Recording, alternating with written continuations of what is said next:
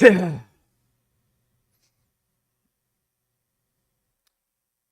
everyone. The fuck are you all doing?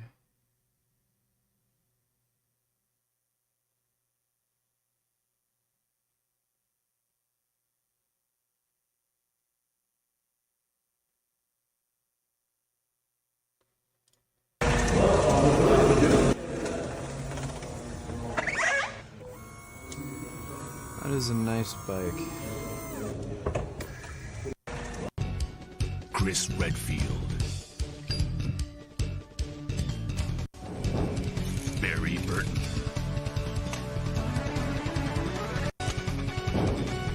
Rebecca Chambers.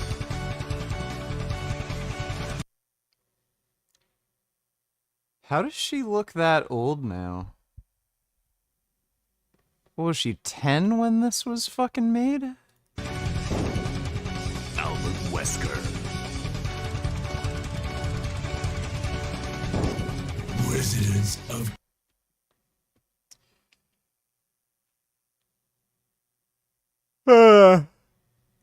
Shrek was the second shooter? I don't know, man. I think he was the shooter. I'm sure you haven't. You suck. You're no better than Mike Israetel. Like, you know all these logical fallacies, and you have this debate pro kind of thing Solomon Nelson does, another red flag.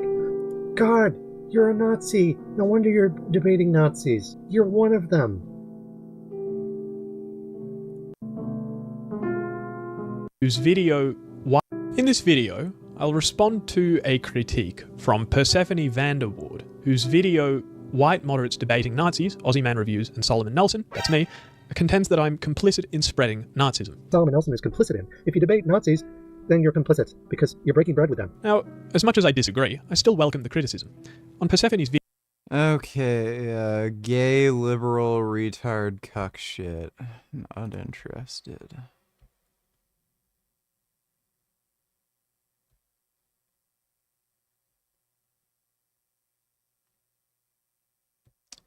Yeah. Now, I'm not saying they definitely did it. I'm just saying I have some questions. As many of you probably know, over the past couple of weeks, the entirety of the JFK files have been released. In 1992, Bush signed the JFK Assassination Records Collection Act, which is an effort to amass and publicize all documents related to the assassination of John F. Kennedy. However, because of things I'm not sure if I'll get a second cat for Gummy to have a cat friend.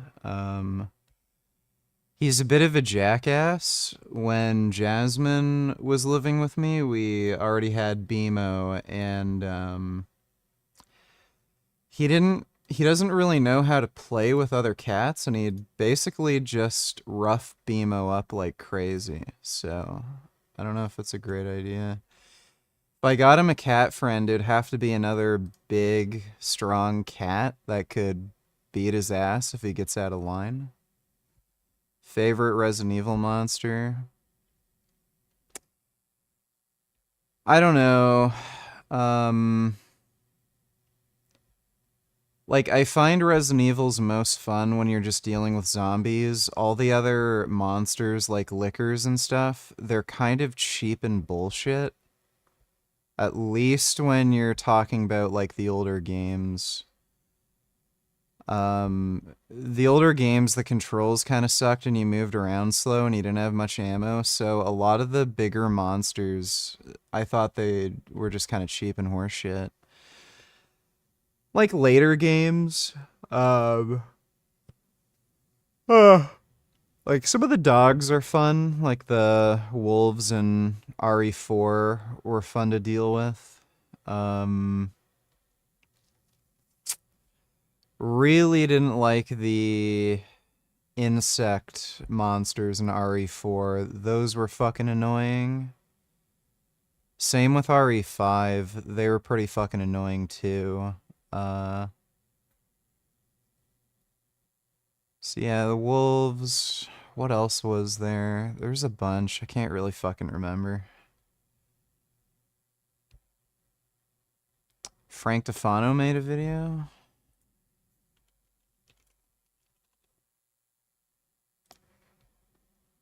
Oh, are you just talking about the short? Where? We already reacted to that. Things like the Church Committee or the House Select Committee on Assassinations or the Warren Commission. When JFK's assassination was being investigated, they didn't just investigate FBI and CIA matters as they relate to him. They investigated everything federal agencies were doing at the time. Which means that the JFK files, while yes containing information about JFK, also contain information about spies in foreign countries or meddling with foreign elections or spying on American citizens. When Bush signed the act in 1992, it said that 25 years from that date, all of the information relating to JFK and the JFK files was to be released to the public. Because of that, 25 years later in 2017, several of the documents were released, but they were heavily redacted. And some of the records were outright held from the public. And between 2017 and now, a few files were released. But in January, Trump signed Executive Order 14176, which ordered all documents to be released and unredacted. And over the past couple weeks, this new release has resulted in over 60,000 pages and over 3,000 new documents. And while I understand that's a lot to dig through, I have far too much time on my hands and decided to do that for you. And I know the question on everyone's mind, is there actually anything in there? What do the JFK files tell us? And I will be upfront with you right now. I am blown away that they actually release this stuff. Sure, there's no piece of paper that says, yes, we shot the president. That was us. But there are several documents that outright say things from the CIA themselves that people were getting written off as crazy conspiracy theorists for saying a couple decades ago. New information about Lee Harvey Oswald, fights that were happening between the FBI and the CIA behind the scenes, the CIA setting up fake companies in order to get logistical benefits. These files give us so many new pieces of the puzzle, and I'm excited to talk about them. So if that sounds interesting to you, then stick around after the ad as we get into the newly released JFK files. I should also mention that the sponsor for this video knew exactly what I was going to be doing in this video, and they said that was fine. So that's really cool of them, I think. And that sponsor is, of course, AG1. AG1 is your drinkable scoop of vitamins, minerals. Yeah, AG1's a complete scam. It's basically just powdered cardboard. Sadie, do you want to chill hours? Let me see.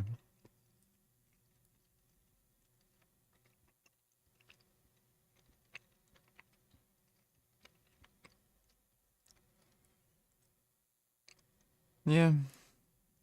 It's obviously what it is.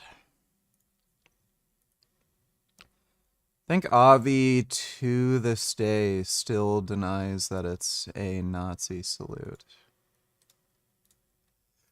Fuck. Wir müssen die Dauer auf die Straße bringen. Wir müssen die Dauer zu den Menschen Yeah, Muslim Hitler in Germany. bringen. Wir müssen die Dauer in jedes Haus bringen. Wir müssen die Dauer überall hinbringen.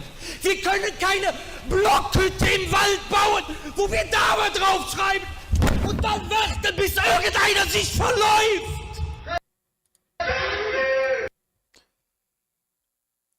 Well, Germany really loves cultural enrichment, apparently.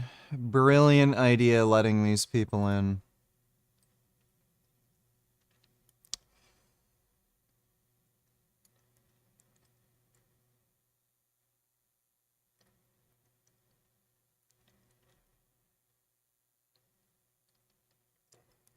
Apparently, you can order this on Alibaba.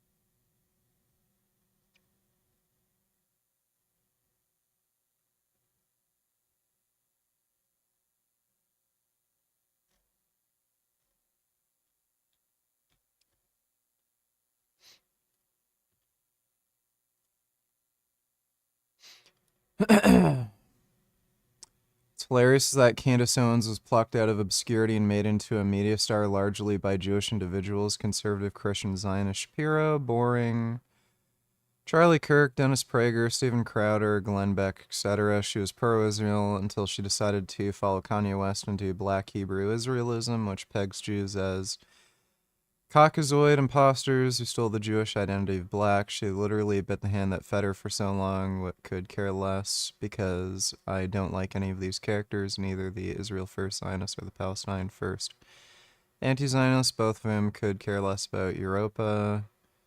Owens pushes Kanye's aggrieved black man narrative held down by Jewish execs. Yeah. It's a balance. There's like an argument that's happening inside of the Jewish media right now. Like, do we give them the platform? Do we not give them the platform? Because not giving you the platform is almost proving your point. Yeah. Right? So if you have a Jewish executive who makes a decision that you're not allowed to be on the platform, then you go, okay, well, you prove my point, right? Whereas if you had... That's why we're in your house right now. Because they wouldn't let us talk on Daily Wire, specifically for me having the claim, the possibility that... I was, just to be super open, I was confused by it, because I'm like, are we saying that there's no such thing as... Yeah, gee, why would they not allow you on the Daily Wire when you said you love Hitler? Black Israelis, they live in Israel. So I don't know, maybe Kanye descends from it, maybe I descend from it, who knows, right? So I don't know why making that claim. Like, if you got up here right now and you were like... We know for a fact that the black Hebrew Israelite thing is just made up nonsense. I'm a white male. Why would you need to be deplatformed for that? Like, why would that be such a thing that you couldn't say? That I'd be like, oh my God, you're not allowed to say that you're a white male. Like, we cannot have you on the show. And maybe people... Like, do they not know where Israel is on the map? Like, why the fuck would you ever think Jewish tribes in that region were black? If people could be transgender, why couldn't people be... Right, that's what I mean. Like, what's the big deal? Let's pretend that you're completely making it up. Why can't you just say that? Like, why is that information, like, you thinking that so crazy that it can't be said, you know? Yeah, if people could be transgender, why couldn't they be trans race? You can define who you are. Rachel. Well,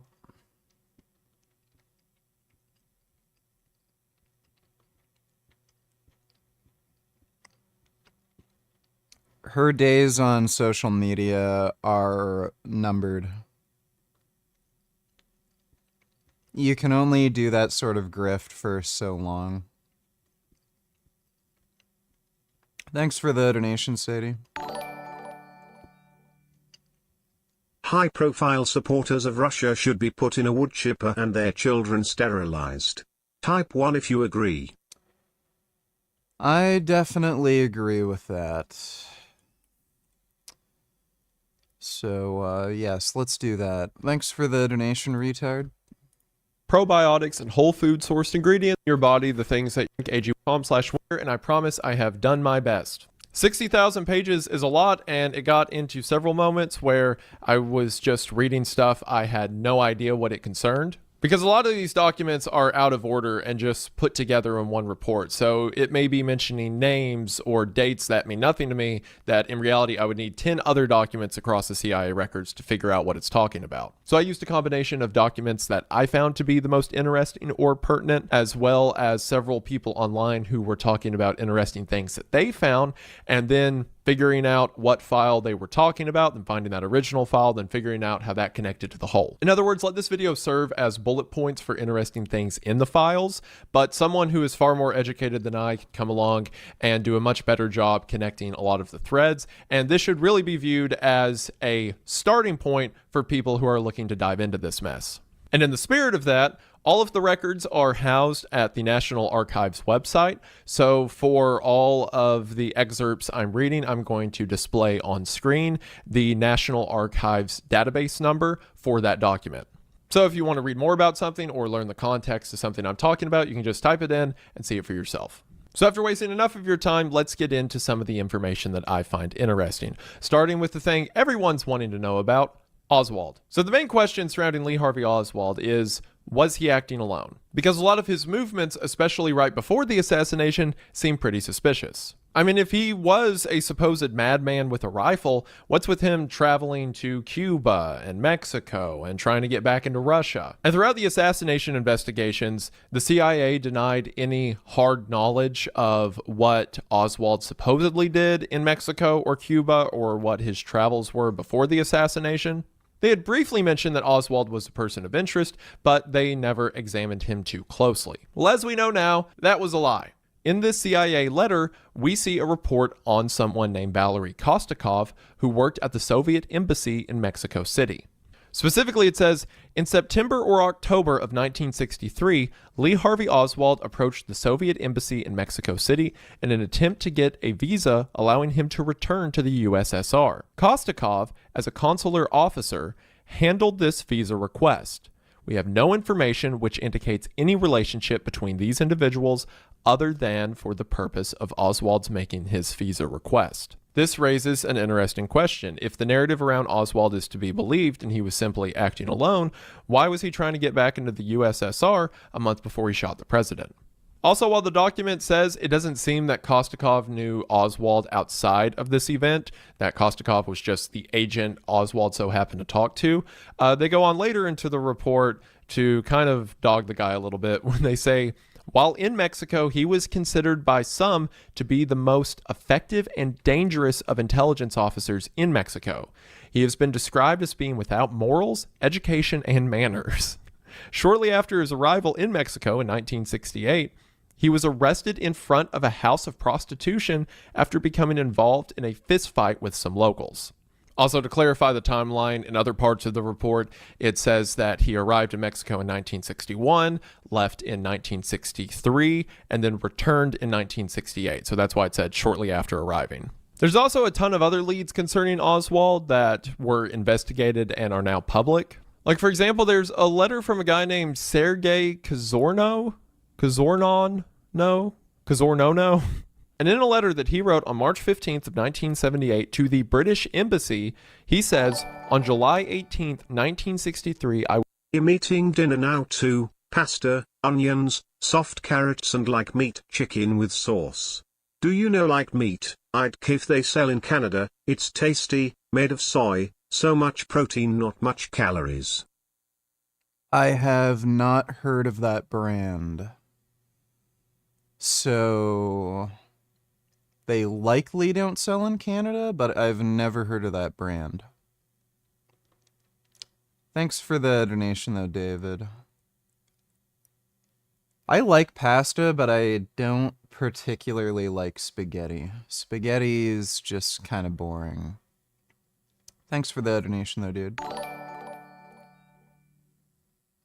Bro, skip to 17 minutes and just watch for like 1 minute.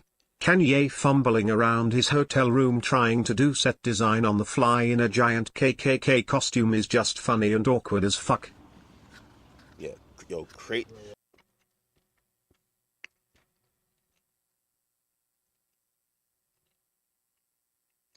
KK shit. Hold on a second.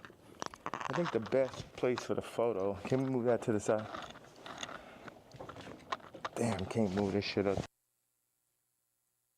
These people are just scumbags with no morals. It'll be like here, or... Yeah, DJ Academics is an absolute fucktard, dude. I need to get at Barry, like if you had that chair. If we had like... If you... Yeah. There'd be things he needs to be in. I want Kendrick. Why can't they just be rich and normal? Like, just do stuff, buy a fancy car. But they do this when they get money.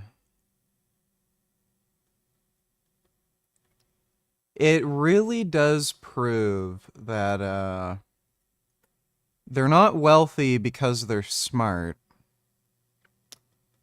If anything, their stupidity might be the reason for their wealth. But yeah, it's just a lottery.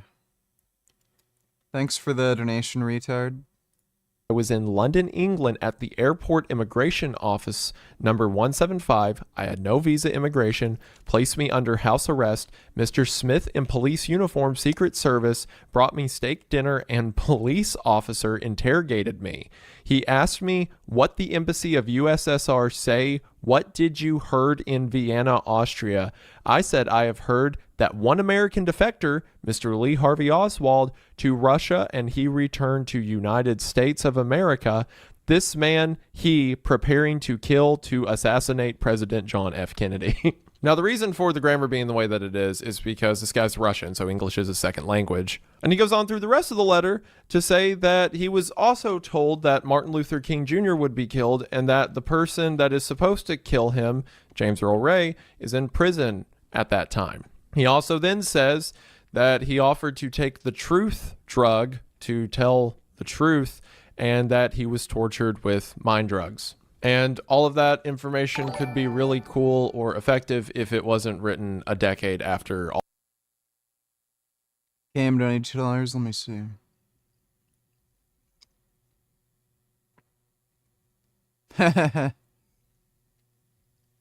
Yeah, that's good.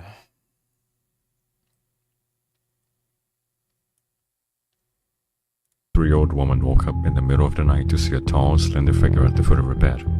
Realizing something was terribly wrong, she screamed, but before she could even get up, the creature left the room silently. After 10 long minutes, she got up to check on the parents, confused why they hadn't reacted to her cries for help. While approaching the master bedroom, what she saw next froze her in terror.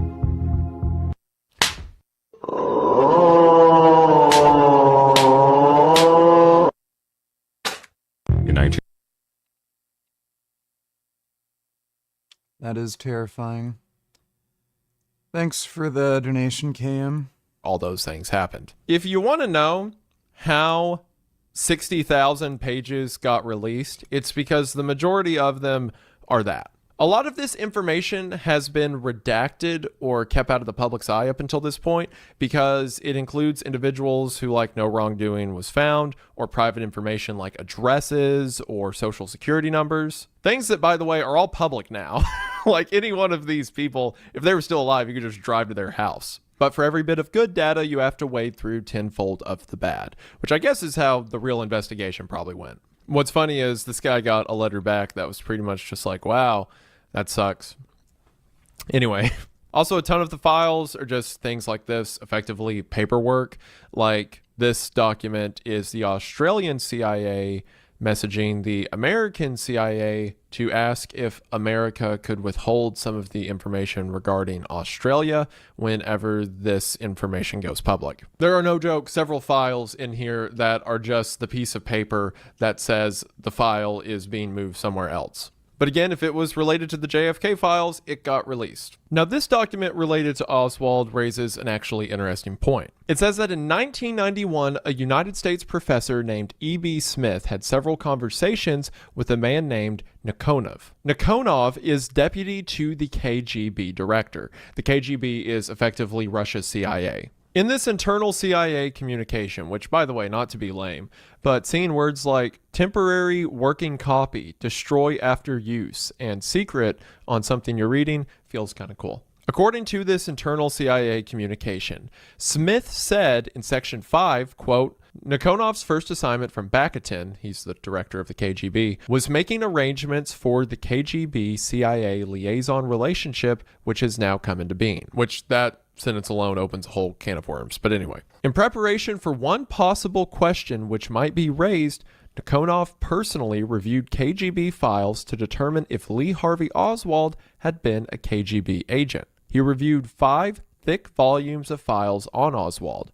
Nikonov is now confident that Oswald was at no time an agent controlled by the KGB. From the description of Oswald in the files, he doubted that anyone could control Oswald, but noted that the KGB watched him closely and constantly while he was in the USSR. He commented that Oswald had a stormy relationship with his Soviet wife, who rode him incessantly. The file also reflected that Oswald was a poor shot when he tried target firing in the USSR. Now, while E.B. Smith can be assumed to be reliable, considering he is an American professor that taught for a while in Moscow and is willing to give information about Moscow to the CIA, that doesn't mean that Nikonov had to tell him the truth. But some of the little details that Nikonov mentions indicates that he probably was, that Nikonov was interested enough to see if his agency had hired or enlisted Oswald to kill the United States president. The mention that the KGB was watching Oswald while he was in the USSR also makes sense, because he was an American Marine that defected to Russia and then left Russia to come back to the United States. So I'm sure they had their suspicions about him, just as the CIA had their suspicions about him, but we'll get to that.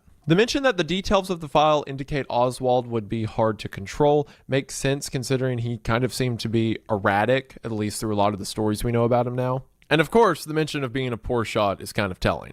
Not long ago, I visited Dallas and went to the location of the shooting, and I do have to admit it's not that hard of a shot, but to hypothetically fire 3 shots that quickly at a moving target required some degree of marksmanship. Also, for the record, So Lee Harvey Oswald was a trained Marine, but they've done tests where amateur competition shooters try to, like hit a moving target at the same distance with the same rifle, and it's not that hard. So if you just do recreational shooting, you can make those shots. There was the claim a while ago that he broke a CIA record when it came to shooting a bolt-action rifle. That's not actually true. They miscalculated how quickly he was firing. So just about anybody who does casual shooting could make those shots. Dodo donated $2. Let me see.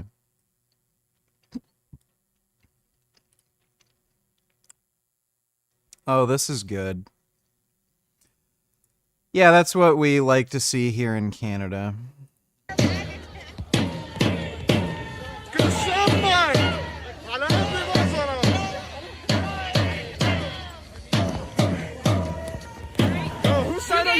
That would be the courthouse behind us. Not Hey, I met that guy. He's a pretty nice dude. sure what this writing is. How pathetic is that? You go to looks, that's what you do? Oh yeah, there's a nice Che Guevara flag. Che Guevara liked to murder gay people just like Hamas.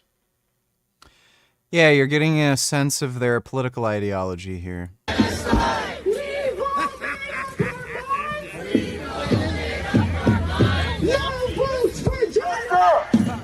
Yeah, God save Canada. Looks what appears to be smoke here. Street in downtown Ottawa. This is Ottawa's busiest mall. The reason I've moved across the street here is because I've noticed the man with the bandana holding a smoke canister. Ignoring an assault as this guy sets off smoke.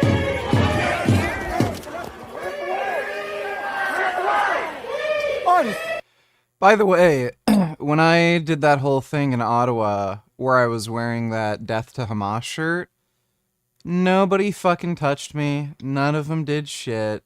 You want to guess why? It's because I'm 6'3", I'm jacked, and they know I could put them down like no fucking problem.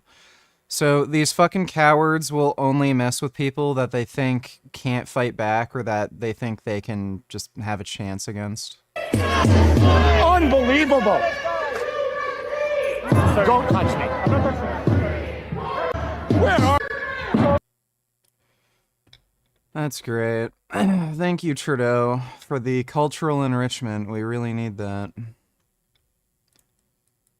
Australian girls are taken to a mosque and get lectured about Sharia law on Australian state television. Oh, Jesus. Following the laws of Islam, can he coincide with people from different faiths? The answer is very obvious. Have we been living with people from different faiths for the last 1400 years? Yes. No. No, you haven't. So Muslims will either kill you if you're not Muslim or force you to pay a jizya. So basically, it's just, if you don't pay us money, we're going to kill you. That's the idea. And the only reason the Prophet Muhammad did that was because he knew he either couldn't defeat certain cultures militarily, or it would come at like such a great cost that it wouldn't really be financially worth it to him. So he ended up finding a way around that issue of, gee, how do I make as much money as possible while not conquering tribes? And basically, he just forced them to pay him money. Also, the reality is, Muslims are, like, fucking stupid. They're just dumb, useless tools. The Prophet Muhammad's first wife was older than him. She was actually smart, well-educated, she was literate, she ran her own business that was very successful. She was actually a very wealthy woman at the time. After she died, he was literally incapable of running her business because he was a dumb, illiterate fuck.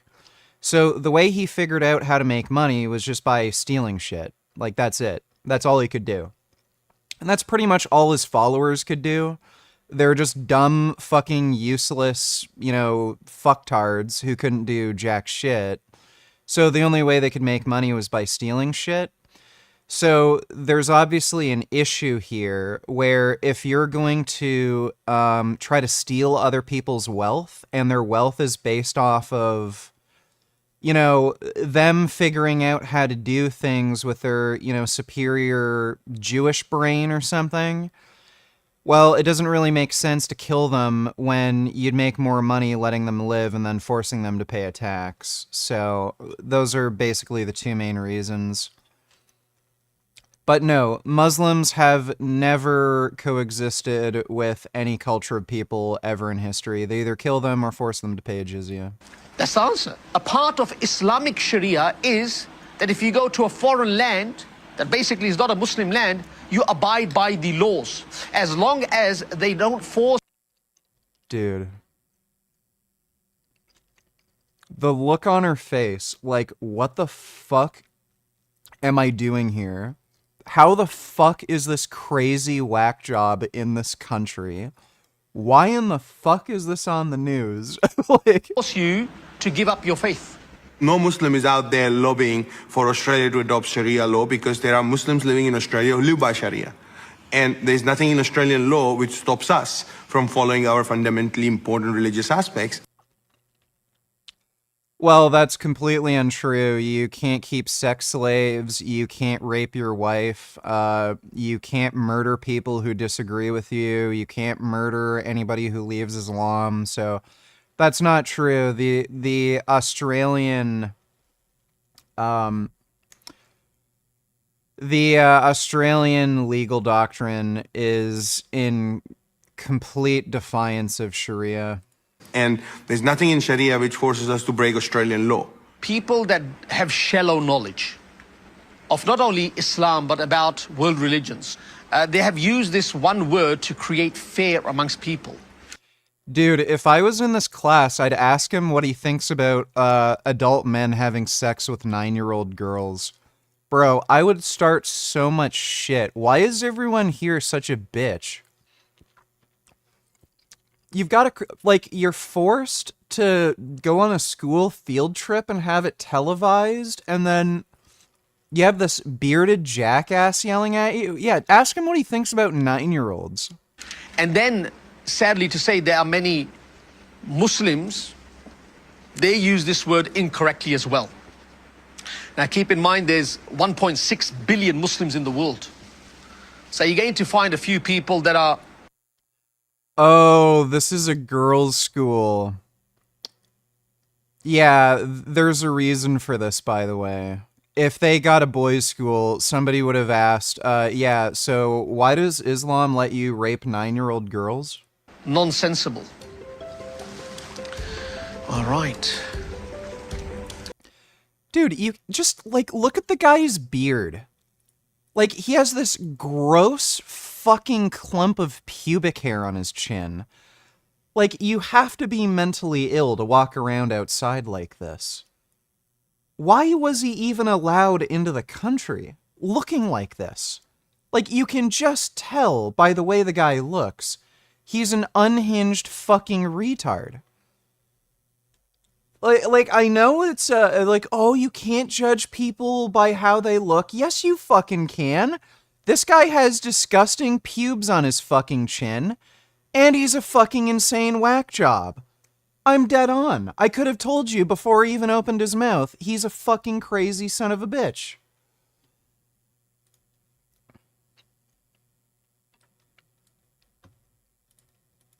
Columbia University graduates tear up their diplomas in protest against the administration's crackdown on pro-Palestine. The only reason they're tearing up their diplomas is because they know they're worthless in the first place. They basically just got their parents to go into debt so that they could get some useless fucking communications degree that they're never gonna actually fucking use to get a job. So, yeah, no shit. Palestine! Free! Show me one person in this fucking group, just one fucking person with even a fucking master's degree. In anything. In anything. Yeah, bullshit. These are all fucking retarded kids that are getting fucking bachelors. And you won't find one single person in this entire fucking crowd who actually got a degree in STEM. Not one. So these are all fucking useless idiots that have gotten bachelor's degree in absolute garbage like fucking communications. Free, free Palestine! Free, free, free Palestine! Free, free, free Palestine! Free, free Palestine! Free. Wonder if we can actually see what her stupid dumbass degree says. Oh, that's hilarious. Master of International Affairs. Wait, so is that a master's degree, or is that just the course, Master of International Affairs? Yeah, so there you go. Absolute bullshit humanities course. Free, free Palestine! Free, free Palestine! Woo! What a bunch of fucking clowns, dude.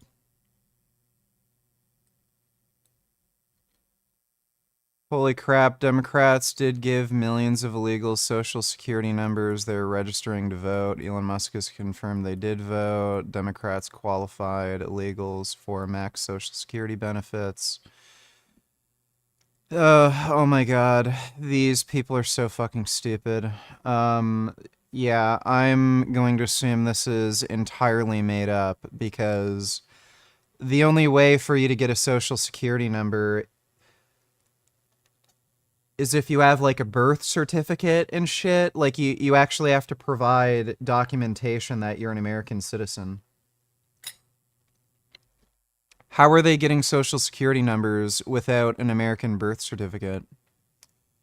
See graph and video, then you'll notice there's strange what jumped out. Saw these numbers, were like, what is this? 2021, you see 270,000 people, goes all the way to 2.1 million in 2024. These are non-citizens that are getting social security numbers. This is mind-blowing. If they're getting social security numbers, then they have some sort of permanent resident status. So I'm pretty sure if you're a permanent resident, you can get a social security number.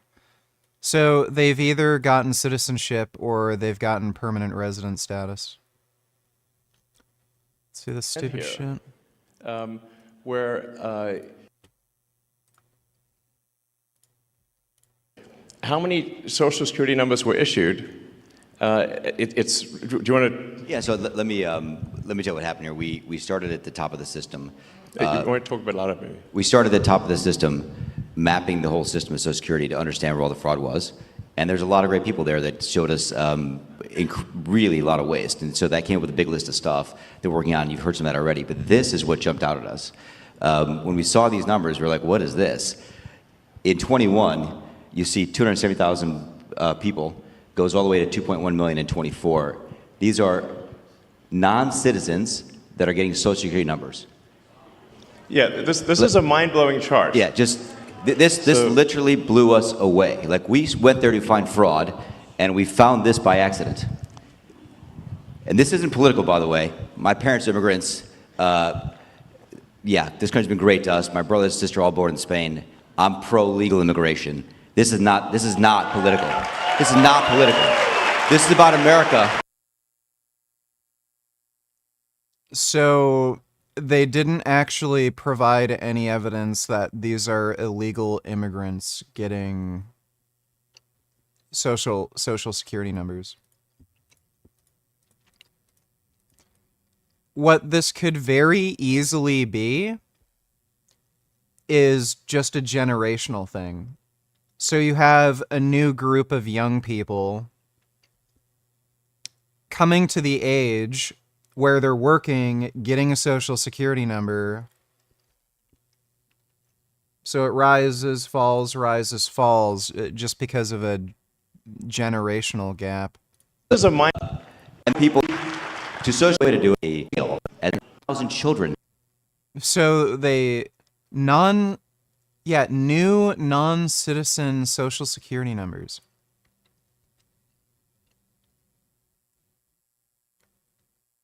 Again, what does this mean? What do they mean by that? You can have permanent resident status and get social security, if I'm not mistaken.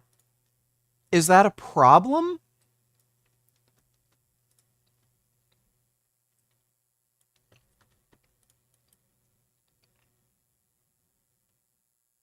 Islam is compatible with Western values. Io penso che ci sia un problema di compatibilità tra la cultura islamica o certa interpretazione della cultura islamica e i diritti e i valori della nostra civiltà. A me non sfugge che la gran parte dei centri culturali islamici in Italia sono finanziati dall'Arabia Saudita e l'Arabia Saudita è una nazione che a casa sua applica la Sharia e Sharia significa lapidazione per l'adulterio, pena di morte per apostasia, pena di morte per omosessualità. Credo che queste questioni vadano poste, che non vuol dire generalizzare sull'Islam, vuol dire porre il problema che c'è in atto un processo di islamizzazione dell'Europa che è molto distante dai valori della nostra civiltà. E io penso che Oh, Islam is incompatible. Yeah. She's right. Like, dude, they all are playing a game too, where they're trying to get as much Muslim immigration into Europe as possible, so that they can Muslimize everyone and then create like a caliphate.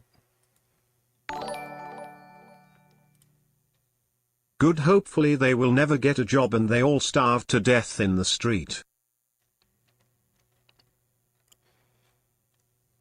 Yeah, I'd say with or without the degrees they have, they're equally as likely to become homeless. Again, since they're just garbage degrees in humanities courses. Thanks for the donation though, Dodo. Dodo donated $2. Cringe.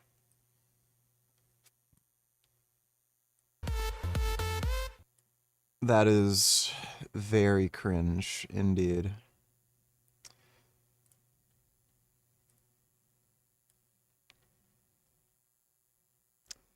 Stock markets are crashing, job numbers are terrible, we are heading to World War III, and we have two of the most incompetent leaders in history. This is not good. Turns out he was talking about himself. Yep.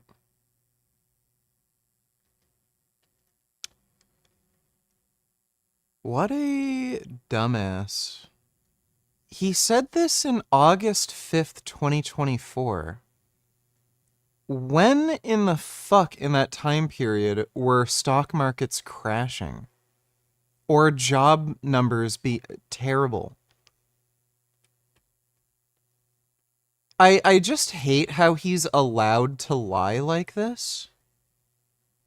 Like, there should be a government office that fact checks the president and says, no, you're being a lying fucktard. Empathy is a weakness. How dare people laugh at my pain? Yeah.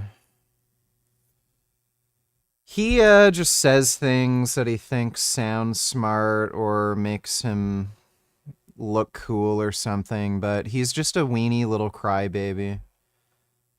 He's basically just a spoiled fucking brat, right? So if it suits him, he'll say, oh yeah, why would we ever show empathy to anybody? Then when, oh, he's in trouble, oh, buy my Teslas, my company's failing. Why would anyone say anything mean about Tesla? That's rude. Fucking hate Elon Musk. Such a bitch. I really hope that guy ends up broke and homeless. It doesn't look like Trump is Kresnov. Dissecting these claims then for us, what have you discovered? Well, Mark, our fact-checking colleagues at Snopes looked into these particular claims. They found that these allegations don't actually line up with official records. While it is true that Donald Trump did visit Moscow in 1987, reportedly to look at possible locations for luxury hotels. However, Snopes found several Russian-language websites that they claim are of unknown trustworthiness with biographies of Musayev, where we find discrepancies in his claims that we saw on Facebook. Musayev. There's no fucking way Trump would have gone to Russia in 1987 for a real estate deal. Like, no chance in hell. He was, like, again, this was during one of his bankruptcies. He would have had no money. So, best case scenario for him, it would have been like a licensing deal where he'd license out his, like his name brand to another developer. I don't know if he was doing that at that time. But of all places, Russia in 1987. So, yeah, no, I don't buy that. On his claims says that he worked in the 6th Directorate of the KGB in 1987. However, both of these online biographies place him in the KGB from the years 1979 and 1986 when he moved to the Soviet Union's Ministry of Internal Affairs. Moreover, following this Facebook post, one of the historians that worked on his biography further calls these claims a global circus. He says that the 6th Directorate, where Musayev used to work in the KGB, was not actually involved in recruiting foreign citizens. Other sources confirm the same information in this book. For example, the Central Intelligence Agency explains that the 6th Directorate of the KGB was actually responsible for enforcing financial and trade laws, as well as guarding against economic espionage, while the 1st Directorate of the KGB branch was the one that's responsible for recruiting foreign assets, such as would be Donald Trump. And given, as you pointed out, this whole thing takes a whole different life, the way that Trump is acting right now, he's lining up with Vladimir Putin's view on Ukraine, the fact that there are some people within his new administration have clear leanings and sympathies towards Russia and Vladimir Putin, it's raising many, many questions. And there have been previous accusations, Kathleen, have there not, against Trump, calling him a Russian asset, a Russian spy. Tell us more about that. That's right. Trump has shown pro-Russian positions lately and in the past, compared with other U.S. presidents, which has led to many allegations that he was or is a Russian asset agent in some way or another. This goes back to 2017, right before Donald Trump took office during his first term, when this Steele dossier, also known as the Trump-Russia dossier, was released with claims from an MI6 agent that Russia had incriminating information on Donald Trump. Then in 2021, the book American Compromat, where a former KGB spy called Yuri Shvets alleged that Trump was compromised by Russia. Shvets also spoke to The Guardian on the matter in 2021, saying that Donald Trump was cultivated as a Russian asset for over 40 years. A perfect target for the KGB, given his vanity and narcissism, he says. The Russian spy goes on to say that Donald Trump first appeared on Russian radars in 1977, and that the KGB later went on a charm offensive, they call it, during Trump's first visit that took place in Moscow in 1987. Information that does coincide with the claims on Facebook by KGB agent Musayev. Donald Trump has denied these claims in the past, calling them phony. However, we will never fully know to what extent President Donald Trump has been, or if he even ever was compromised by the Russian government. Indeed, that trip to Russia Yeah, he's Kreznov, dude. He's fucking compromised. Nothing he is doing with Russia makes any logical sense outside of that context. Like, exactly why is he being so hostile to Zelensky? And then when Putin fucking murders civilians, violates a ceasefire,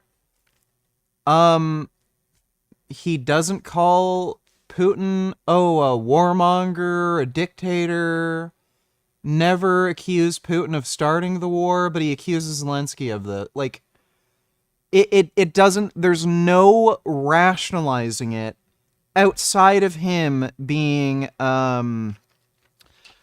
compromised in some way by the Russian regime. Like him being a spy or something, or being gaslit and manipulated by some KGB handler. None of it adds up. And the only conclusion you can come to is, yeah, Trump is a fucking spy. Thanks for the donation there, Dodo. After which their bodies will be eaten by vultures like in the ending of Snow White. Yes, I would appreciate that. Thanks for the donation, Dodo. There's actually quite a lot of vultures in Canada. Not like African vultures, but turkey vultures. So it'd be pretty easy to find some vultures to eat them. Retard donated $2. Let me see.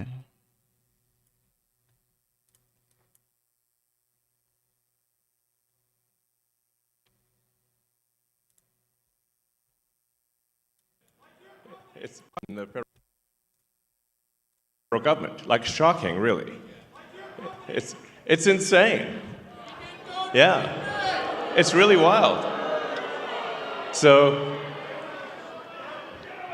like, I mean, it was inevitable that at least a few Soros operatives would be in the audience.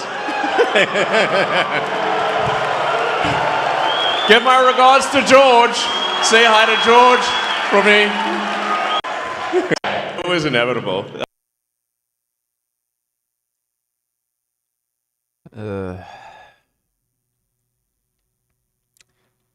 People who are Elon Musk fans are genuine scum cucks. But thanks for the donation, retard. More of Elon's moral failings updates. Let me take a look. Ashley St. Clair, Elon Musk's fourth baby mama, is selling her Tesla. Need to make up for the 60% cut that Elon made to our son's child support. Oh, isn't that funny? Oh, it's adding up now. Selling it because I need to make up for the 60% cut that Elon made to our son's child support. Why do you think that he did that? That's a great question for him. You feel like he was sort of like vindictive against you in some way? Yeah, that's his modus operandi when women speak out. When was the last time that you spoke to him or tried to speak to him? February 13th. But he's just not responding to you at all? I'm sure. Yeah, maybe that's why they made child support changes, because Elon has to pay all of his fucking baby mamas.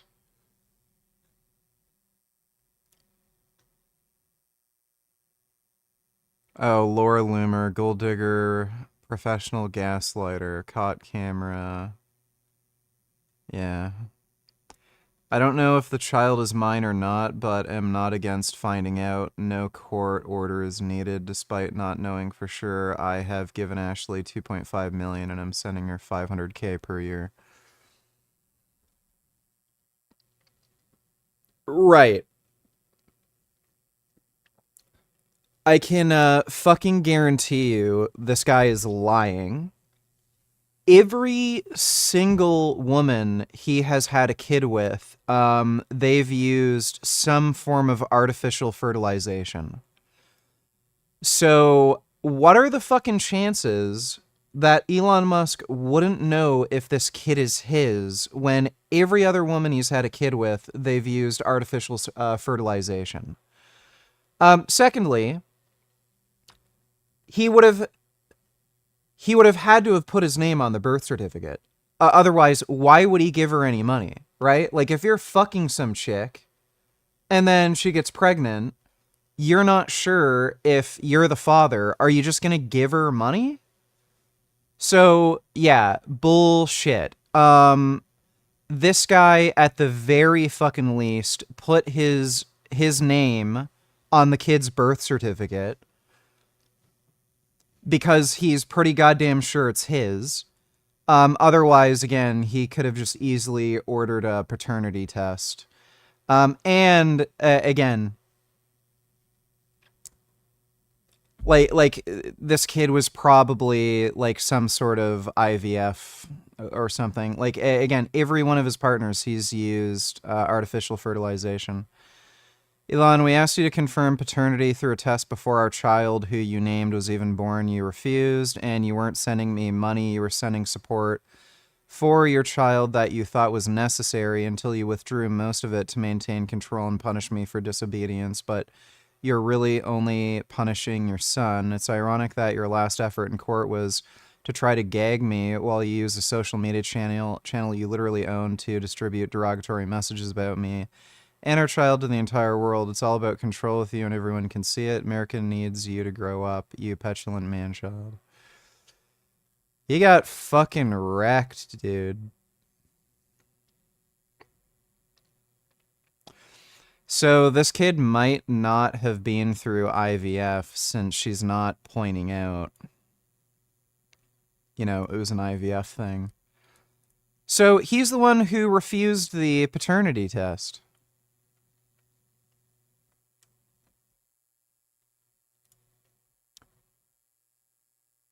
Why? Okay. Well, thanks for the donation, retard. That is some stupid shit. Agreed. VG. Elon Musk is like the street pricker who gets attacked by gay people when he says that homosexuality is a sin and then plays the victim card, claiming that the LGBT commentee is unjustly bullying him. Yeah. He acts like a victim when it's suitable for him. He's just a manipulative bitch. Thanks for the donation, Dodo. She got a master's. Bruh, read what this major is about from Columbia University, LMFAO. Master of International Affairs.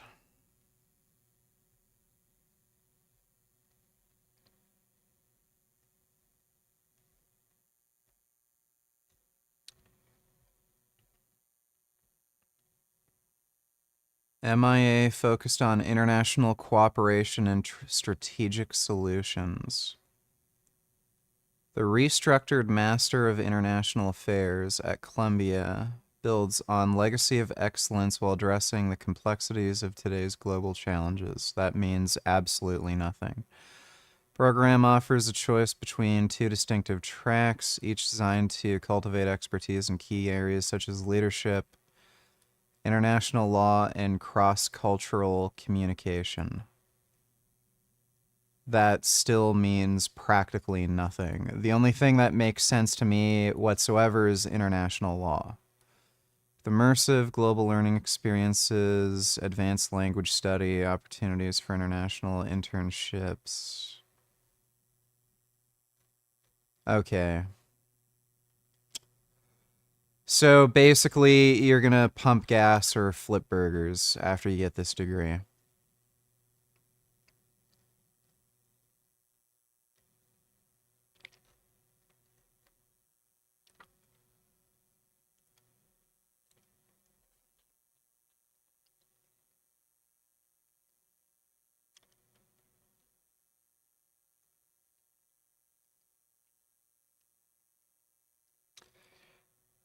So it is a master's program.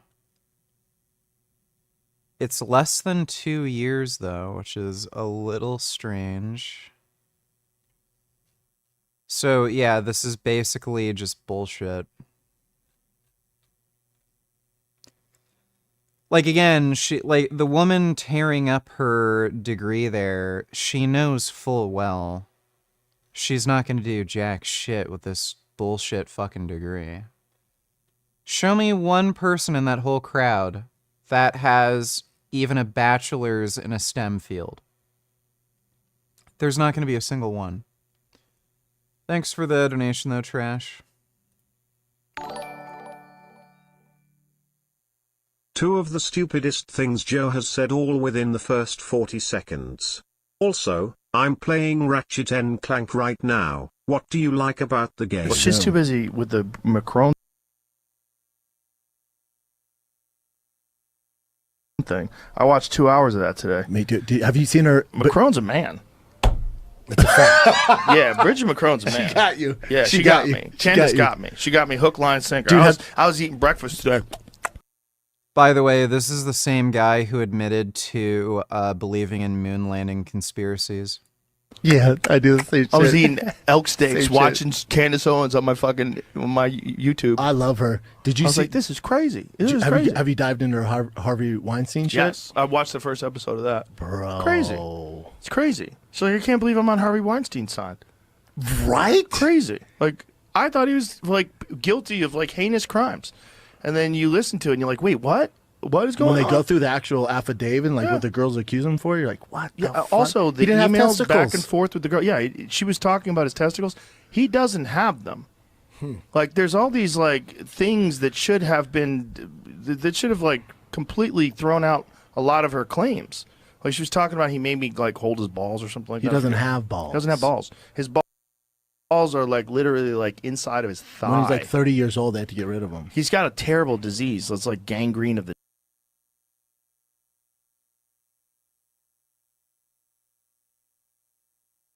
How does this guy have one of the most popular podcasts on the entire internet?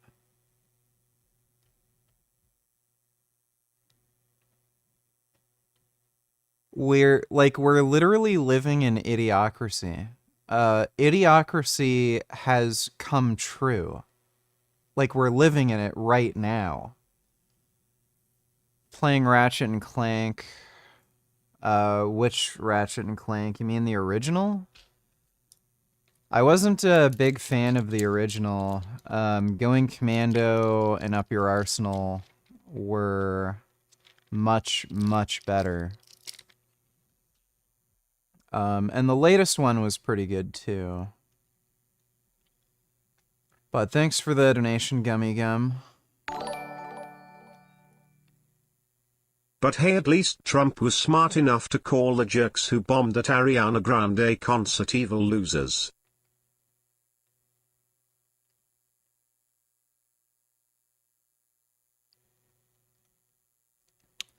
That's a very low bar. I think just about anybody would say that. Thanks for the donation, though, Dodo. Dodo, donate $2. Let me see.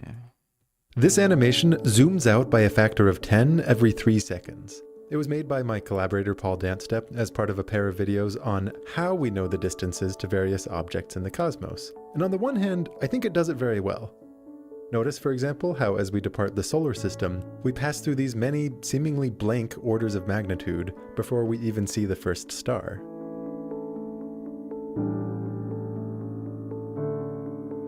Now, on the other hand, I think these kinds of powers of 10 zoom-outs can risk underselling the true scale of the universe. If you think about it, the implied camera position is moving just so much faster than the cosmic speed limit, the speed of light. And it makes the distant objects, like other galaxies, feel almost accessible, when in fact it would take around 2.5 million years to even reach the nearest galaxy, if you were traveling at the speed of light.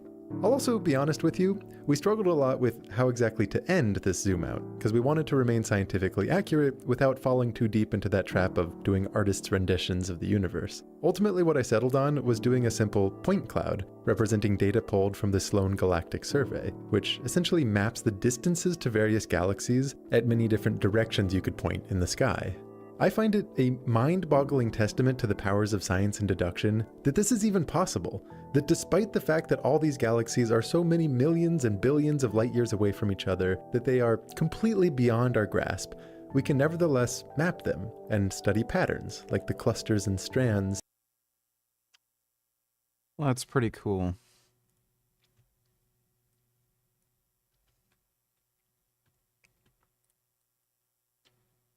Student influencer does a backflip in front of his class at University of Leicester, UK.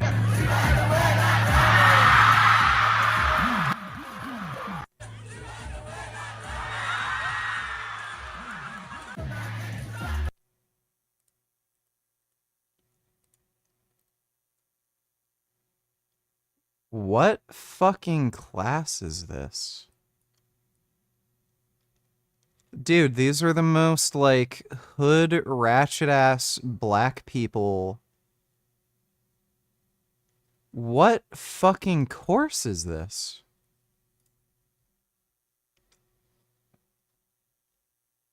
What is...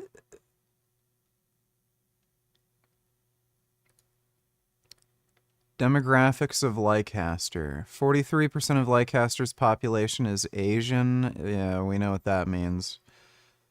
Of whom the majority are Indian, large Eastern European, Polish, Romanian, Black, African, and Caribbean populations.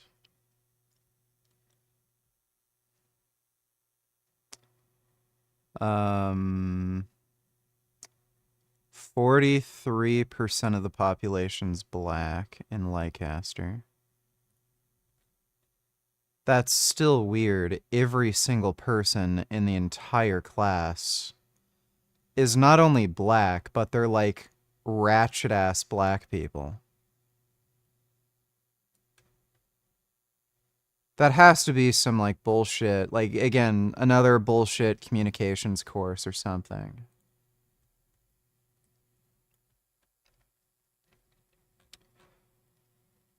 Here we go. We're $37 trillion in debt, and an old man with dementia was using the nation's American Express card to fly terrorists into the country. Transgender. Yeah, great. These people are genuinely retarded. I mean, okay, if you care so much about the national debt, then wouldn't it be a bad thing to elect Trump, who's raised the national debt more than any other president? Like, how smart and autistic.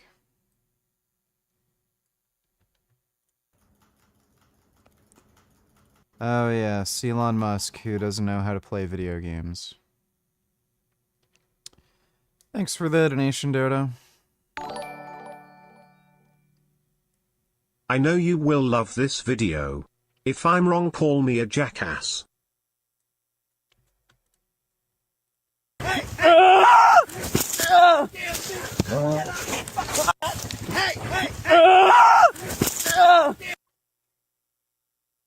Get fucked. It's too bad cows don't have sharp teeth. Love to see a cow just bite somebody's head off. I did like that video. Thanks for the donation, Killian Titan. Oh God, Joe Rogan watches Canine Owens seriously. Yeah, that says a lot about Joe Rogan. Thanks for the donation, Dodo.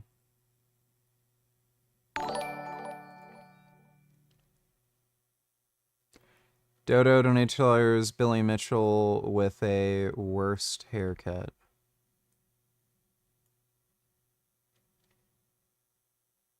That is Elon Musk being a fake gamer.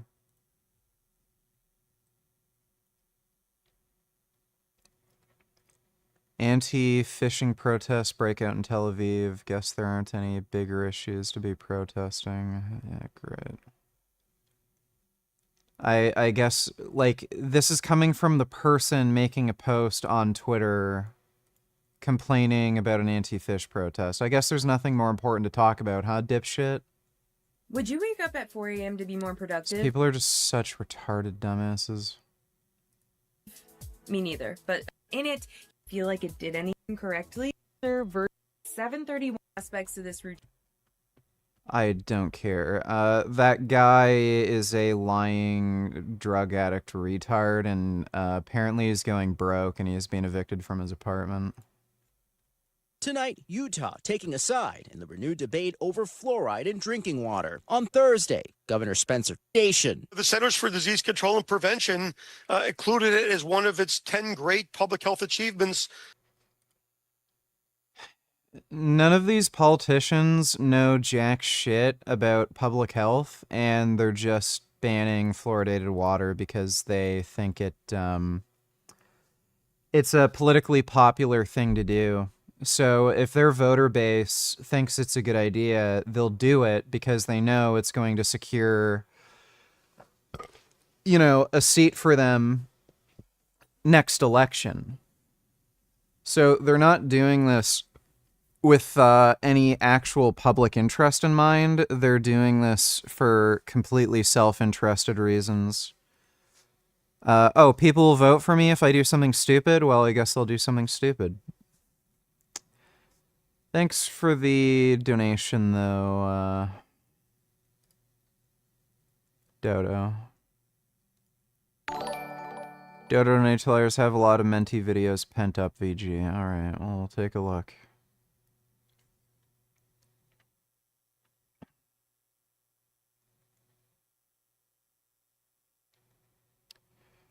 Okay, well, I guess that's good for anybody who has parasites. Why not take the horse dewormer along with a side of vitamin A and cod liver oil recommended by RFK Jr. for the prevention of measles and destroy your liver? Yeah.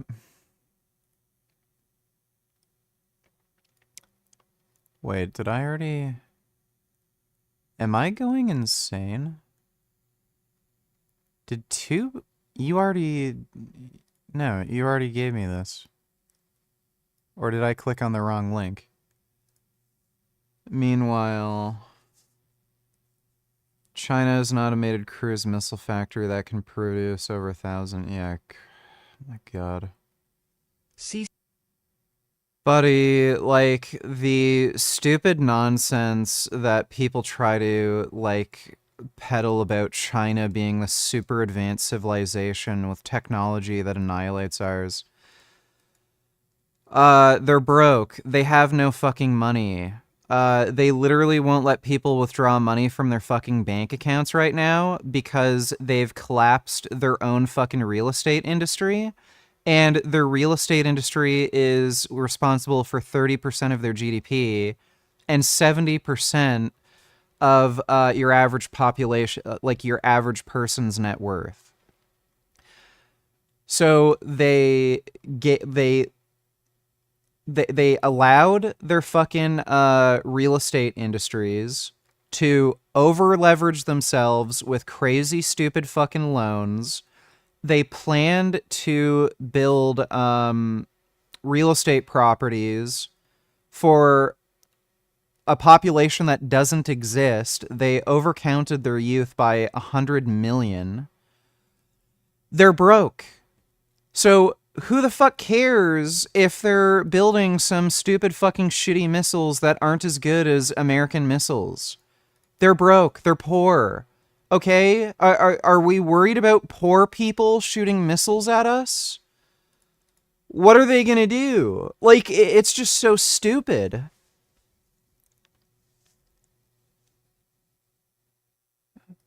I mean, just none of their military technology is anywhere close to the US or Europe. They're literally about 20 years behind. don't exist elsewhere. First, on rainy days in crowded places in Korea, you'll find these umbrella shakers instead of traditional dryers. With just the press of a button, it quickly shakes off all the water, leaving your umbrella dry in seconds. Next, Korean restaurants give you finger gloves for meals that are supposed to be eaten with bare hands. This way, you can enjoy messy food or desserts without getting your hands dirty. And lastly, in Korean public restrooms, you'll find a common feature designed to create sound, covering any noise and ensuring you don't feel embarrassed while doing your business. That's good for if you have to take a noisy poop. 3 things in Korea that... Oh, I already watched that one. Scientists just found out that our brains are accumulating microplastics faster than any other organ in our bodies, increasing in concentration by about 6% per year. Researchers from the University of New Mexico dissolved brain tissue in a lye solution, which broke down the neurons and blood vessels and left behind a slurry containing thousands of tiny plastic particles. By analyzing the brains of 52 human cadavers, half from 2016 and half from 2024, the team discovered an increase in plastic concentration of 50% over an 8-year period. On average, the brains sampled contained about 7 grams of microplastics, roughly the weight of an average plastic spoon. These tiny shards of plastic are in the nanometer range, usually around 1,000 times thinner than a human hair. They are small enough to pass through our cell membranes, and here they can wreak nano havoc by causing cells to rupture or leak. To make matters worse, the study also found that up to 10 times the amount of microplastic is found in the brains of dementia patients compared to healthy brains, potentially linking microplastics to neurodegenerative diseases. The next phase of research is to use this new and improved method of analysis to look at much larger studies, to see if an increased level of plastic in the brain maps to other diseases like Alzheimer's. Although by the time these new findings are released, at this rate I will be more action man than actual man. That's definitely interesting and worrying. It would make sense in Korea that the make total brain sense. in particular would accumulate a lot of these microplastics because those sorts of things tend to accumulate in fatty tissue. Who knows if it is actually doing anything though, but that is worrying. Thanks for the donation, Dodo. This article comes from a dumb cunt vegan MAGA bitch that is friends with George Martin named Pat. She questions if Harvey Weinstein was guilty lol.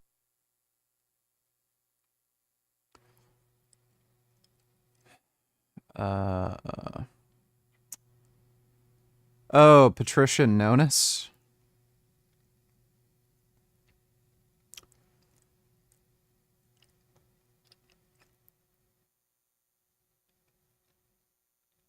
I'd have to read this through. The amount of women who have come forward and accused him is more than coincidental. Like, if you have one random bitch come forward, if you have 2 random girls come forward, okay, it's getting a little fishy. When you have like 7 or 8 that don't know each other, like, something's going on.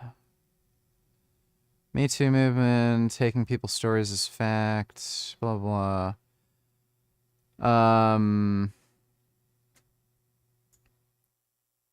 Harvey Weinstein's 2020 conviction in New York marked a significant moment in the Me Too movement, symbolizing something. Highest court. However, in April 2024, New York's highest court overturned his conviction, citing judicial errors that compromise Weinstein's right to fair trial. Decision has reignited debates over due process, fairness, Well, similar, like, weird shit happened in Bill Cosby's trial, where he was definitely guilty, but what the prosecutors ended up doing was they used the outcome of the civil trial and some of the testimony he made for the criminal conviction, which violated an agreement that was made. So prosecutors do shit like that a lot. Similar thing happened with Alec Baldwin, where they basically just hid evidence from him. pretty much the exact same thing even happened in the Kyle Rittenhouse case, where again, the prosecutors hid evidence from the defense, and they only luckily happened upon it during trial when it was accidentally sent to the defense team. So this sort of shit happens all the time. It doesn't necessarily mean these people aren't guilty. It just means, yeah, the courts are fucking corrupt. Me Too violates every principle of due process, presumption of innocence. Sure, I'd agree with that.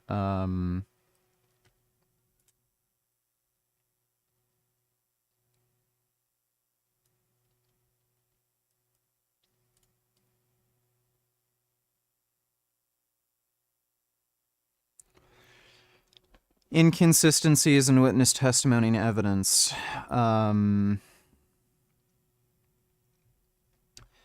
Okay, I'll read this more. I'll just get through the donos first. What up, my ninja? I got my hands on some BPC 157. People are telling me that if I take it I'll still be natty, and that it's bioidentical. How did it work out for you, Colonel? I never took BPC 157. I took TB 500. And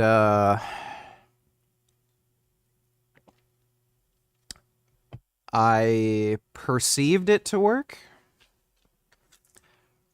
So there is reasonable amount of human evidence supporting the efficacy of TB 500. There's not as much human research on BPC 157. Most of it is animal research, but just from anecdotal reports, it seems that BPC does actually work, but I've never actually taken it. Thanks for the donation, Renee. The name of that course is Fried Chicken and Watermelon 101. I mean, who doesn't like fried chicken and watermelon, though? I'd assume I'd see a more diverse group of people. Thanks for the donation, Nig R. Hopefully one of those Eparizits kills RFK as well. We can only hope. He did have brainworms. Thanks for the donation, Dodo. Dodo donated $2. Assalamu alaikum rahmatullahi wa barakatuhu. I just wanted to wish my Muslim brothers and sisters around the world a blessed Eid Mubarak, whether celebrating today or tomorrow, inshallah. May you enjoy your day, and may Allah accept all of your fasts, and if they're good for you, hear all of your du'as and answer them, inshallah. I also want to say a great big thank you to those who supported my GoFundMe, alhamdulillah, to raise £50,000 to clear my debts. Well, some of it was to clear my debts, and some of it... Wow.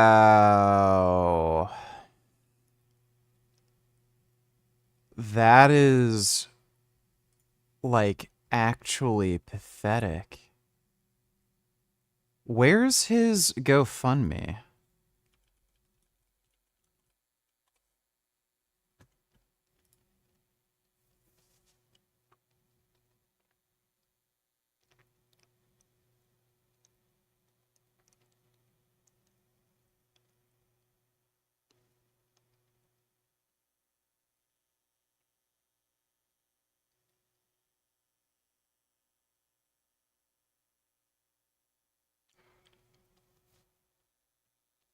How many views does this guy get on his YouTube channel?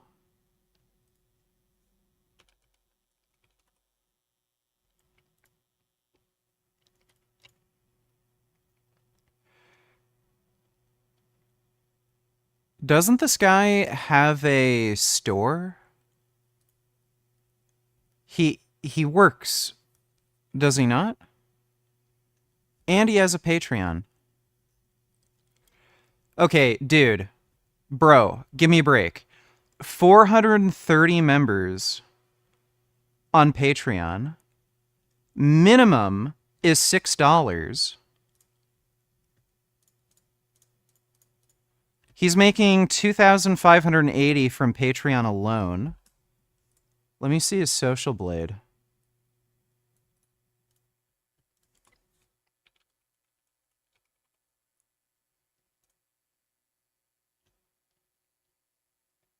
$1.8 million views in the last 30 days.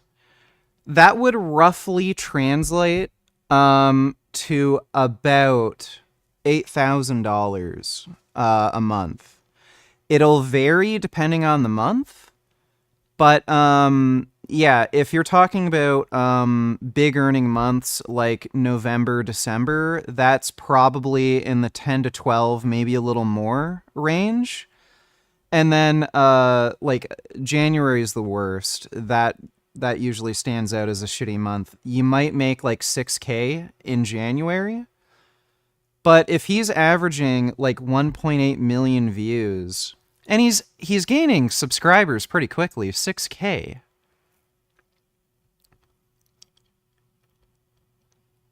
Dude, he was getting like 15 million views. He peaked at 23 million one month. And his channel dipped like a few months ago to below 1 million, but it's going back up to 2.8 million, 1.6, 1.8. So this guy is making roughly, like that's, by the way, that's really inaccurate. So he likely raked in somewhere like, holy shit, 23 million views in one single month? That's got to be like around 40, 50K at least. He made about that much money in one fucking month.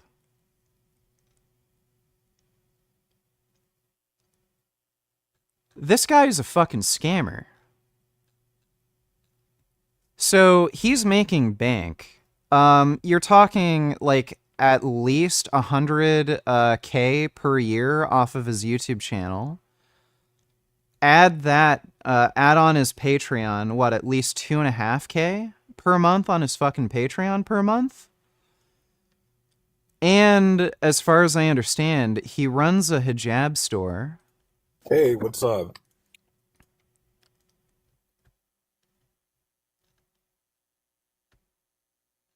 This guy is a fucking scammer.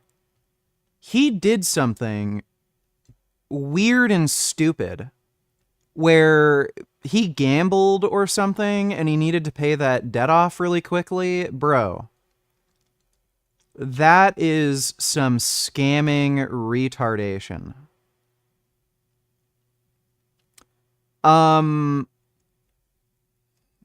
Yeah, this shit isn't adding up.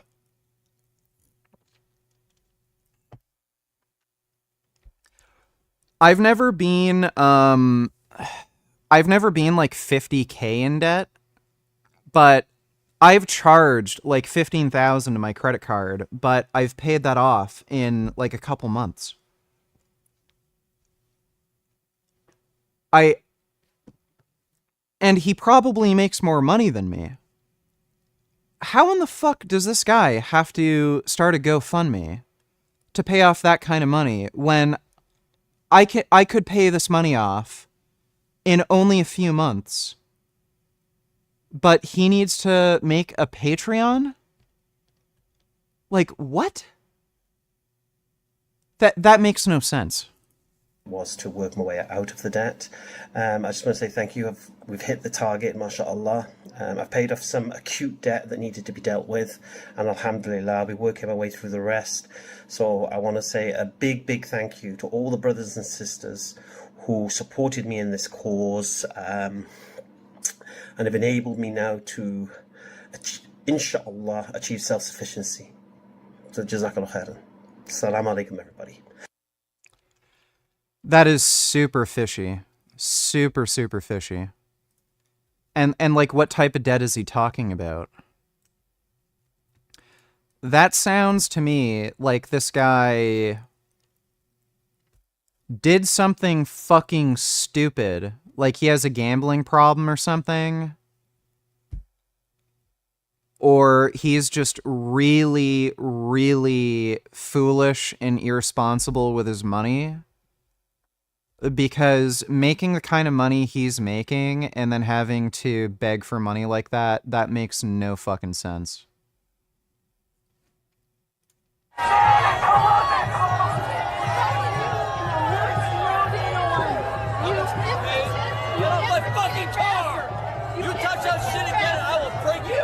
Okay, come on, bring it on. Bring it on.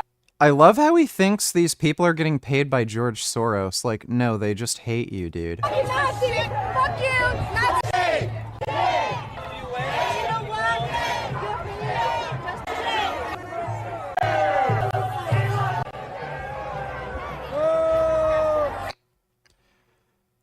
It's time to arrest those funding the attacks. None of this was an attack. They are legally protesting.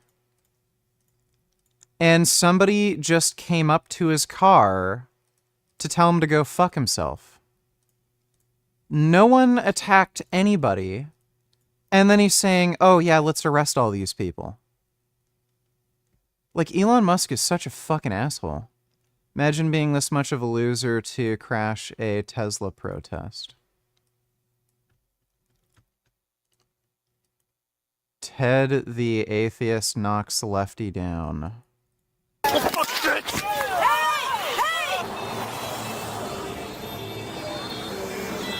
I see the other side? Where should we leave? I'm going to call the police if you keep messing around. Good luck with Can you explain no human is illegal? I am not interested in engaging with you. Where should we leave? I'm going to call the police if you keep messing around. Good luck with that. Yeah, okay. Good luck. What's that? We'll see. I'm not here to have the acres. But you've got signs. I thought you'd want to talk. He and JD went to Germany to campaign for the AFD party. For what? AFD. Okay. Alpha Frank Dogs. Okay. What's that all about? That's neo-Nazi party. Wait, but he has nothing. He's not a Nazi. So what's the? Why would he campaign for the neo-Nazis? I don't know if that's accurate or not. Do you have something wrong with what he's doing now? Actually, I had hopes for the Department of Government Efficiency. You have what? I had hopes for the government efficiency, but they went at it. The Doge? Yeah. Yeah, they're doing a good job. And Maha, too. I was for Maha, too. But when they go ahead... So this guy is just retarded. Whatever. Where's their god now? Of Eid al-Fitr.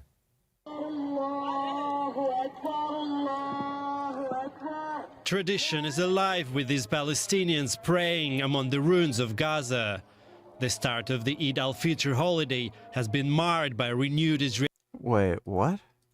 Leaving little for Palestinians in the Strip to celebrate as they mark the Muslim Fitr.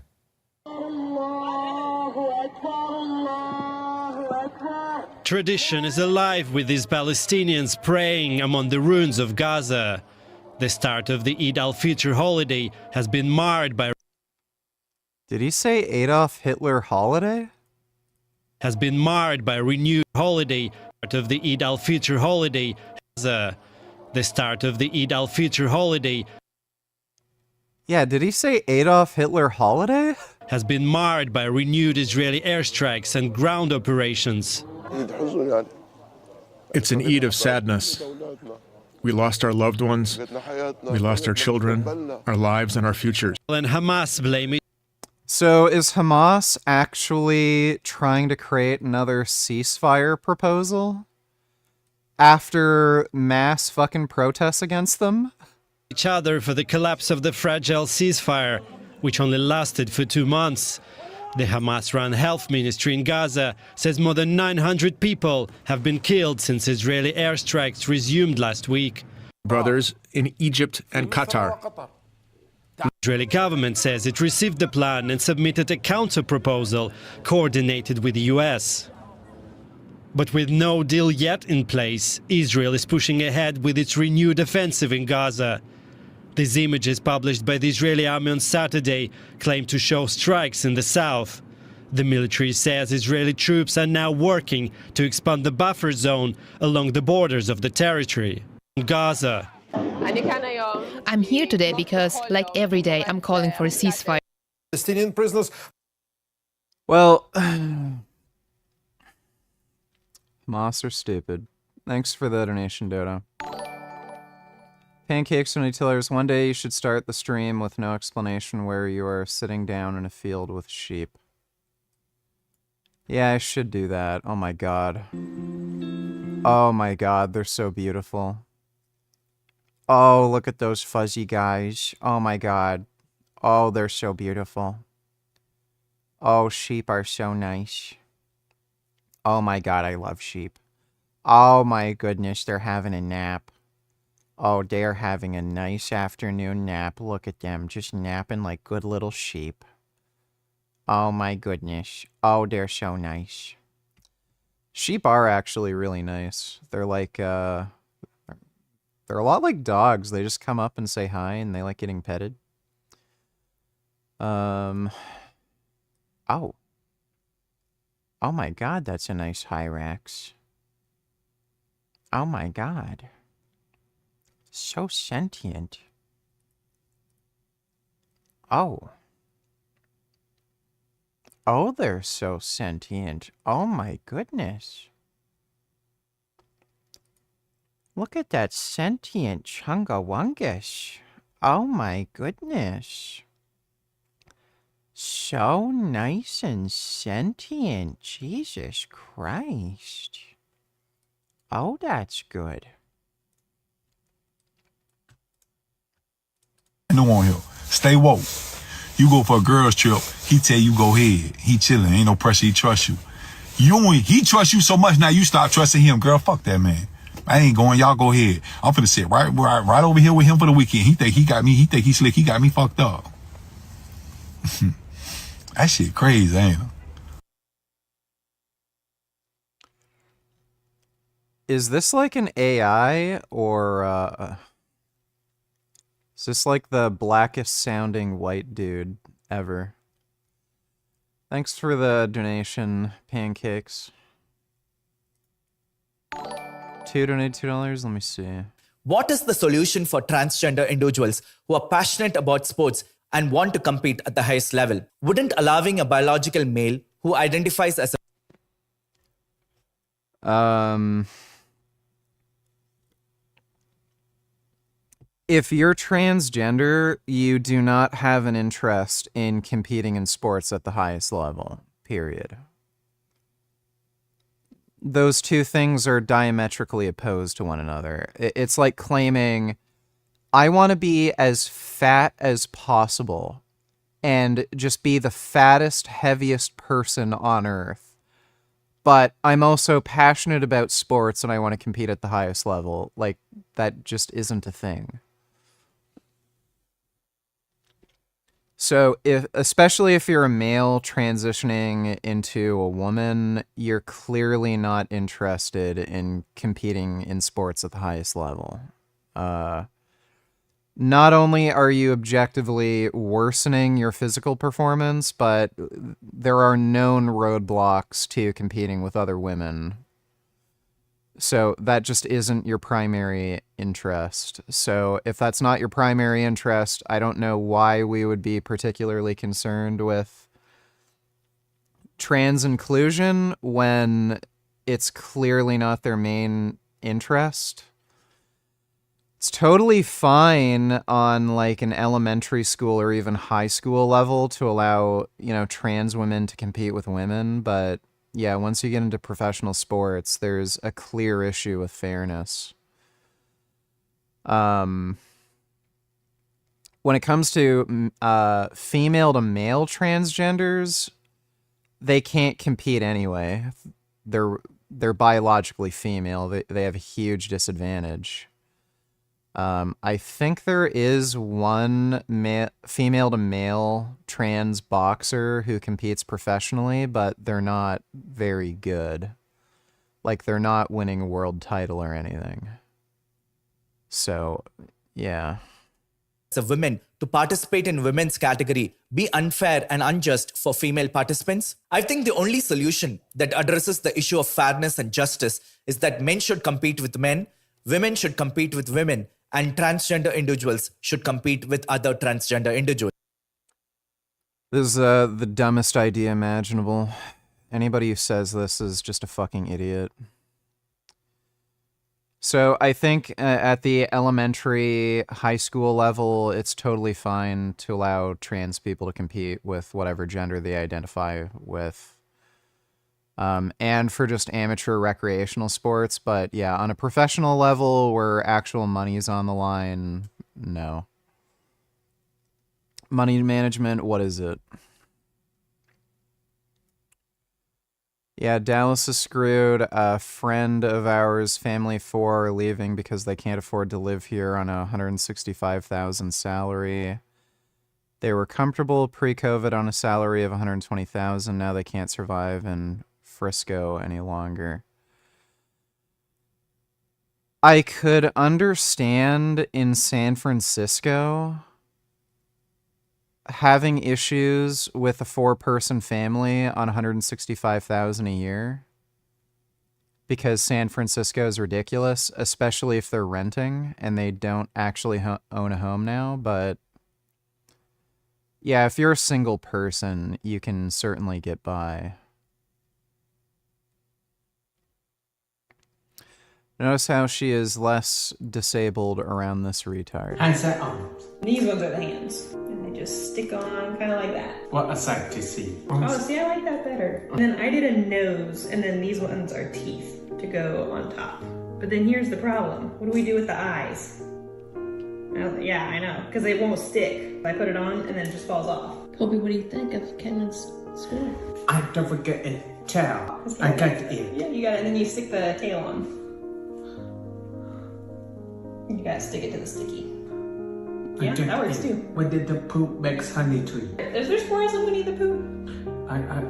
A bambi. When did the poop into the movie has squirrels around? Oh, I see. Yeah. That chick is just an attention-seeking jackass. Thanks for the donation, too.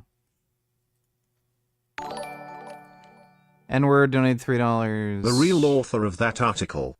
Let me see. Jay here, checking in yeah. from the road. I'm in Pennsylvania on I-90, headed to Buffalo, New York, and then on to Syracuse, and then back to Ohio.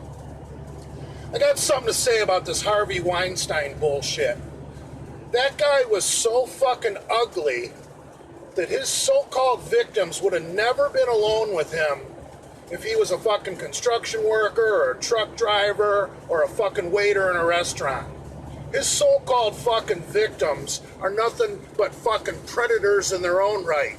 It's called being a gold digger. They got what they fucking deserved. They were trying to get free money by having sex with an ugly motherfucking Democrat, and they wind up getting fucking a little more than they bargained for. Victims of Harvey Weinstein, go fuck yourself. Yeah.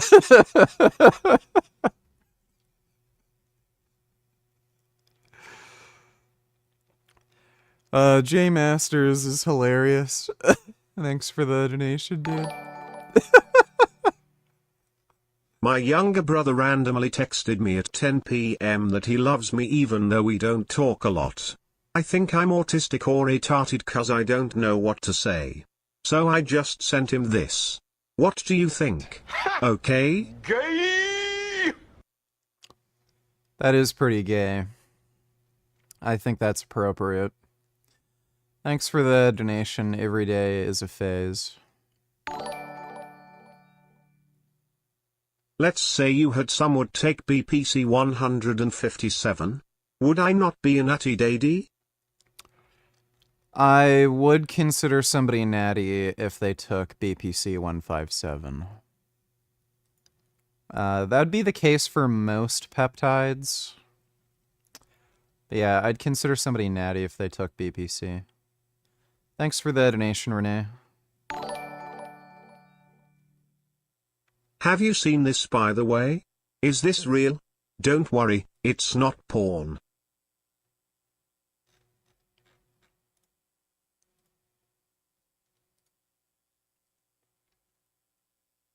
More perfect union. Leaked memo reveals huge list of terms banned by the USDA's Agricultural Research Service, including climate, vulnerable, and safe drinking water.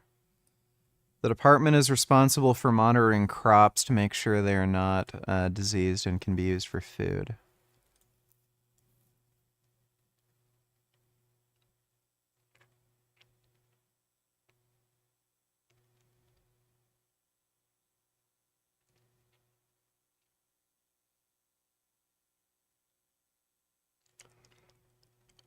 What in the fuck?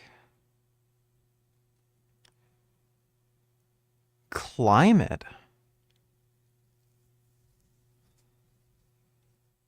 Climate change.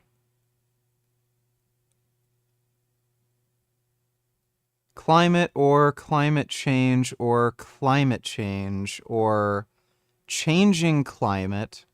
Climate consulting, climate modeling, climate models, climate model, climate accountability, climate risk, climate adaptation, climate resilience, climate smart agriculture, climate smart forestry, climate smart, climate science, methane emissions, carbon pricing, sustainable construction. What in the fuck?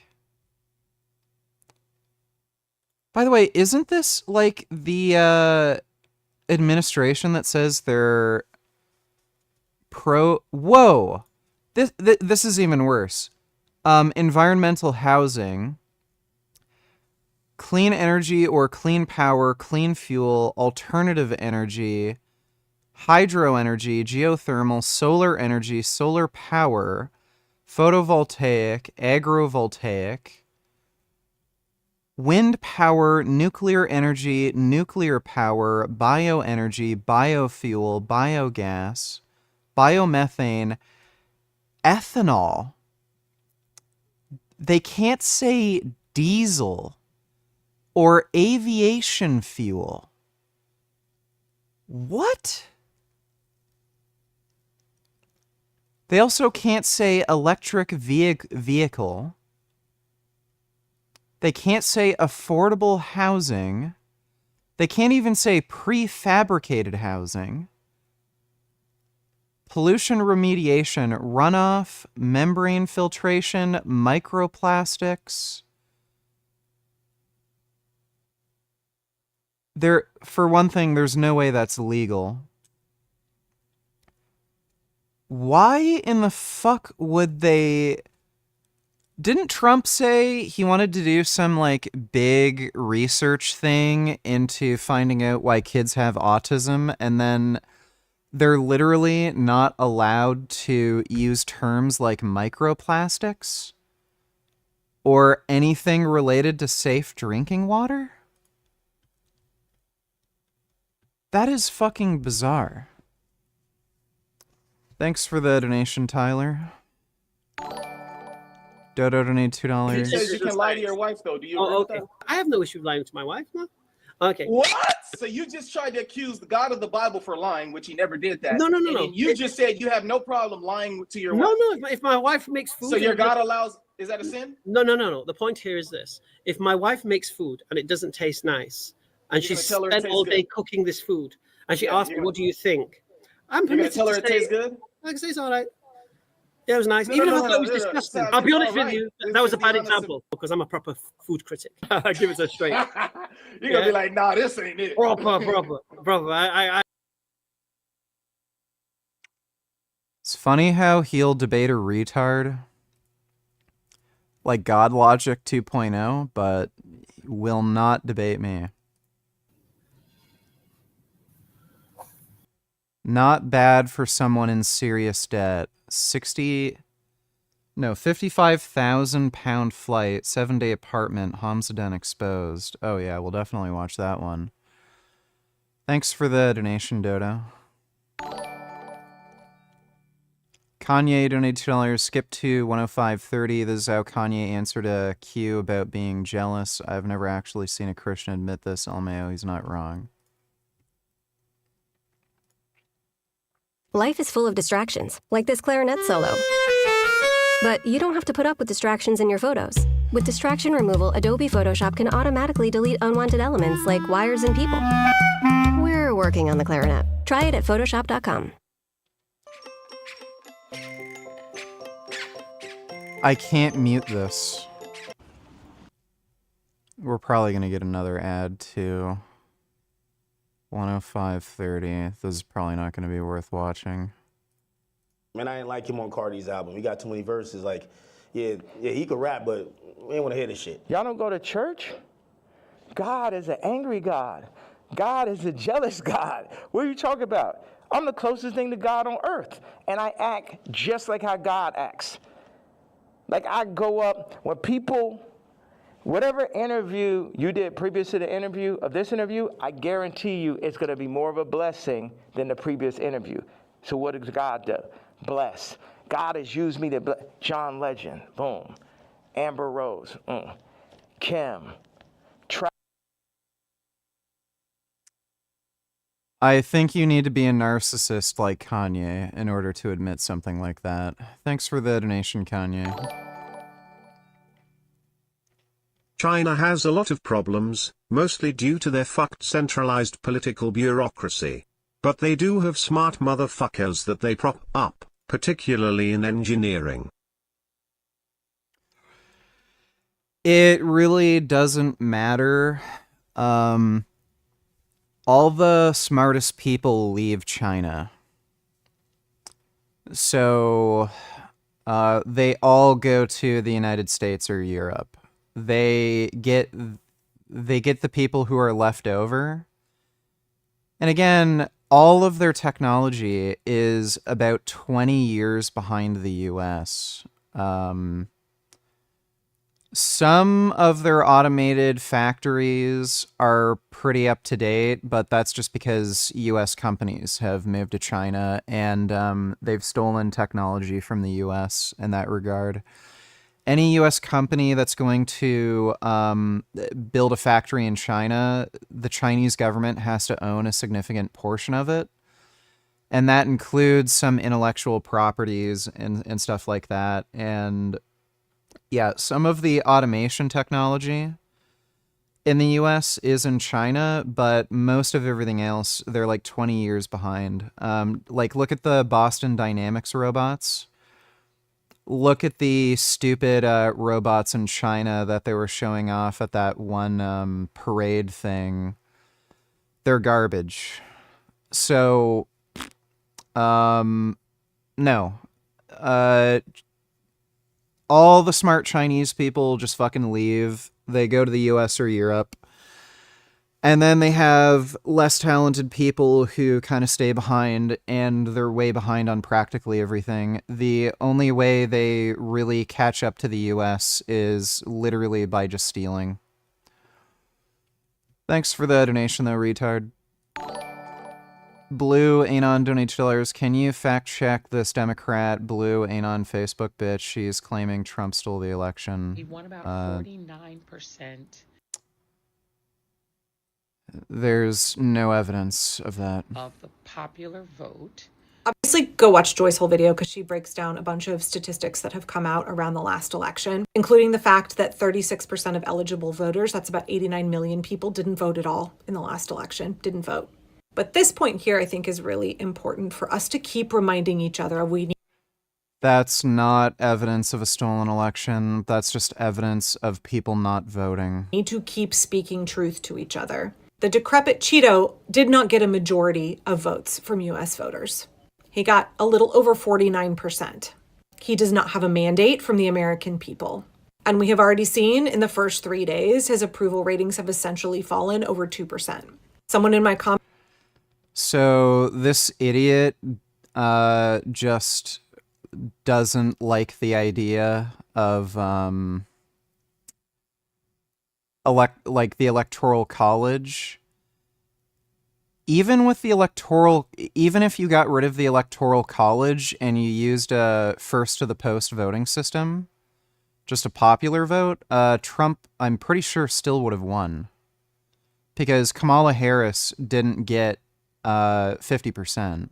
Comments said, a majority of Americans voted for him. No, we didn't. No, we did not. The more executive orders he signs, the more of these oppressive, unpopular policies he rolls out, the more... Well, she's an idiot. Has science refuted Aristotelian causality? I would contest the major premise in some ways that modern science has simply eliminated the 3 out of the 4 causes of Aristotle. Certainly the material cause, science takes very seriously. So material and efficient causality are still dominant categories. Formal causality, and that's not really a scientific category, but it's a very lively, it seems to me, philosophical category. That things have a formal structure and intelligibility, I think is hard to deny.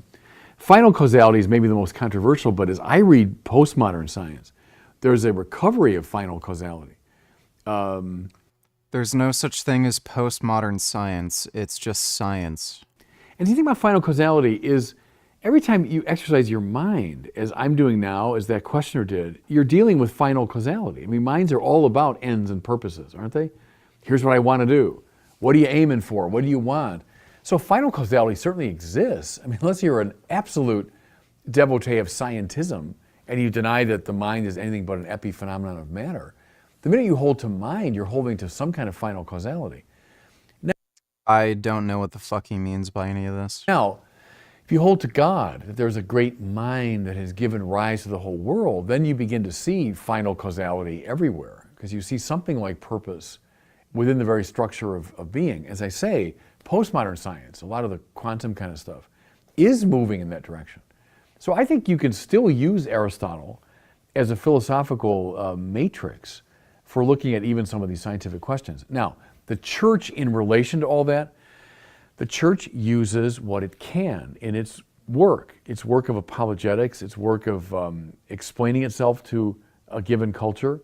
Thomas did it with Aristotle, as the questioner suggests, Augustine with Plato and others, Newman with Locke and Hume and many others. Fine, that's the church's prerogative. It can use philosophy if it is helpful. But it does so, I agree with Karl Barth here, in an ad hoc way. Here, if it works, doesn't work, there, don't use it. Aristotle's helpful here. It's just rambling nonsense. Thanks for the donation, dude. Sadie donated $2. Nigger! Nigger! Okay. I gotta get something on right now, nigga. I promise you. What we gonna get? What we gonna get? Hey, nigga, 30 seconds. What? Oh yeah, he got more charges brought against him because of that. Yeah, dude, this guy's gonna get put away.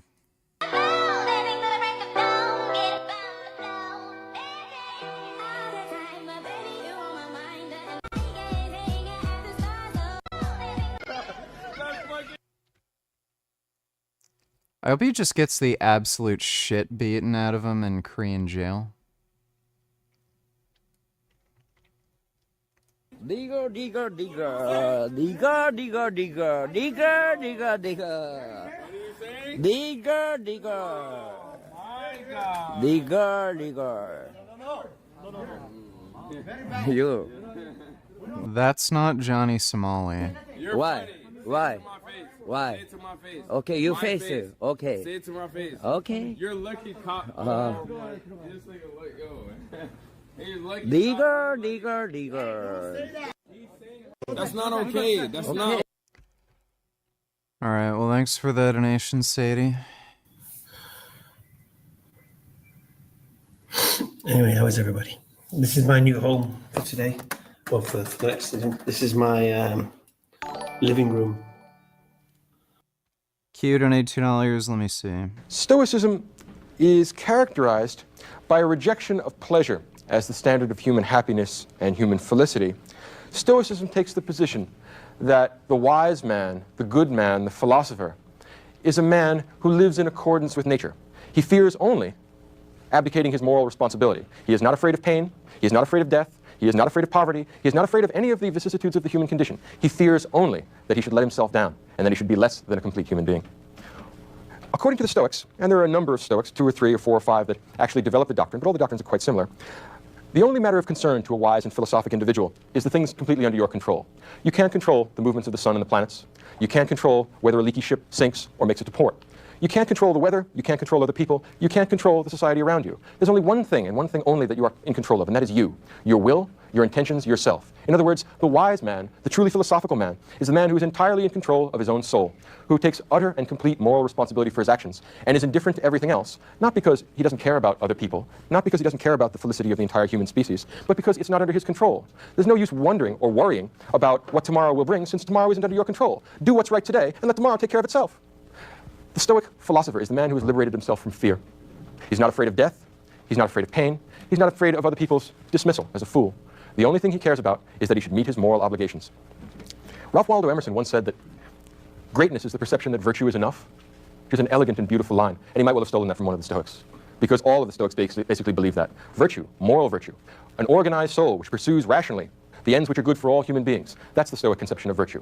They finally understand their greatness consists in the fact that they perceive that virtue is enough. We do not need wealth. We do not need sexual gratification. We do not need life itself. If moral virtue tells us that we must die in the pursuit of some good end, the protection of our family, the protection of our home, the protection of the innocent, in the doing of right, nothing should be spared, not even our lives. The Stoic wise man is a man who has trained his soul, trained his mind, so that he is not afraid of apparent evils. He's only afraid of real evil. He is afraid of losing control of his soul. He is afraid of being a slave to lust, to desire, to emotion. The Stoic man is the honorable philosopher, the man who stands at his duty and is steadfast and serious-minded. In living according to nature, what the Stoic philosopher does is examine the nature of the human condition and the nature of the world around us. He discerns his position in nature. He discerns the kind of creature that he is, and he lives in such a way as not to disgrace himself, as not to be less than what he truly could be. He won't live the swinish life that we found with Aristophanes. He wants to be, if not a god, certainly not less than human. He won't be an animal either. He will live up to the fullest potentials that human being has to offer. That's great. Thanks for the donation, dude. This is my desk.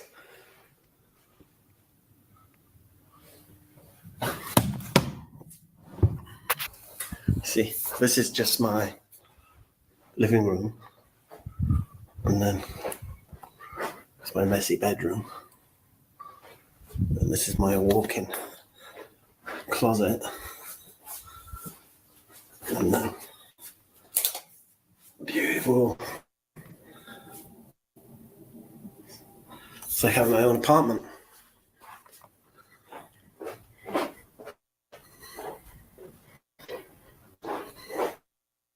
How was it?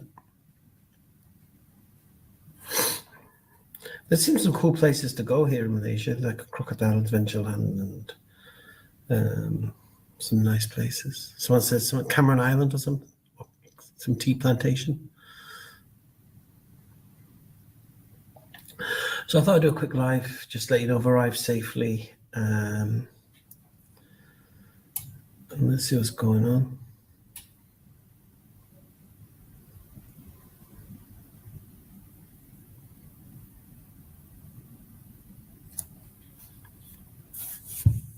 Let's make Tasik Amcorp as Malaysian Speakers Corner. I'm going to join. I arrived yesterday. Am I stopping by Singapore? No. I'm here. I'm supposed to be here till, I think my flight home is next Tuesday. I'm planning to potentially, might fly to Indonesia, depending on how my scarf hunting is going. I'm here on business, inshallah. Thank you, Strongfire. Thank you, Kyle. What did that say? I'm supposed to be here till, I think my flight home is to potentially Indonesia, depending on how my scarf hunting is going. I'm here on business, inshallah. Thank you, Strongfire. Thank you, Kara. I'm here for 8 days, no, 7 days, 7 days. So my flight is next Tuesday.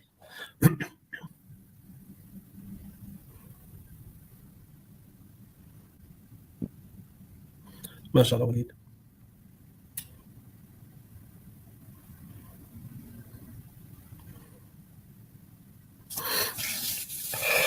Oh, I feel like I need to sleep again. What an hour. Yeah, I'm planning to bring the family here, so I will be doing some kind of scouting. Am I relocating to Malaysia? No. Plan to relocate to Qatar. This is just visiting. Meet and greets. The flight from London to Doha was Qatar Airways, and it was business class, and it was class. I'm not joking. If you fly business class with Qatar Airways, it's like you're in. There we go. I'm in serious financial debt. I need $50,000. Oh, yeah, I flew business class. Oh, man, it's so fancy, so luxurious. Right. This is what somebody in serious debt does. In a 5-star hotel. The food is... Oh, and he stayed in a 5-star hotel. How nice when he is begging for $50,000. Amazing. The welcome is amazing. The the way your seat turns into a bed when you press a button is like next level. It is unbelievable, and there's no queuing anywhere. Getting on the plane, there's no queuing. So getting through the airport security, there's no queuing. Getting on the plane, there's no queuing. Getting off the plane, there's no waiting. Getting through immigration, there's no waiting. It was just like, it's dangerous though, because you just want to fly business class all the time. The business lounges, they're like 5-star restaurants. Next time I need to have like a, usually when you do a transit, you want it to be quick, don't you? Next time, if I'm doing this, I need to have like a 4-hour transit in Qatar so I can enjoy the business lounge. Very expensive though, very expensive. But I've justified it because I've come here for business, so I come here for business class, isn't it? Yeah. Flight from Doha to Malaysia was Malaysian Airlines, not Qatar Airways. I was gutted. So the standard dropped dramatically. Still had a seat to myself, still could turn it into a bed, but the food was atrocious. 3130, donate $2. Skip to 3130, talks about your hero Nietzsche, the founder of nihilism. I don't know if Nietzsche founded nihilism. 3130. Fuck. Okay, we'll watch that next. Thanks for the donation, dude. On the Malaysian flight. Going back, it's Qatar Airways all the way. But coming here, it was... No, that's not the guy who played porn on my stream yesterday, you fucking retard. He describes his procedure as philosophizing with a hammer. And that's a very intriguing idea because it shows the destructiveness of his philosophy, the skepticism of it, and the gleeful malice that's in it. And I think it's worth considering the fact that philosophizing with a hammer very easily shades over into intellectual vandalism. And it may be that not everything that can be broken ought to be broken, and it is not entirely clear that the Antichrist offers... Yeah, dumbass, it was a troll pretending to be him, you fucking idiot. us more as a moral alternative than the Christian ethics. But his willingness to ask questions about it, I think, is what makes Nietzsche of enduring significance to our culture. For all the madness, for all the evil that's built into it, it's probably the most significant moral development since, I don't know, the Enlightenment anyway. And in terms of its artistic qualities, I think that Nietzsche is probably in the same league as Plato. And as a great poet-philosopher, Nietzsche and Plato are the two greatest figures who combine art and philosophy. Those of you who have read Nietzsche will know that his critical capacity is awesome and his artistic capacity is quite great. You would not find that primarily in his poems or in the songs that he writes. Most of the art that he creates directly is quite inferior. But his prose poetry is the greatest in the German language and probably the greatest in the Western tradition. Now, when we finish up with the priest and we find the liabilities of the priest, when we find that perhaps the priestly type has in fact been selling us a dangerous set of myths, we wonder if we can go back to the warrior. Probably not, except in a sublimated sense. If we were to take the will to power, turn it into something perhaps not as catastrophic as, I don't know, Aryan war makers or superior brutish types, it may be that the type of the philosopher, that the type of the artist is in fact the warrior type, the individual who needs no moral code to create his own conception of good and bad, that this type is what can come out of a revaluation of all values, and that, I believe, is what is advantageous in Nietzsche. The difficulty is how we will know when we really are beyond good and evil rather than being beneath good and evil. This is a monstrously stupid claim to make. Nietzsche was spot on when he pointed out, like, look, winners win. So it's just a fact of reality where if you're whining and complaining and saying, woe is me, oh, give me pity, you're just a weak bitch praying for mercy, and there's no guarantee that you're ever going to get it. The strong are the ones who decide policy. So I don't think he made any kind of statement, either explicitly or implicitly, that might makes right. It's just an observation that how are any moral values enforced? Well, they're enforced with force.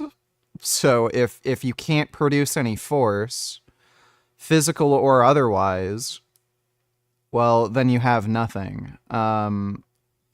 So it's just a reality. We are individuals. You may be influenced by other people, society and socialization and shit, but we are the ones who decide what is right and wrong in our own minds. So that is just true. There's no higher moral authority to appeal to. You're the one who decides that. Many of Nietzsche's friends and his philosophical admirers have tried to shield Nietzsche from the criticism that he's a proto-Nazi. And in fact, I don't think it works. I think, in fact, Nietzsche is a proto-Nazi. There's a strong tinge of racism in his work. There is a strong tinge of refined cruelty in his work. And insofar as this was misused in the 20th century by the Nazis and by other racially oriented hate groups, I think Nietzsche is at least in part to blame. Those who like Nietzsche's work, who want to shield him from this criticism, will point out with considerable justification that he would have nothing but contempt for the misuse of his work in this century, but it won't entirely absolve him of the results of his statements, because after all, Nietzsche would have had contempt for everybody, whether they adopt his position or not. So I would say that the warrior type very easily shades over into the barbarian. And Nietzsche, as he puts it beautifully, says, I write in order to be misinterpreted. And if we only have a series of misinterpretations of Nietzsche and he thinks that there is no one canonical interpretation, well then, it seems to me that he should bear the brunt of responsibility for everything, both good and bad, that comes out of his work. And if we live in a Nietzschean age, it seems to me... This is all bullshit. Nietzsche disavowed Wagner prior to Nazi rule. Or disowned Wagner. Yeah, I don't know. This just sounds like somebody who's ideologically opposed to, some of the fundamental ideas behind nihilism. Like you can not like an idea doesn't make it not true. That we have to find some way of tempering it with whatever it is that is good from the Western intellectual tradition. And if we can't agree as to what we want to call undesirable, whether it's good, whether it's bad or evil, whether it's the master conception of what's undesirable or the slave conception, we may perhaps be able to create a sense of the good which goes beyond the dichotomy between the two, which allows us to create some sort of overlap between them. Perhaps it would be possible, as Nietzsche says, to create an artistic Socrates, a moral Socrates, who is able to both combine the strength of the artist with the mythological capacities of the priest, who is willing to connect his individual judgment with the concern for what is good for the species. And I think Nietzsche himself would not have entirely disagreed with that. If one is going to create a beautiful, artistic philosophy the way Nietzsche does, we have to allow him a certain poetic license. If we are willing to allow Plato's poetry and Plato's myths a certain degree of consideration and a certain degree of leeway for interpretation, perhaps if we did that with Nietzsche, we would come up with a more fertile reading. When you get a chance to read Nietzsche, and of all the philosophers I have taught this in this series of lectures, I strongly and most strongly recommend that you do get a look at Nietzsche. When you do, keep this in mind. Nietzsche has one particular tropy which is characteristic of him, which runs through all his work. And it's analogous to the one tropy which is central to Socrates. If Socrates is the man of inimitable irony, the man who constantly says ironic statements that can be interpreted as the opposite of what he says, Nietzsche's typical tropy is the oxymoron. An oxymoron is something like cold fire or hot ice. It's to use words in the opposite way that they're often, or that they are to be interpreted literally. Nietzschean oxymoron is what makes his poetry so moving. And perhaps the idea that he writes in order to be misinterpreted is that kind of oxymoron. Perhaps the idea that the distinction between Nietzsche's sister Elizabeth had framed him as Nazi after his madness and death because she was in love with a proto-Nazi. I heard something about that his sister was actually a Nazi herself, and she tried to get in good with like the Nazi party by making it seem as though she came from like a Nazi family, and tried to like get, prestige in the Nazi party by saying, oh, my brother's a brilliant Nazi author, basically. So, yeah. It's very easy for people, like, I don't know why it has this stigma, but like, nihilism has such a bad stigma behind it where people are like, oh, nihilists are fucking immoral degenerates, and anybody who has a nihilistic philosophy, it's very easy to say, like, oh, it's a Nazi ideology, because if you're a nihilist, well, Nazism's fine, so yeah. It's very easy to lump Nietzsche in with fucking Nazis when his sister's a dumb bitch, and yeah, the guy was probably a nihilist. Nietzsche recognized nihilism but didn't really fully accept it and coped hard that humans have the capability to make their own meaning.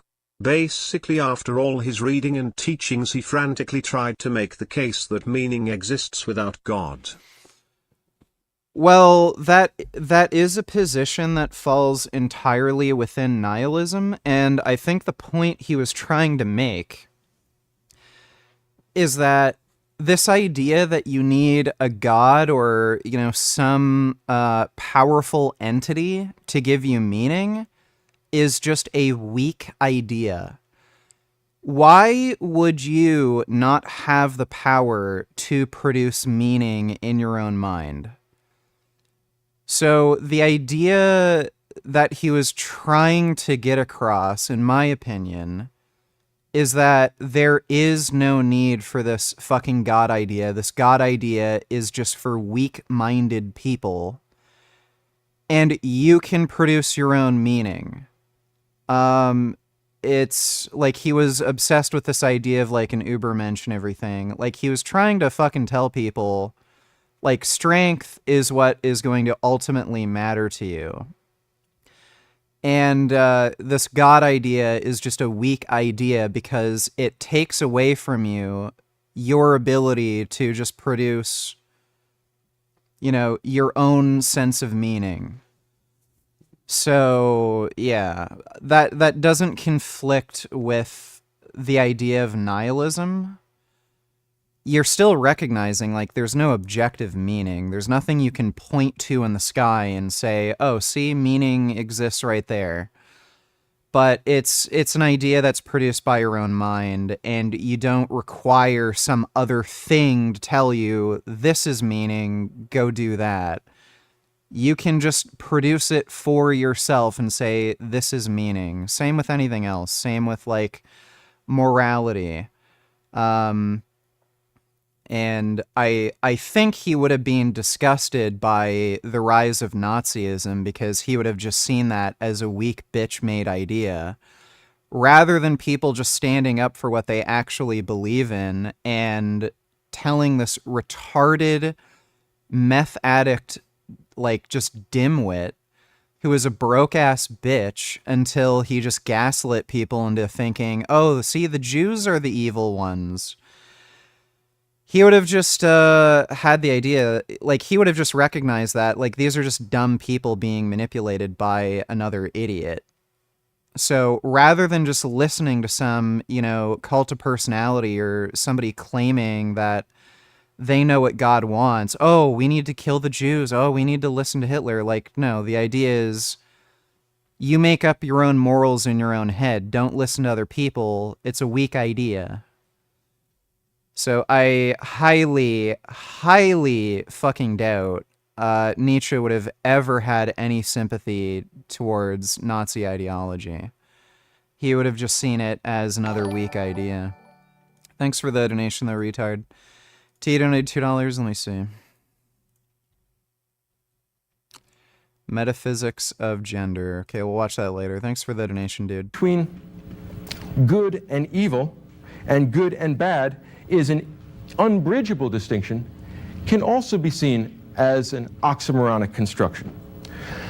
Nietzsche's treatment of the warrior, Nietzsche's treatment of the priest, if it's not persuasive historically, and I think as a historian, I think ultimately he's wrong, it is persuasive poetically. And I would ask you to consider the fact that poetic persuasiveness may itself be an oxymoron. Nietzsche believes that having undermined the Western intellectual tradition by having I have tendonitis on the front of my foot. How do I heal it? Taking a long time. That's awesome. You're a beast. Well, if it's just inflammation of the tendon, then just resting is really the only thing that's going to, like, relieve the inflammation. So just making sure you don't do anything to aggravate the tendon and make it worse. So you can still do light exercise, just make sure it's not exercise with intensities and volumes that's going to aggravate the injury any further. If it's tendinopathy, that's a different situation. If you're trying to heal from tendinopathy, there are certain things that you definitely want to do. One thing that is very important for healing of tendinopathy is isometric exercise. So what happens with tendinopathy is you have these like proteins within the tendons that are like tangled and stiff.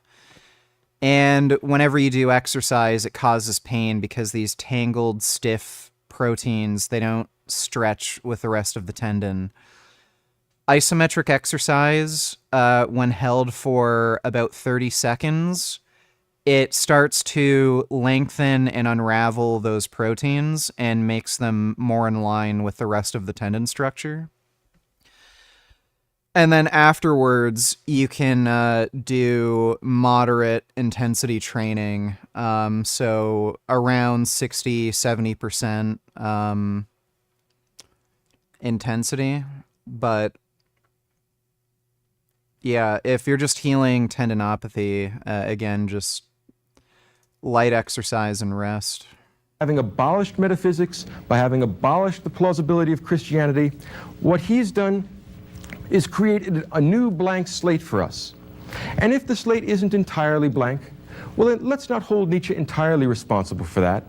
Let's allow for the fact that poetry, and Nietzsche's strong point is the fact that he is a great prose poet, that poetry offers us a multitude of possible interpretations, and that by offering us a liberation from dogma, a liberation from metaphysics, by offering us a kind of poetry which can create new value, which can create new human superiority, which can create a new and finer culture, that Nietzsche has in fact done our culture a great service. However much madness or evil or megalomania is built into the Nietzschean conception of the world, he is surely the greatest philosopher of the last 100 years, and the remainder of the 20th century philosophical tradition would be inconceivable without him. Nietzsche is one of the great forerunners of existentialism. Nietzsche is certainly the first person to articulate the nihilism that threatened our culture as Christianity. Oh my god, dude. What a stupid thing to say. Bro, you think Nazi ideology had anything to do with fucking nihilism? Completely opposite of nihilism. They had a clear goal and purpose.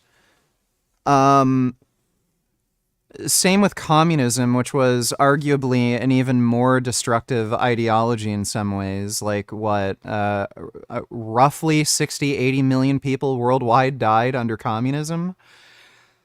Again, completely antithetical to the idea of nihilism.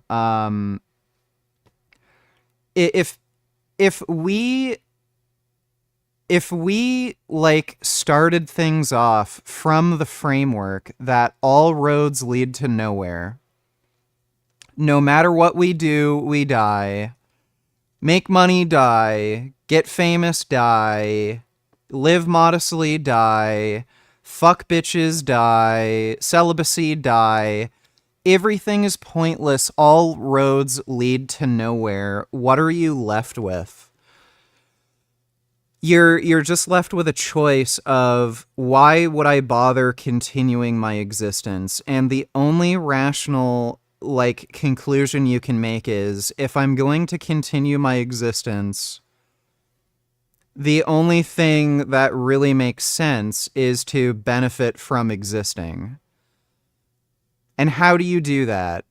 Do you benefit from existing by joining the Nazi Party and killing Jews and risk being politically persecuted yourself? Do you risk promoting an ideology like communism, where you have those same exact risks of political persecution, starvation? Like, if the only reason we're really continuing to exist is to get the benefits from existing, like, you know, feeling pleasure, avoiding pain, it kind of narrows kind of what you want to do with your life.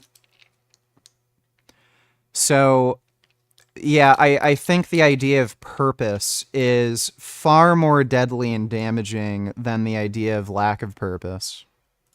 Had to recede after the attack made by modern natural science in the late 19th century. Nietzsche is not, in that respect, the cause of the breakup of Western religion. He's not the cause of the breakup of Western metaphysics. Nietzsche just articulates it. You may think of Nietzsche, to take a poetic figure, as a kind of seismograph. He's the first and most sensitive writer who sees that the continents of our thought are shifting. And rather than causing it, he tells us about it. And in telling us about it, he forces us to confront something that sooner or later we would have to confront. And insofar as he does a lot of the intellectual dirty work for us, insofar as he's willing to be the Antichrist, as he's willing to take upon himself the responsibility for questioning the very foundational elements of our culture, he's one of the greatest thinkers that ever lived. So whatever his liabilities, and I think there are many, because he's an anti-Semite, he's a racist, he's a misogynist, there are many evil. What is the evidence that Nietzsche's an anti-Semite? Was it just his criticism of Christianity?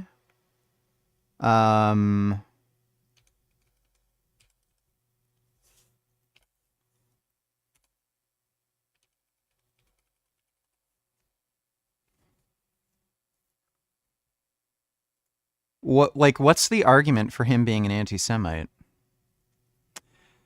In reading his Genealogy of Morals, Nietzsche writes that Jews are weak, priestly people who, in contrast to aristocrats who primarily live out the good moral life choose instead to primarily characterize others as evil, which in turns makes themselves out to be the good by default. While I understood the value and the idea Nietzsche is conveying, the language that he uses against the Jews as the root of evil, I don't know if that... I'd have to read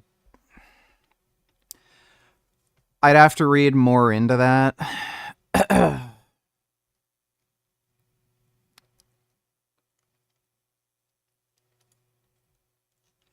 Wait. Was that even a quote of his, or was that something his sister altered? Because I heard his sister actually altered and reprinted like some of his books.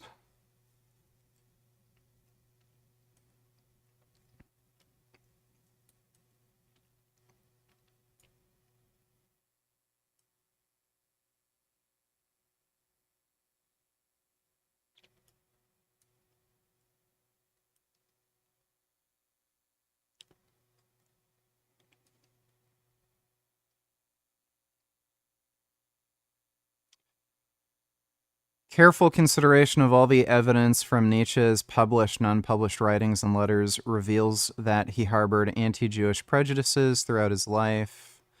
Nietzsche's Jewish problem demonstrates how this is so, despite the apparent paradox of the philosopher's well-documented opposition to the crude political anti-Semitism of the Germany of his day. As Holub explains, Nietzsche's anti-Semitism was motivated more by distaste for vulgar nationalism than by any objection to anti-Jewish prejudice. Anti-Semitism. Yeah, I don't know if that's worth reading. Maybe. Evils in Nietzsche's work. But, like it or not, he forces us to think in ways that we would not think otherwise. He forces us to consider closely ourselves and to ask ourselves, how honest are we when we are alone, much less when we are with other people. He asks us not only to have the courage of our convictions, Nietzsche asks, no, he demands, that we have the courage to question our convictions, which is a much rarer human quality. Insofar as our convictions will stand up to this kind of critical scrutiny, Nietzsche can be thought of as one of the high points in Western culture. The idea of ruthless self-criticism is quintessentially Greek. Nietzsche wants to bring us back to the earlier, higher, finer conception of human beings, characteristics. Whatever. Last time I talked. Oh yeah, somebody sent me this horse shit.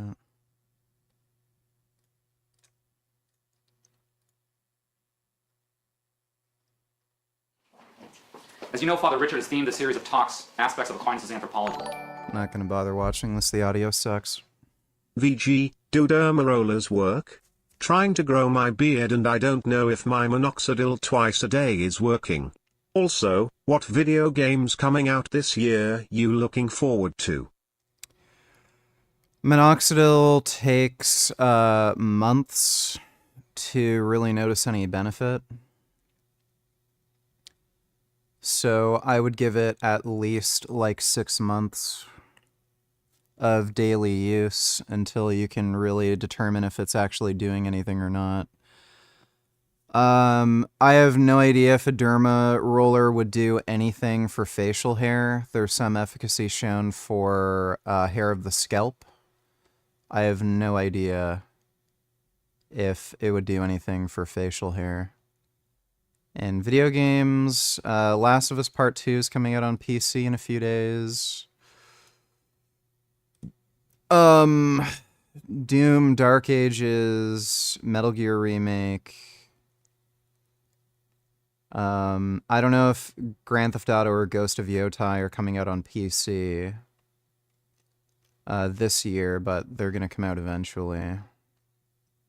So there's a few. Thanks for the donation, though, Gummy.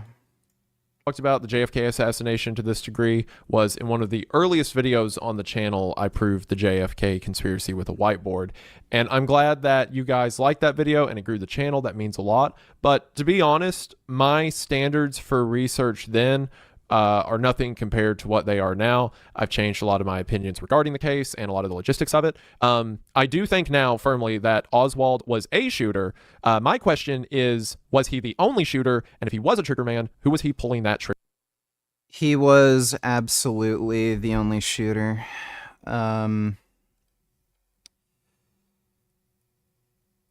You can see where the bullets impacted into the car. If there was a second shooter that was in front of the car, like, again, you'd see bullet holes going towards the back of the car. If there's any misses, you would have either seen people behind the car get hit, or you would have seen ricochets on the ground, and then they'd end up hitting something. He was absolutely the only shooter. The only reason there's a second shooter theory is because people misheard the hypersonic cracks of the bullet with the actual report of the bullet, and it can confuse people into thinking there's multiple shots fired when only one shot can be fired. It can confuse people of where the shots are coming from.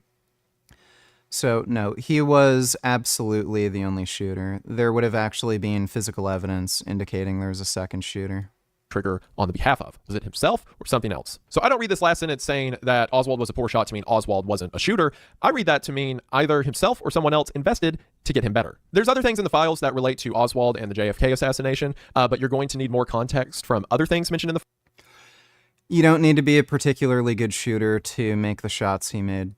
Files for them to make sense at this point. So we'll come back to that later. For now, I want to talk. There was, I'll show you.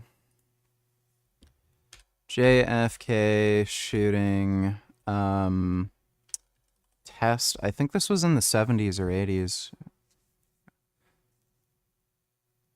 No, 67. To explore glaring omissions in the tests fired for the commission, CBS News decided to conduct its own tests with the Mannlicher Carcano. A moving target is harder to hit than a stationary one, and the elevation of the sixth floor window might make a difference. The only elevation for the Warren Commission firing tests was a 30-foot tower, less than half the height of the book depository's sixth floor above Elm Street. So CBS News had a tower and target track constructed to match exactly the heights and distances in Dealey Plaza. The target track was angled to match precisely the angle of Elm Street. The target, a standard FBI silhouette, moved by electric motor at 11 miles an hour, approximately the speed of the presidential limousine. A rifle of the same make and age as Oswald's was fitted with the same 4-power telescopic sight found on his rifle. 11 volunteer marksmen took turns, firing clips of 3 bullets each at the moving target. Yeah, like, people talk about how, oh, it was from, something 100 yards away. That's really close. It's not far. None of the men had much familiarity with the Italian Mannlicher Carcano, although each was given time to practice at a nearby indoor range, and most of the volunteers were experienced with bolt-action rifles. In each case, the first shot was fired at a point approximating the point at which the Warren Commission deduced the first shot was fired. Distance, about 175 feet. In 6 seconds... Skirt only $2. Carney said that he will double the number of homes built in Canada to solve the housing crisis. Are you excited? Sure he will. Sure he will. What does he mean by doubling the number of homes? Carneyville's signature housing plan, he says, will double pace of home building in Canada. We solved a housing crisis before in our past. Yeah, sure. Double the number of homes built annually. Okay. So, doubling the number of homes built annually does not really make much of a difference. I think the I think the standard figure that most people cite is there literally needs to be twice as many homes in Canada to actually meet market demand. So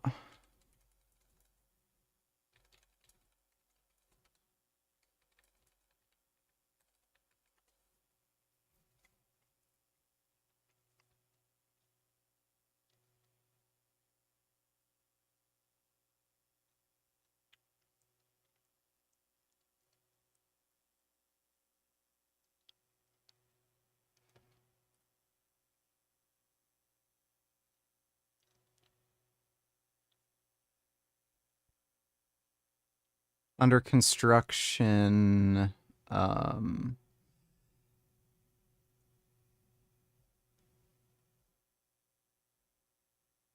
wait. Yeah, so there's 245,000 total homes. That includes single detached, semi-detached, row, apartment, and other unit types.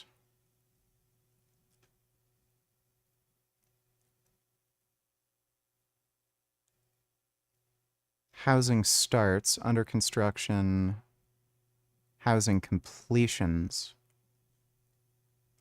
I just want to know, like, how many fucking homes there are.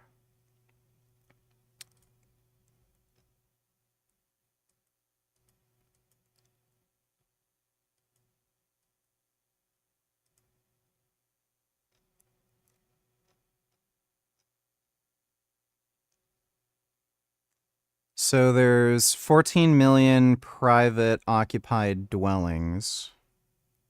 53% of those are single detached houses.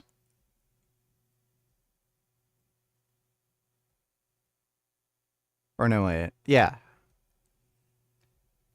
So I think the common estimate is that there literally needs to be double the amount of houses in order to meet market demand so that you have reasonable, fair housing prices.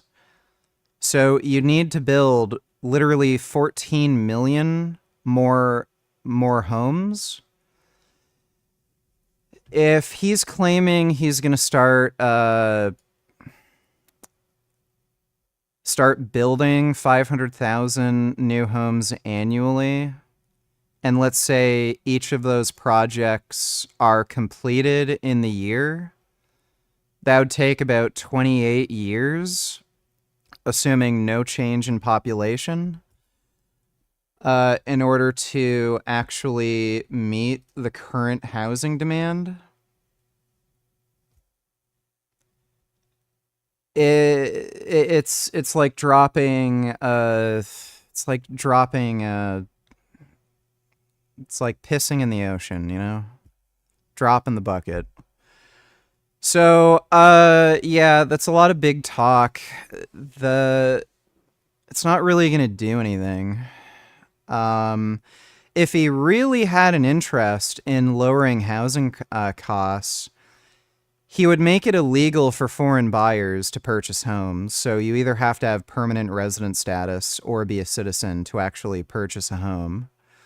And he'd also make it illegal for some of these like private equity firms to buy up housing. So either give them a limit on how many houses they can actually buy, or outright ban private equity firms from owning any of these houses. That would like pretty quickly tank housing prices. And on top of that, the Canadian government's been doing really stupid shit to make housing more affordable, but it actually has the opposite effect. They're trying to keep demand for housing as high as possible. So they keep doing things like giving people extensions on their mortgages. Some people are literally in a situation where they're not even paying off their principal. All of their money is going to paying off interest fees on their houses, and they're not even paying off any of the principal. And it's because they keep giving these stupid incentives and extending mortgage policies to keep demand higher. So they're trying to claim, oh, we're trying to make it easier for somebody to actually get a mortgage and get a home, but what they're doing is they're creating these mortgage structures where people can get into a home, but what that does is it keeps demand high and it makes these fucking home prices ridiculously stupid, and it's doing the opposite of what they're claiming it's doing. It's not actually helping anybody get a home. It's just increasing demand for fucking housing, which is keeping it unsustainably fucking high. And it's all to prop up these private equity firms and create a speculator market. Same thing's happening in the UK and Australia, and it's all corporate corruption. So him claiming, oh, we're going to build 500,000 new homes per year, we've heard that from Justin Trudeau, and he did nothing. So that's a nice little promise, but promises are just words, and words are but wind. And even if he was able to fulfill this promise, it wouldn't really make a big difference. Get rid of the private equity firms, get rid of foreign buyers, and get rid of these stupid mortgage incentives that are just fueling the speculator market, and build more homes, then, like, I'd believe him, but he's just full of shit.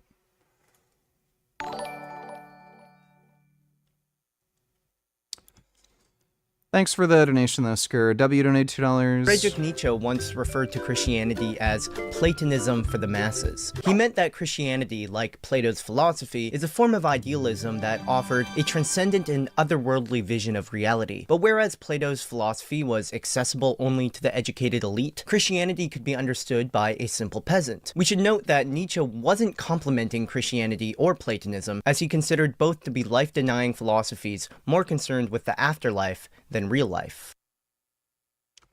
That is true. That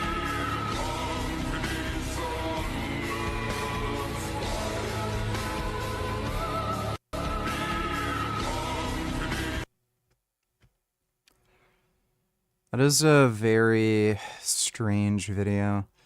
The artist who made the sculpture was Hitler's favorite sculptor, by the way. I can't remember his name, but yeah, this sculpture was adored by Hitler and the Nazi Party. I don't know if people who use that sculpture are aware of that, or if they just appreciate the art and it's just become a meme and it's associated with, like, what, the manosphere. I know there's some Stoics who use this sculpture thing in their video, but it's a bit weird.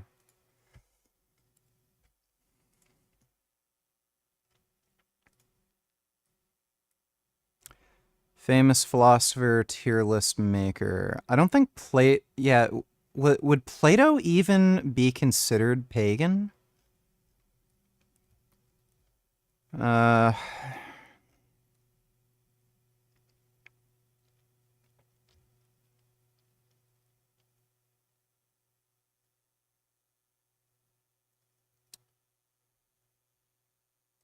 I'll put Nietzsche in triple S tier.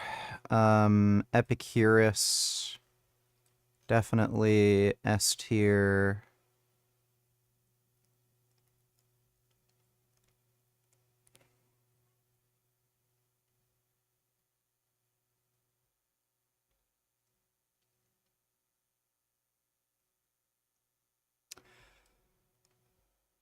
Lao Tzu.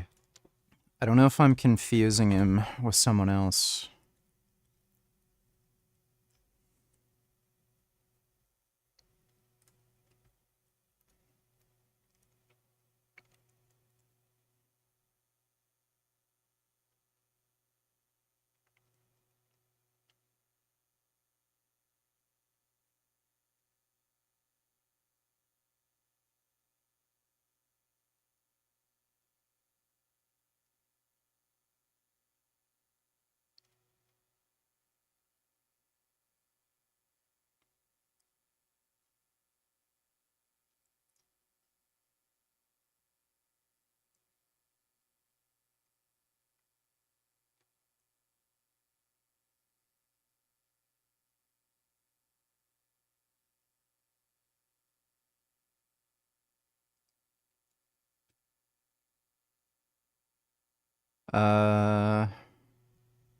Philosophical Taoism.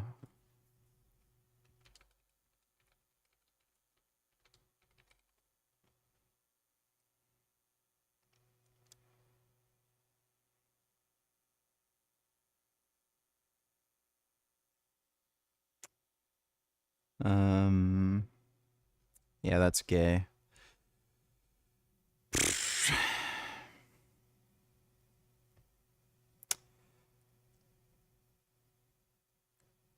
Yeah, you can put the rest just in I would say D2 shouldn't have been born tier. There we go. And probably want to I'll put him in laughable tier. Yeah, the rest anywhere between D and shouldn't have been born. There you go. Thanks for the donation, W. I gotta piss. I'll be right back. I just gotta go pee really badly. Ugh.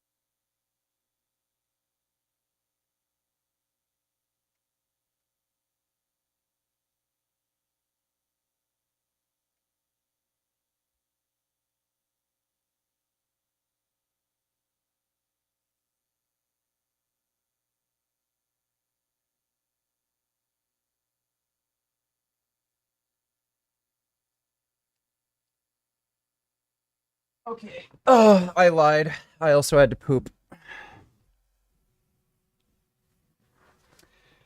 Yeah, you know what? I think I'm having fat malabsorption.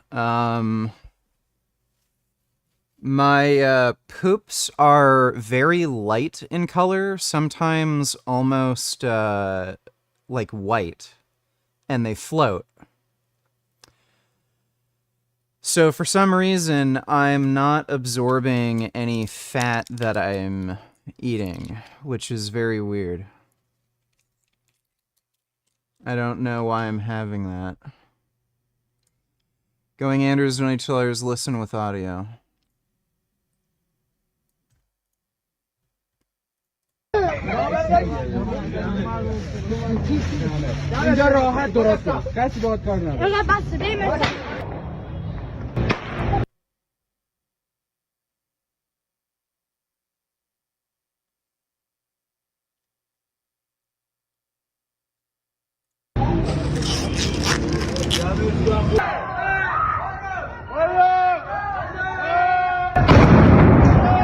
Whoa.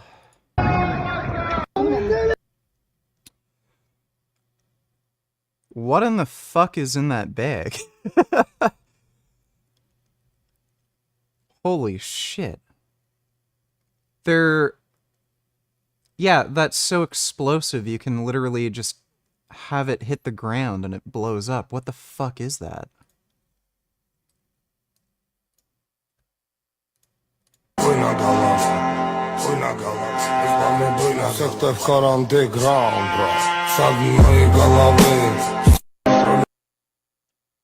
That is true. Cats are far more trustworthy. Oh, wait. Oh, no. Is there right one? It's really good to hear your voice saying my name. Anyways, LC Sign is an LED sign factory with an area of 12,000 square meters and 15 years of experiences. Currently, we already have many franchise clients from different countries. We can make any sizes for you and ship them to anywhere in the world. No MOQ with C and UL certification. If you're interested...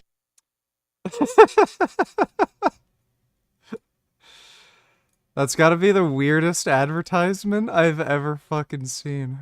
Thanks for the donation, Going Andrews. Problem of evil solved. Donate $2.12. Oh boy. This is gonna be stupid.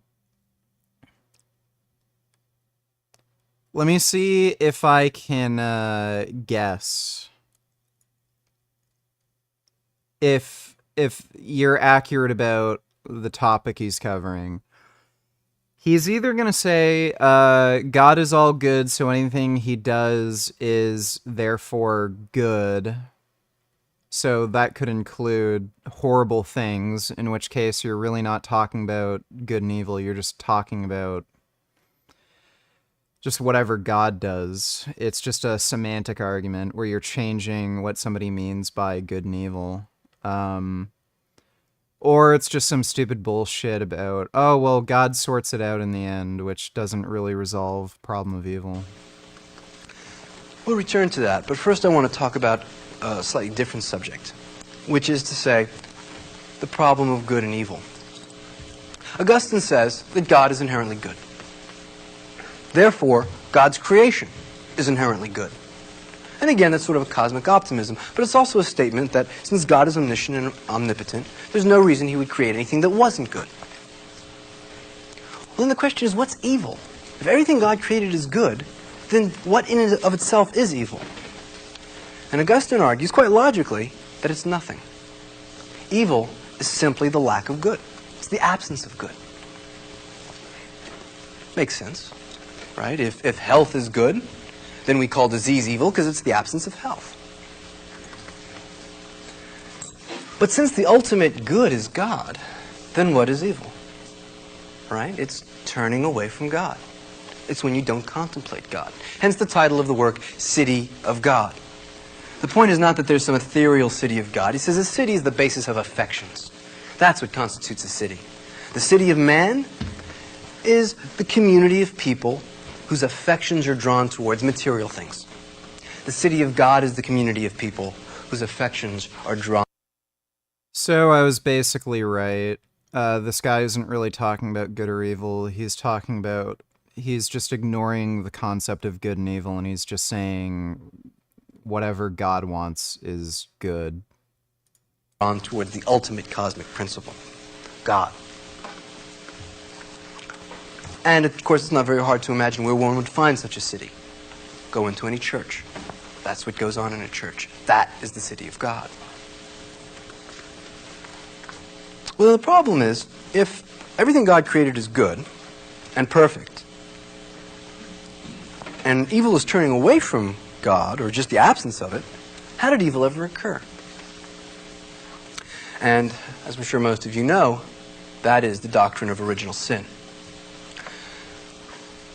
Now, Augustine did not introduce the notion of original sin. Really, Paul did. But I want to make perfectly clear that there is no canonical reason when reading Genesis to see it as a story of original sin. Right? The Judaic interpretation of that story has no doctrine of original sin.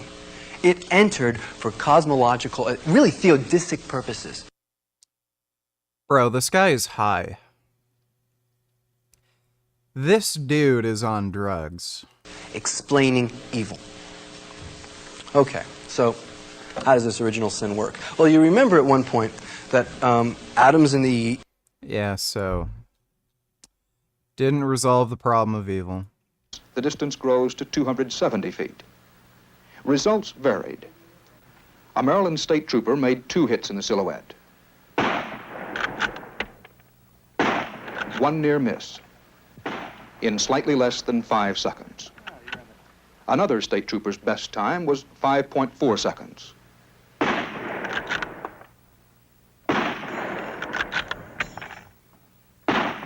One hit, 2 near misses. A weapons engineer had the best score.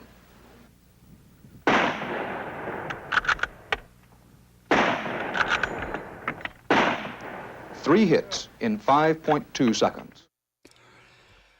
Yeah, so you don't need to be an expert marksman to make this sort of shot.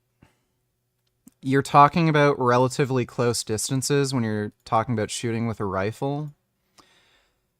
And these are not professional shooters. These are people who just shoot recreationally. So just about anybody who does recreational shooting could have done what Lee Harvey Oswald did. Talk about some other things that came out of these files. Because to be completely honest, the wildest, craziest things that we have found out now have nothing to do with the assassination. See, when these assassination committees were doing their investigations into the CIA and the FBI, they wanted all of the information that related to agents who were involved in the assassination investigations, and they wanted all information regarding what the CIA was doing around the time. So that blew the lid on a ton of weird information. Now again, the stuff that I am talking about today is the things that have come out over the last 2 weeks. But in the JFK files that started to get released in 2017, that's where we got information that a CIA agent had claimed to see Hitler in South America in the 50s, meaning that Hitler survived World War II. Or information about the CIA hiring women to sleep with diplomats. How are you doing now, recovered from the sickness of yesterday? Do you think Alberta will become a state? And finally, Sv3rige has some new stuff, and look at the donations in the top comments. What kind of person would do that? youtube.com/watch?v equals @mtcow0.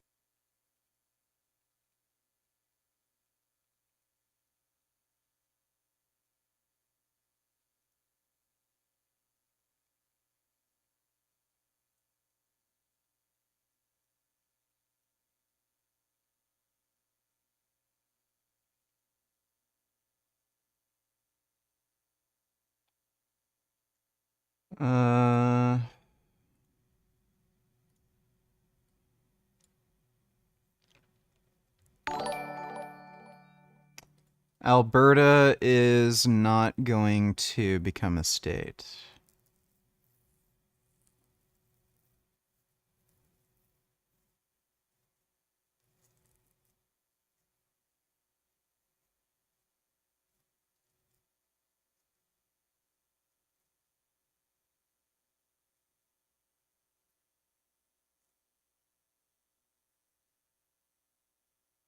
Yeah, Alberta is not going to become a state. There'd be no reason for Alberta to have a motive to become a state. and they wouldn't be able to just secede from Canada. And yeah, I'm feeling better.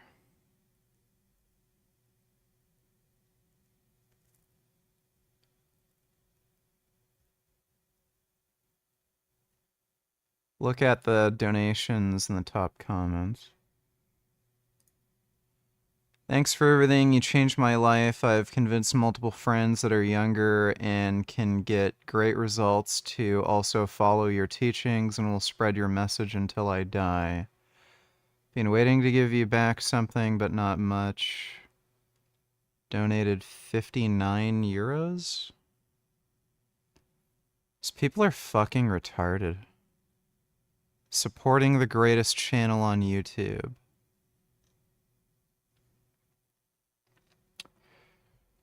Alright, we'll take a look at that. Thanks for the donation, P. Brian donated $2. Will lat pull-downs help me be able to do more pull-ups? I can only do like maybe 1 or 2 pull-ups right now. I'm very weak. Yeah, doing lat pull-downs do carry over to pull-up strength. Not as well as you'd expect, but they do carry over.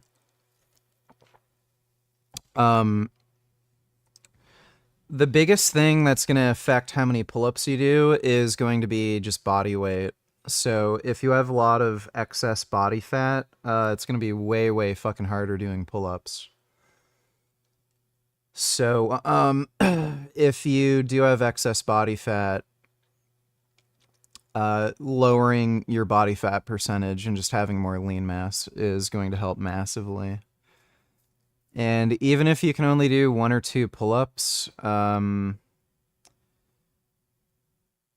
you can use a training technique called greasing the groove, where you just do like 1 pull-up, but you do that multiple times throughout the day, every day, and that improves nervous system efficiency, and you do just get extra training in too, where you'll be able to do enough volume and improve nervous system efficiency to where you can do like just more, like you might go from only being able to do 1 or 2 to like, 5 or 6 in the span of, a couple weeks.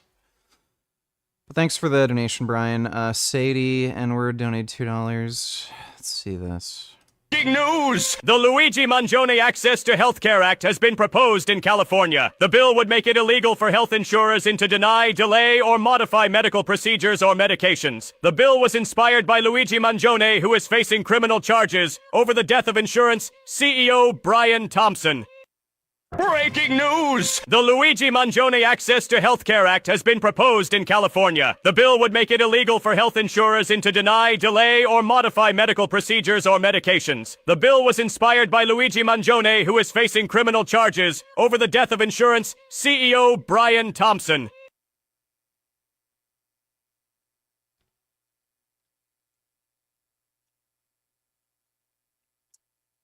I don't know if they'd be able to enforce that, and even if they could, I'm not sure if that would just drive up the healthcare costs massively. The fundamental issue is that the US has a private healthcare system. Like, that's the main issue.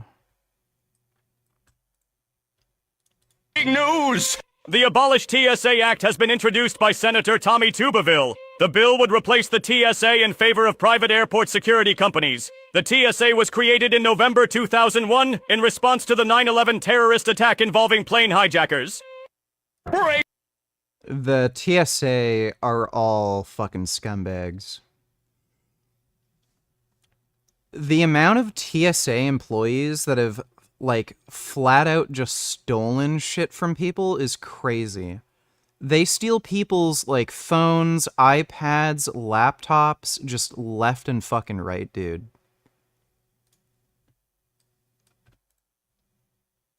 Breaking news! Jeffrey Epstein's sex trafficking victim Virginia Giuffre is in serious condition and has 4 days to live. Giuffre is being treated at a hospital after alluding to a crash that has damaged her kidneys. Giuffre was a key figure to the investigation into Ghislaine Maxwell and Jeffrey Epstein.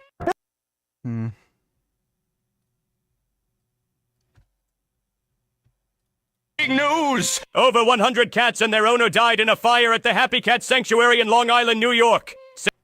Oh, that's so sad. Those poor kitties. Sanctuary owner Chris Arsenault was seen going in and out of the fire to save as many of his 300 total cats as he could. It is unknown what caused the fire at this time. Breaking.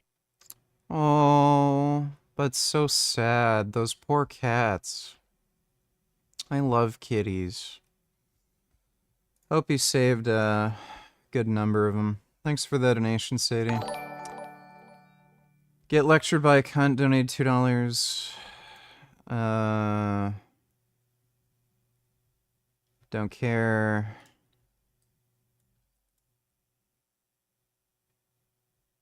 Don't care.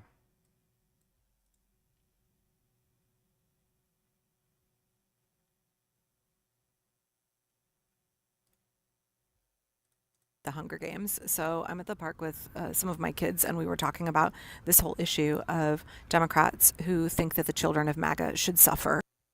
Don't care. Thanks for the donation, dude. You were born into slavery. It's the only life that you know. It seems normal. Everybody around you lives the same kind of life. How could it be any different? I absolutely understand it.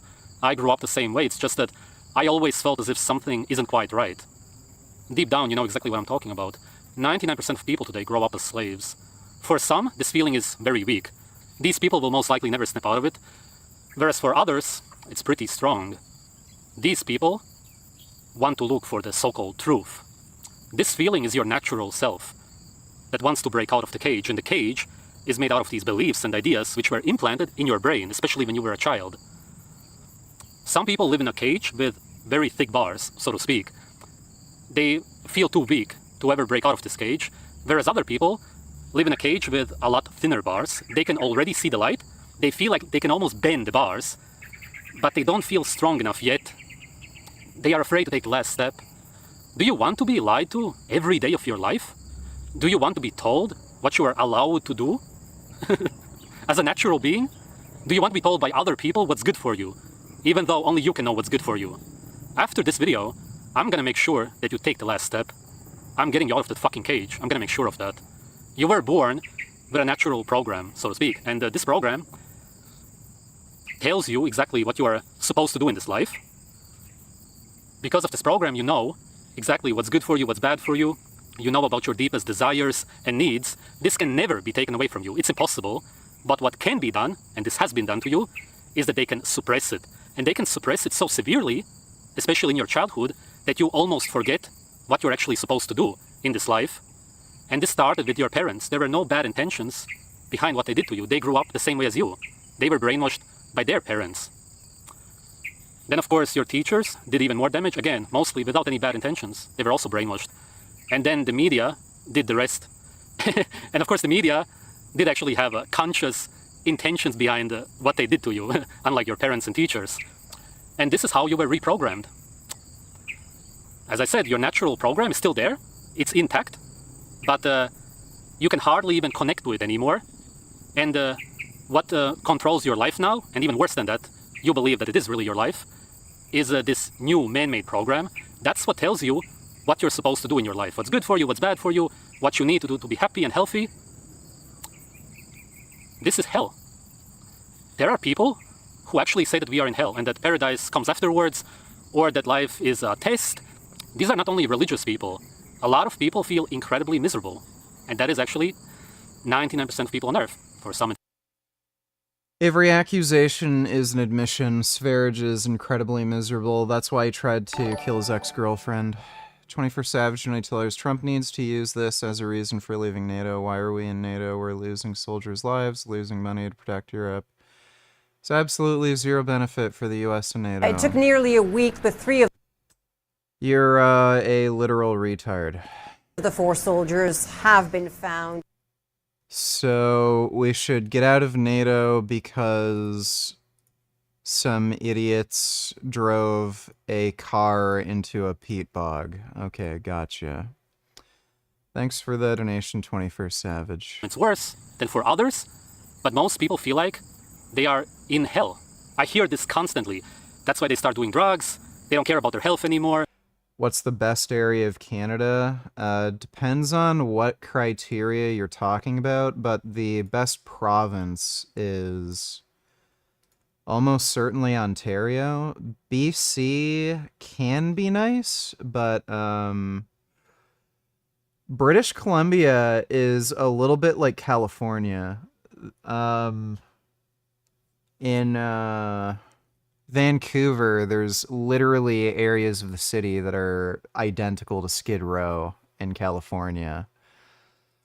So Ontario's probably the best province all around. And Toronto is also in Ontario, and it's a pretty nice city. They don't want to have children. Why? Why would you bring somebody into this earth, this reality? It's hell. I hate it. Of course, you don't want to then. Understandable. I wake up every day knowing that we are in heaven. I feel it every day. I wake up and I know I'm in heaven. I love it so much. To me, this cannot be anything. Yeah, this is coming from the guy who tried to kill his ex-girlfriend, and he's now an internationally wanted criminal, and he's on the run from the police. Mm-hmm. Sure. Else, but that's because I have a completely different biochemical state. That's all that it's about. It's the severe brainwashing that happens to you as a child, and it's your biochemical state that changes. That's why in this reality you can be in hell or in heaven, of course, also a lot in between and beyond. But to put it simply, that's why you complain that life is hell. And there's a way out of it. And the only way is the natural way. There's no other way. Every other way is man-made. And those are the paths that people choose. They don't really. It was put into your head. You really had no control over it, but you're lost. You don't understand that the only way is the natural way. You believe that there's other ways that lead to happiness and health. There are no other ways. Only one single way leads to happiness and health. That's it. As a child already, you felt what's good for you and what's bad for you.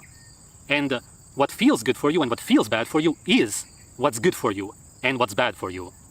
That should be clearly understood. You now, of course, have been programmed to believe that what's good for you is bad for you, and what's bad for you is good for you, upside down, inverted, twisted, as much as it can be. And now you go through your life believing that what's good for me is actually bad for me, I shouldn't do that, but what's bad for me, what feels bad, well, that's good for me, that's what they told me. So you just go through life, and you do what's bad for you, expecting to feel good. Impossible, naturally, never gonna happen. And then you don't do what you want to do, again, expecting that that's what's gonna make you feel good. Impossible. It cannot happen, ever. Because there's only one way, the natural way. You're choosing man-made ways. These beliefs and ideas that are in your head. This is what you need to get rid of. This started when your parents came to you one day as a child, maybe you remember it, and they said... Give me a second. Dude, I don't know why Avi copes so hard. I'm arguing with him about the Elon Musk Nazi salute thing. Give me a second. Damn it, wrong one. Where the fuck was it?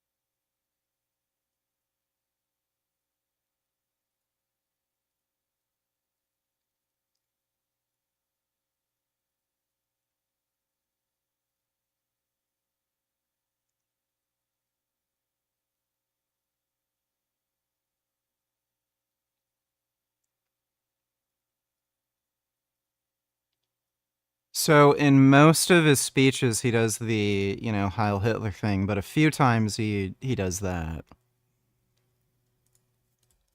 I literally sent Avi the clip, but he wants the thing of the full speech where he does it. Let's see if I can find it.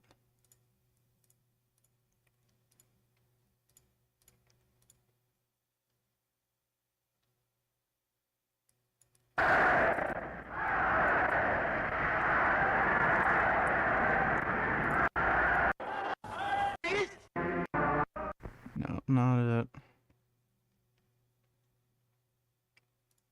1924, Hitler leaves prison with hundreds of pages under his arm.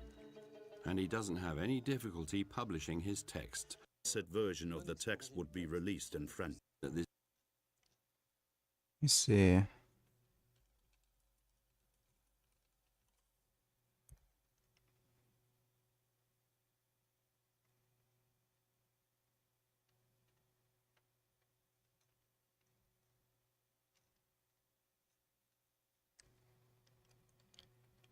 I'm gonna have to look for that later, I think.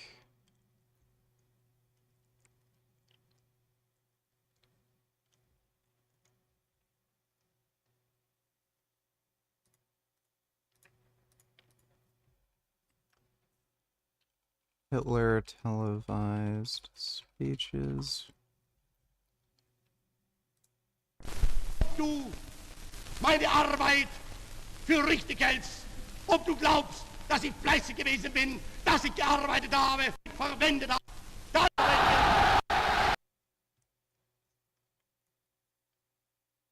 Trying to find it.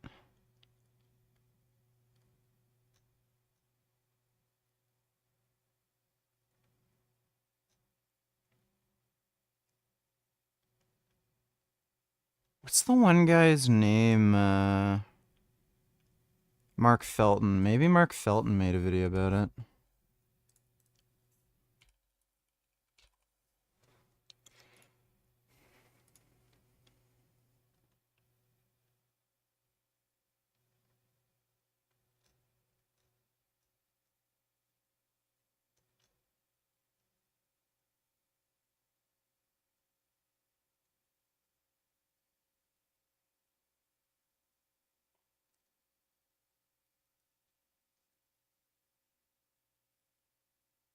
Trump Greenland.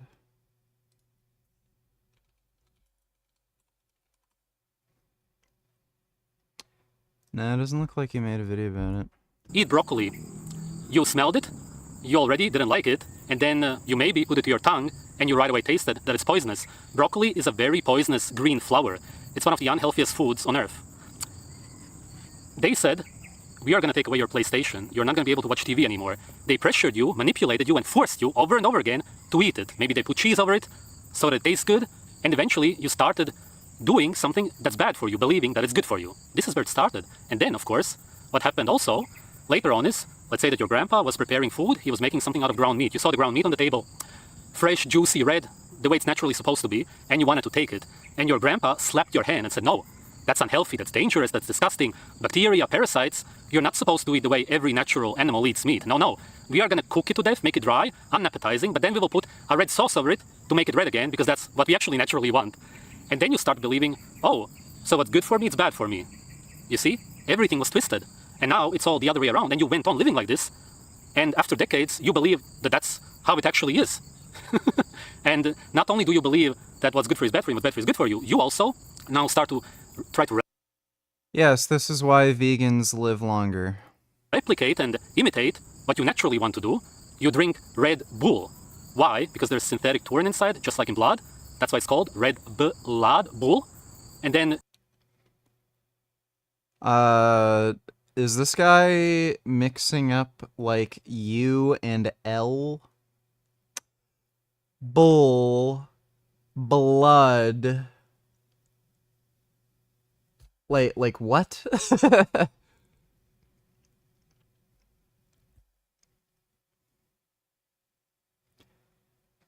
Cherry Coke Zero Coke Cock. You want to suck cock? That's why you drink Coke, because eating penises is natural. We would normally fight to the death, and then we would get so aroused from the fighting and blood, we would suck the penises and eat the penises of the men we killed. That is why people drink Cherry Coke Zero, because it reminds them of bloody penises. Like, what? You drink this toxic drink for energy because you want blood. That's why you drink tomato juice. That's why you put red sauces over your food. Why did you always want to eat chocolate as a child? Because you wanted seed slime with toxins and sugar. That's what you naturally want. Does that actually exist in nature? Or did you want raw liver? Why do children in nature rush to the... Yeah, I think chocolate is a little more appetizing than raw liver. I can guarantee you a child of any age from any culture will prefer chocolate over raw liver. We can go to uncontacted tribespeople in the Amazon rainforest, and if you give them chocolate, they will prefer that over raw liver. This is true cross-culturally. By the way, Sv3rige eats chocolate. His ex-girlfriend basically exposed him on this. He eats normal people food most of the time. All of this raw meat shit, he doesn't really eat like that all the time. He eats like waffles, pancakes, fried chicken, you know, normal, dumb, basic bitch American food. So he prefers that food over this like raw meat bullcrap. The animal that was killed and beg the grown-ups for the liver. And if they are given the liver, they go crazy over the liver because it tastes exactly like chocolate. Not the overcooked shit that your mother gave you with onions. No. Actual healthy raw liver from proper animals. It tastes like sweet chocolate. You'd never wanted chocolate. What you actually did want is raw liver. Why do you play video games? Because you want to hunt. Why do you play football? Because you want to hunt with your team. Once you will start waking up... No, I think I play video games because they're fun. Not because I want to hunt. You will realize that we constantly imitate and try to replicate everything that's natural. And the people who program... Does Sv3rige not realize, like, there's a lot of, like, different video games? Like, buddy, I literally have a racing sim rig to play racing sim games. So there's Assetto Corsa in my Steam list. What in the fuck does racing in a car have to do with hunting? Like, I can understand the argument if he's talking about, like, first-person shooters, but even that isn't really hunting. That's shooting and killing other people with firearms. I guess Doom, yeah, you're hunting demons, sort of, but, yeah, like, what's his explanation for racing games? What's his explanation for action platforming games? Like, what does Spider-Man have to do with hunting? Program, you knew this. They gave it to you.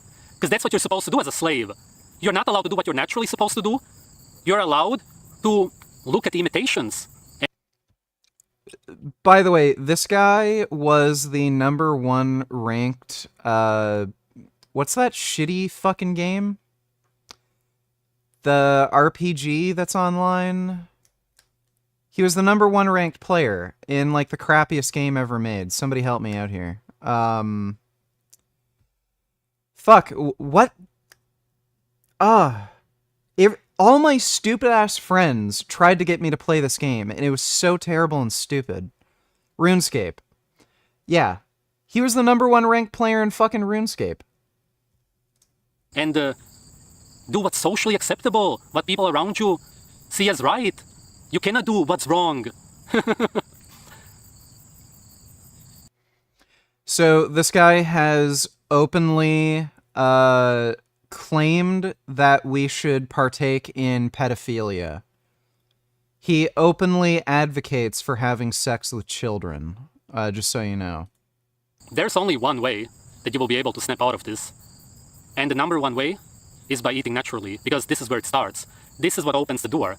There's a lot more behind the door, but to actually be biochemically healthy and to then be able to see through all of the lies that you've been told your whole life, the best and easiest way, and really the only way, will always be by eating naturally. You can see yourself as a machine, which was programmed in a specific way. In this case, that's nature. And this program tells you exactly what you're supposed to do, what's supposed to go inside of the machine.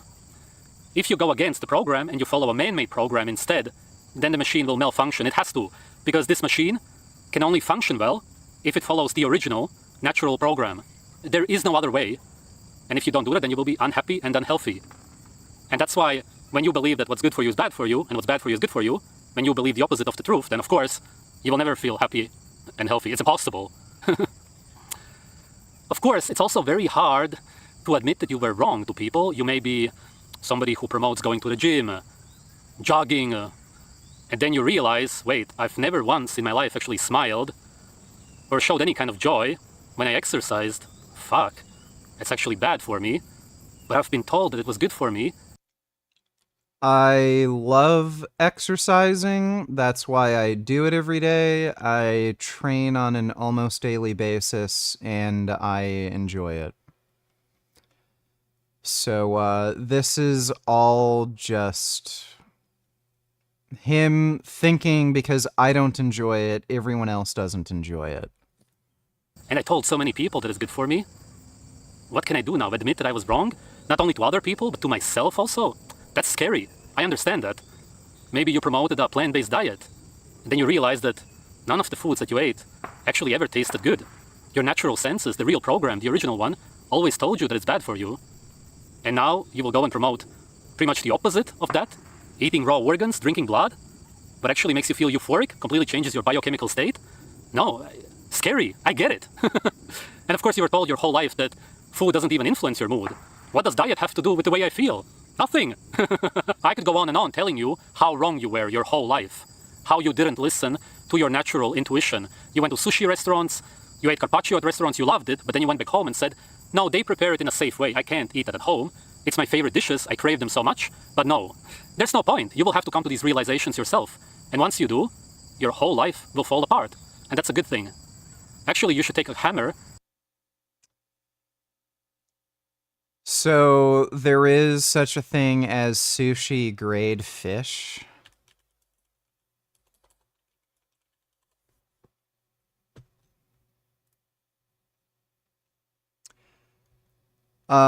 Most fish are infected with parasites.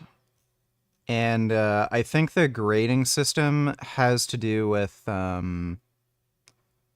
yeah, it's to avoid parasites.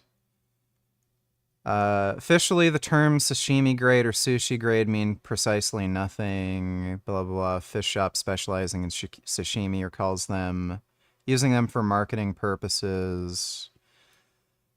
But, marketing term, little significance. The appropriation of sushi and sashimi for this purpose makes sense, since many Americans eat raw fish primarily in Japanese restaurants. The grade portion that is entirely misleading. There's no national governing body. The thing is, though, these fish are less likely to contain parasites. So you can't just eat any raw fish, and it's even a bad idea to eat raw fish at sushi restaurants. You see tons and tons of parasitic infections coming from sushi restaurants. So it's not a good idea. It's not a good idea to eat any raw meat for that same reason. So if you want to get a parasitic infection, go for it, but otherwise you probably don't want to do that. And break it yourself, so to speak. I could tell you that the way you see colors will change, that your vision will literally become brighter, that the way you respond to people will change, that your whole outlook on life will change, that it will literally change your whole life. So, again, Sv3rige, tell me, why did you make video after video claiming you were depressed, thinking of committing suicide after your girlfriend left you because you were abusing her? And then, rather than just moving on with your life, you decided to get a bunch of your cult followers to try to kill her? Oh, I'm happy all the time, and I see everything from a positive light, and everything just seems brighter and more colorful. Why were you admitting to having suicidal depression and you tried to lash out and kill your ex-girlfriend for leaving you? But what's the point? I can tell you that you will feel euphoric the way you have never felt like before. But you are in hell right now. You're watching me saying that, but you don't comprehend what I'm saying. That's okay. It's not even possible because you feel a different way. You're in a different biochemical state. You cannot know the way I feel. It is impossible for you to know. That's why the only thing that you can do is look at me, try to sense the way I feel, and then you will have to do it yourself. And you can do it. I believe in you. Sure. Oh, look, Will If it costs more, Tennyson, the clout-chasing dipshit. I tried the world's most expensive diet. Therefore, it's better, right? Well, I don't know, but I'm wanting to find that out. For the next 24 hours, I'm going to be eating the world's most expensive diet, with each meal consisting of the priciest ingredients I can get my hands on. Literally, it gets so expensive, I get a professional chef to make dinner because I just don't want to mess things up. This is actually a $100 dish at a restaurant. Let's go to LA. Financially stable in here. Look how narrow these hallways are. $19. So pretty much it's imported from Japan, and the farm that made the strawberry has been like farming for like organic eggs, single family farm.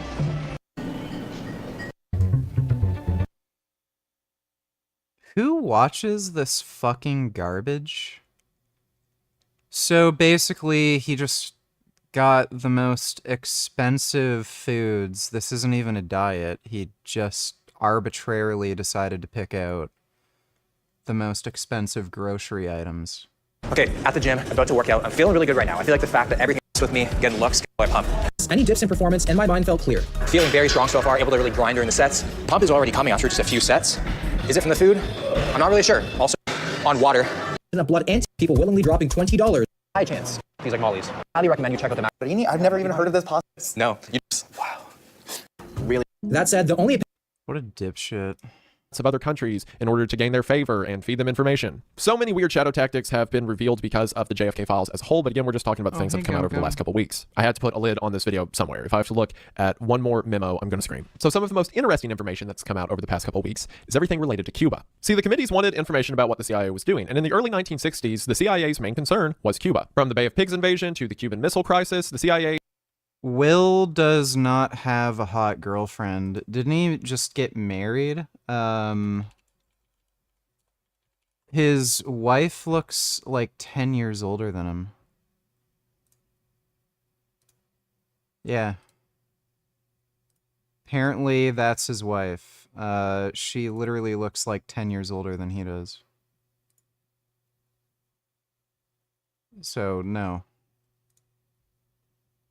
Was trying to find a way to get Castro out of power and to cripple the economy of Cuba so that they were no longer a threat. We know from declassified documents like Operation Mongoose that the CIA was trying to kill Castro and even attempted on a couple occasions. So while we already know that they did hate Cuba, now we know a lot of the ways how they hated Cuba. In this CIA document, which, by the way you can tell who's actually making the document you're reading is by the prefix on the record number. So if it starts with a 104, it's CIA. If it starts with a 144, that's the NSA. If it starts with a 198, that's the Army, etc. Because sometimes the agencies will be speaking to each other, or it'll be a clandestine operation, so everyone's kind of talking at once. But to know who actually maintained the record, which matters, just look at the prefix for the record. But anyway, as a lighter note, before we get into the depressing stuff, this CIA informant, while describing things that happened in Cuba in point 10, says L1 talked about assassination of President John F. Kennedy, L1 being the informant. According to L1, in 1969, L1 personally saw Fidel Castro receive a group of U.S. radicals. Castro talked to them for 2 hours about why just one assassin could not possibly have killed Kennedy. Castro ordered a reenactment of the crime using his best marksmen, and they could not duplicate what Lee Harvey Oswald supposedly did by himself. L1 said that 3 groups were...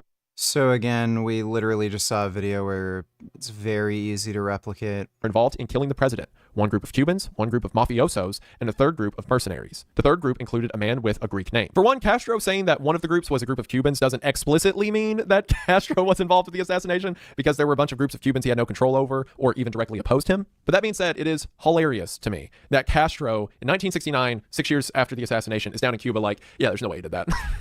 Absolutely not. And then he gets his best marksmen together to recreate the shooting to say that it's impossible. This man is literally me. Now we get into the more depressing stuff you probably expected, like lying to the American press. Because it had been suspected by many around this time that several nonprofits or otherwise legitimate organizations were either just CIA fronts or were allowing the CIA to operate through them. And of course, the CIA denied that, but as we see from internal memos like this one, they were lying. In this memo from the Assistant Deputy Director for Plans to the Deputy Director for Plans, in point 2, the Assistant Deputy says, early in April of 1968, the Office of the General Counsel made available to Central Cover Staff a copy of a letter and an attached list of organizations sent to the Internal Revenue Service by Mr. John Frappier of Ramparts Magazine. The letter, dated April 5th, 1968, had been furnished OGC through IRS liaison channels. The letter appended a list of 145 tax-exempt organizations and indicated that all were suspected of having been funded by or having cooperated with the CIA. So in other words, this journalist put together a list of 145 tax-exempt organizations that he thinks are actually just cooperating with the CIA, and he published it in Ramparts Magazine, but he also sent the list to the IRS, which, does he think that the IRS doesn't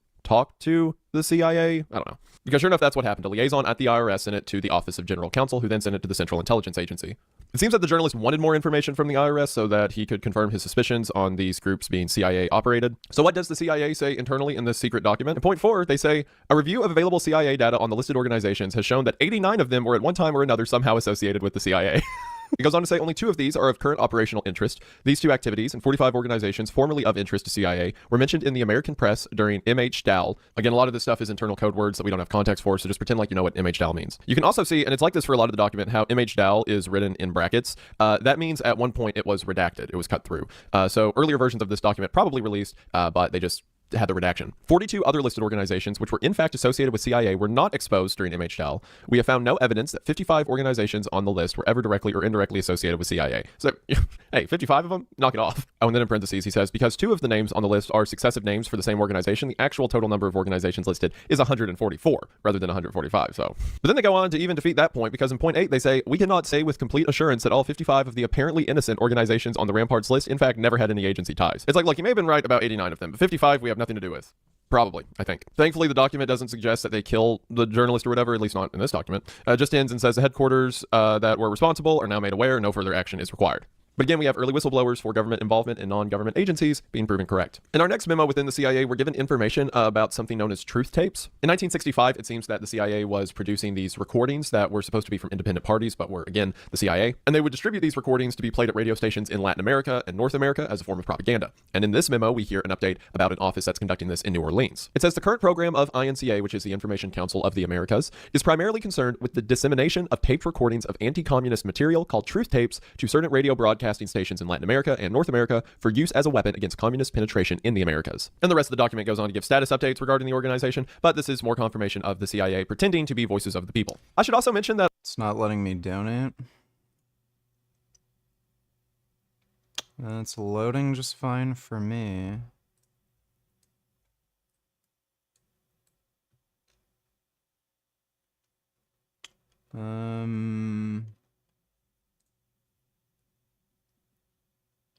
Yeah, I don't know what your issue is. Everything seems to be fine. A lot of this isn't any new news for a ton of people, especially people who have kept up with government documents in the past several decades. There's been several documents and reports that have come out related to truth tapes. It's not like this is any huge new news. But what is huge is that this is, for one, coming directly from the National Archives, and there are now 0 redactions to this stuff. So things like names, dates, and addresses are on full display. And again, while a lot of this has come out in previous releases of the JFK files, new information is being added. So again, we're covering everything that's new this week. All right, here's where we get into the fun stuff. So this dispatch regards the Special Activities Report. Gum Gum. Wanna come cuddle, Gum Gum? Gum Gum. Come here, Gum Gum. Gum Gum. Gum Gum. Come cuddle.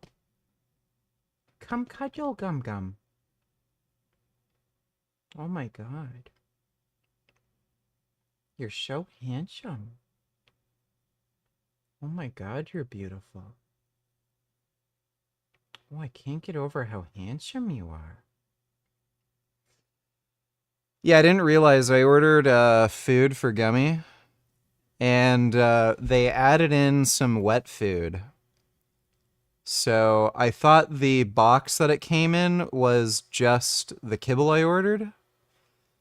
So I only just opened it up today because his old bag ran out.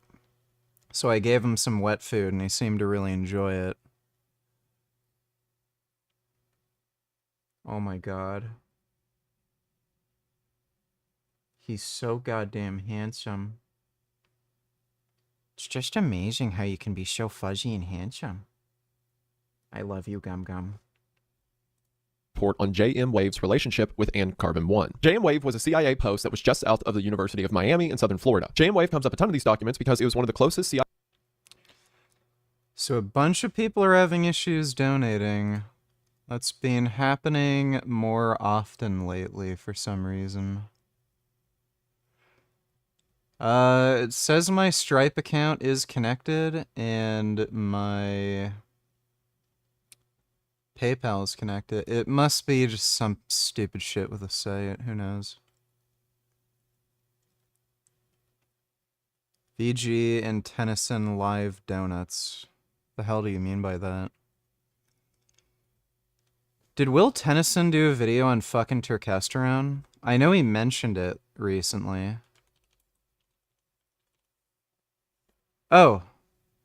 Well, my friends, it is going to be over soon. Elon Musk, tech billionaire, Tesla CEO, part-time edgelord, and full-time chaos agent is stepping down from his Trump-appointed role as the head of Doge. Seriously, Elon Musk is calling this a 130-day tenure, and he says it's a revolution in government. He's claiming victory. He says, I did. He wasn't able to fire any employees. They have to rehire them. They're on like an administrative leave and they're receiving pay despite not working. So he literally did nothing but cost the government money and inconvenience people on Social Security and other government benefits. And he says that's a success. Did it. I helped cut the federal deficit by $1 trillion. And now with his mission accomplished, he's... So I think it was calculated with all the firings they made. That only accounted for like 4 billion in savings, but that's assuming these people were fired and their jobs were not replaced.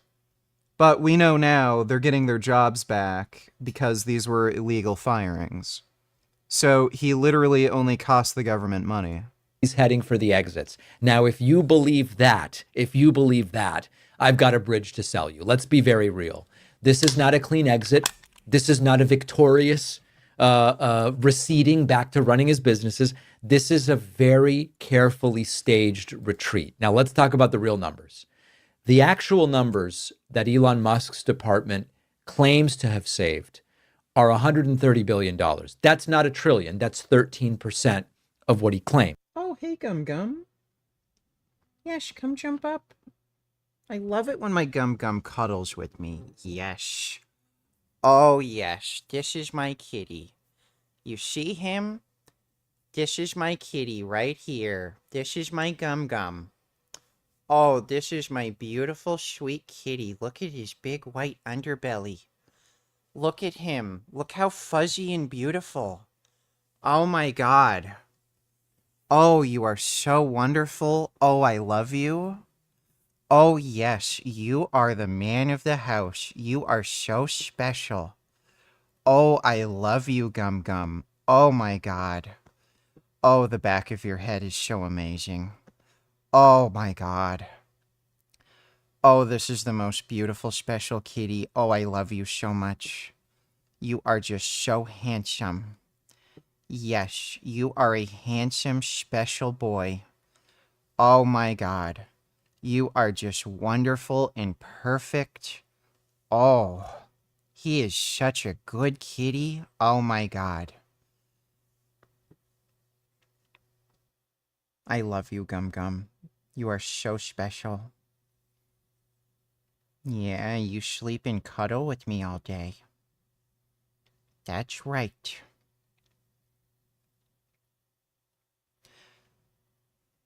Oh, best.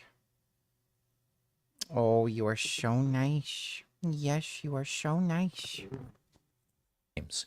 Even the 130 billion has not been identified by a verified rather by a single independent agency. It's a bullet point. Now, when we dug into the details last week and the week before, we found that some of their $130 billion in claimed savings were things that actually date back to programs eliminated under Biden. Some of the claimed savings were decimal point errors where they overstated by orders of magnitude the amount of savings. Others are canceled programs that haven't actually even received any money, and the actual savings is zero. So even what they claim, Trump says. Do you sometimes miss BMO or Finn? Not exactly. I really like BMO and Finn. But, you know, it is what it is. Like, they're more Jasmine's animals, so, you know, I'm fine with them going. Musk says we saved $1 trillion, we cut $1 trillion. Their real bullet point is we saved 130 billion. The audited bullet point is close to very, very little. So this is how Elon operates. You overpromise, you underdeliver, you lie, declare victory, and disappear before the consequences hit. And what Elon Musk is now trying to do is get out before the layoffs and the program cuts and the sloppy spending slashes start to hurt real people in an even more serious way. He's cutting and running right as the lawsuits are starting to overturn some of what Doge has done. As the oversight demands are saying, we're not going to go with this unless we actually can go through a proper oversight process. The public backlash is mounting. And maybe even more importantly, part of why Elon is bailing is his businesses are starting to struggle as a result of him being supposedly working 100 hours a week on 17 different projects, doesn't let you be too in depth on any one of them. Tesla's struggling. SpaceX is struggling. X is struggling. Shareholders are getting restless. So this is the pattern. Elon swoops in, grabs a bunch of headlines, pushes some superficial change. When the real work starts or the PR turns or the damage begins to be felt by average people, he exits. And the Republicans who have been yelling for years, why can't the government run more like a business? They kind of got their wish, and it looked really bad. It's layoffs and unchecked power, a complete lack of accountability, lies from the top, and the billionaire walking away before the dust even settles. So did Elon Musk save American government? No. Did he end waste or fraud? I don't even know that he found any fraud. We still don't have a single person who's been charged. Okay, the investigations take time. But if they found as much fraud as they claim, which is a crime, you would think there are going to be many arrests and prosecutions here. And then he is now bailing before the math catches up to him. Is this reform? No. It's a performance, yes. But the saddest part of it is we're all going to be left holding the bill. And the most terrifying part of it is that this has worked to bamboozle and trick and grift the very people who are going to be hurt the most by it. And now some of them are expecting checks in the mail. Did you know? Well, hopefully with Elon Musk leaving, that is a good thing.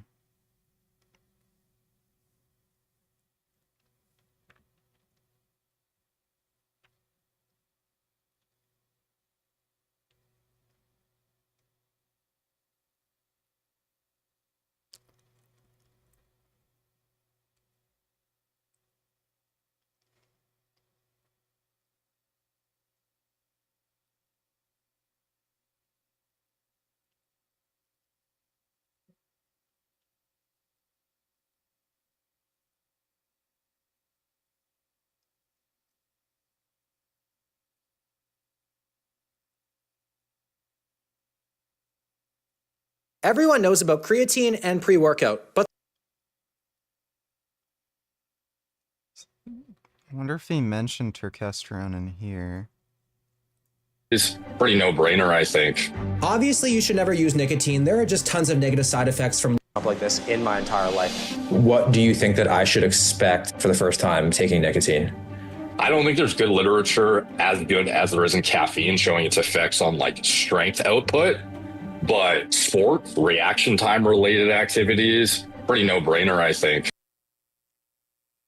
So nicotine seems to enhance nervous system efficiency and improve motor learning. Those seem to be the two big effects that nicotine has. So if you're doing a sport that requires very fast bursts of powerful output, so if you're doing powerlifting, Olympic lifting, throwing, I guess martial arts to some extent, you'll be able to produce more power. And it also seems to have benefits for motor learning, interestingly. So, you can learn how to do movements easier if you're taking nicotine, and even just watching someone do a movement. So let's say you're a beginner and you're learning how to do a squat or a bench press or whatever. You have a better ability to watch somebody do something and replicate those movements. That seems like there's a decent amount of evidence supporting that effect from nicotine. Does seem to have benefits when it comes to depression treatment. Nicotine is a pretty potent antidepressant. It also seems to help people with ADHD with attention span. And it does seem to increase both free and total testosterone, but not to a substantial degree. Depending on the study, like around 5 to 15%, which isn't much. I wouldn't really take it for that reason. But yeah, for nervous system efficiency and motor learning, that seems to be a noticeable benefit. Obviously, you should never use nicotine. There are just tons of negative side effects from long-term use, and it's just not worth it. So I threw it out. But it was still great for the gym. Nicotine, 4 stars. Cialis, anyone? We all know what this is used for, but it has another use. Cialis doesn't just improve blood flow to you-know-where, it improves blood flow to all muscles, which boosts muscle size and vascularity. Would it be considered? I've been on Cialis. Doesn't really do anything. Like, some people say it gives you like crazier pumps in the gym, so like when you're working out, the pump you feel from working out is greater. I've never noticed that. Like, the only muscle group where I might have noticed a difference is my triceps, but everything else, exactly the same. Maybe a bit more in my triceps, but that's it. I really wouldn't be able to tell you that I noticed any improvement with like cardio, endurance. I didn't see increased muscle size or anything like that from taking Cialis, or the generic name tadalafil. It does improve erection quality. Even if you don't have erectile dysfunction, you'll notice a difference for sure. But it's not, I wouldn't take it for performance enhancement outside of the bedroom. There's no point. It may actually be good for you. It does lower blood pressure. So it's likely just good for you in general. But I wouldn't take it because, oh, you're going to get crazy pumps. I've never noticed that kind of effect. Natural? No. Definitely not. Well, like, I guess, like, in the context of the fitness industry and what you and I and most people watching this video would consider natty, yeah, it's natural, but like, for legitimate classification purposes, like it is a synthetic drug that inhibits an enzyme that allows you to vasodilate in certain tissues, and that's not. I don't even think tadalafil is synthetic. Didn't they find it from like a plant?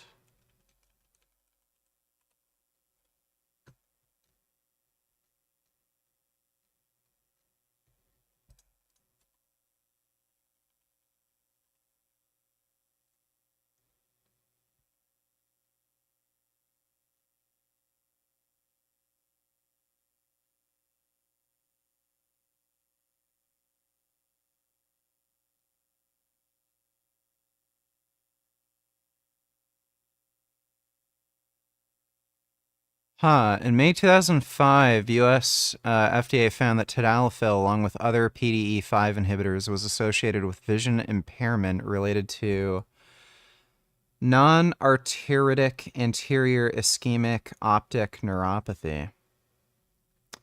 Weird. I don't know if that's from the actual medication or if people on tadalafil have a higher risk of these sort of diseases because what's it called? Ischemic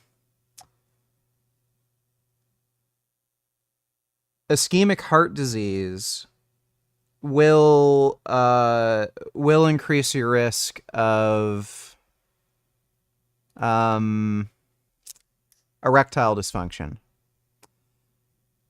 So somebody with ischemic heart disease may have increased risk of ischemic optic neuropathy, and then they're more likely to take tadalafil. Most but not all of these patients had underlying anatomic or vascular risk factors, yeah, unrelated to PDE5 inhibitor use. FDA concluded that they were not able to draw a cause and effect relation. Yeah, so it's probably just bullshit. I want to know, I'm pretty sure they found this compound from like a naturally occurring plant. That's how they find most drugs. Tadalafil can be synthesized starting from D-tryptophan methyl ester, blah, blah.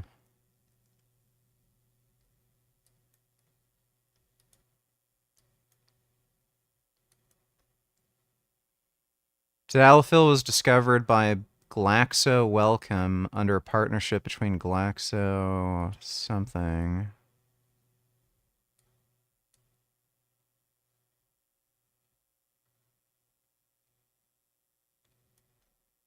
Yeah, I'm pretty sure they discovered the compound from like some not naturally occurring plant molecule. That's how like most drugs are even developed.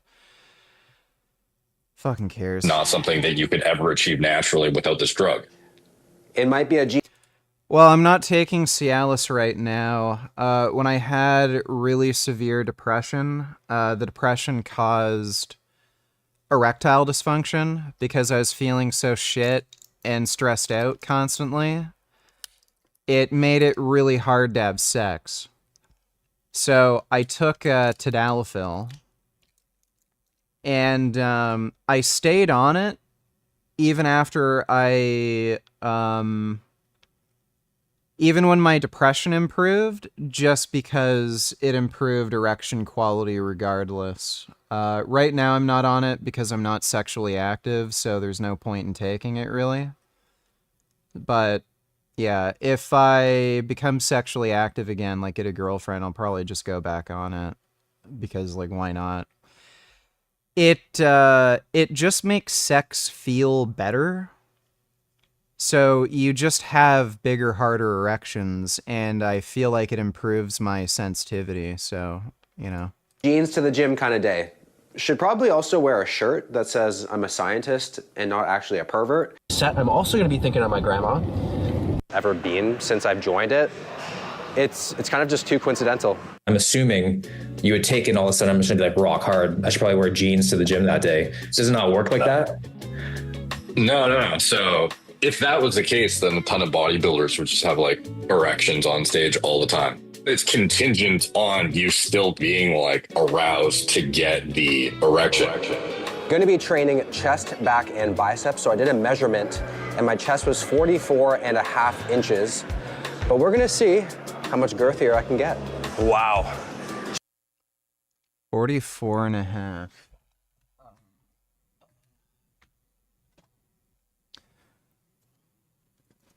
Let me see.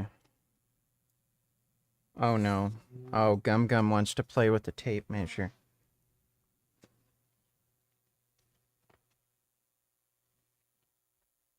What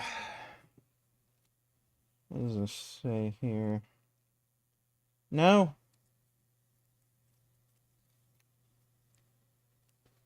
No. No. Yeah, I'm at about... Let me see. Just trying to sit relaxed. I'm at about 47.5. Sitting down. I don't know if standing up makes a difference. Yeah, about 47.5. Chest is already feeling full from that one set. Typically for my second and third set, I would get a spotter, but I feel like today, I'm guaranteed to get it up. I'm feeling good. 10 reps.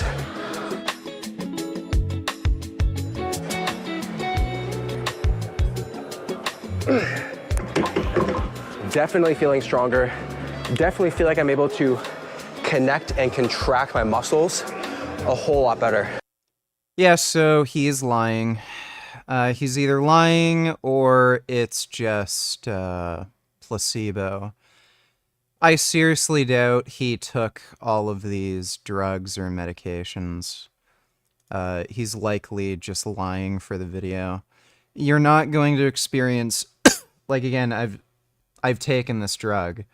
You're not going to experience that effect from taking tadalafil. You're just not.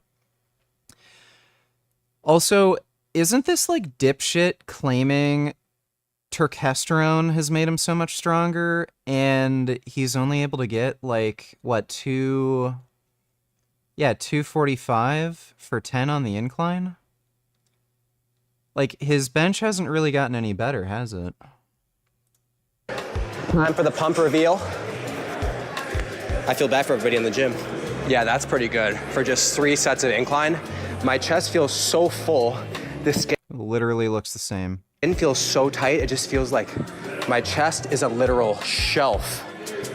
Guys, I have officially ascended to another level of pump. I have never had a chest pump like this in my entire life. The amount of blood. Yeah, so he's just bullshitting. Again, you're not going to experience that on tadalafil. That's in my chest, the amount of detail, like I couldn't believe the detail that the Cialis was bringing out in my physique. Like, look at me doing cable. He literally looks the same as when he's just normally. Curls. So many veins and lines. It was so cool to see. I just did the post-workout measurement and it came to just about 46 inches, which means we added roughly 1.5 inches of girth, which is pretty good. That is normal. Good considering I did chest first and the pump kind of wore off a little bit, but pump is still big. Let's do a little physique update. I definitely feel, because there's so much blood just shuttling to my muscles, that I look a whole lot leaner. My legs actually got pretty pumped as well. I definitely think it's gonna be impossible to beat the pump that I got today. And the thing that sucks about a pump is that eventually you gotta lose it. Today's workout's gonna give me a very unhealthy in that priority. Awesome. Can you help me with that? Yes. Yeah? Yeah. Will I have like one of the best pumps of my life? Yeah. It or just do it? No, just when it's in. What is that? It is. Moving on, IV drip. IV. All that. What a retard. Pre-workout. We don't know the absorption at the end of the day when we take oral supplements. Is what? Come at me. My arms have never been that big. I'm so happy right now.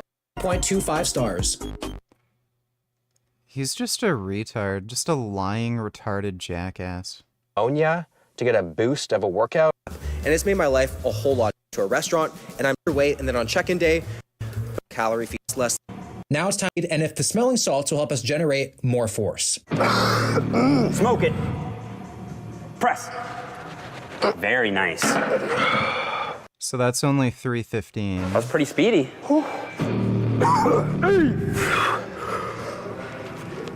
Press. Oh, that was quick, dude. We were both very impressed with our rep speeds, and the weight was moving a little quicker than usual. Now it's time to add some music and increase the weight. Oh man, this is crazy. This is about to be my bitch. Watch. Yeah. 340. What, Are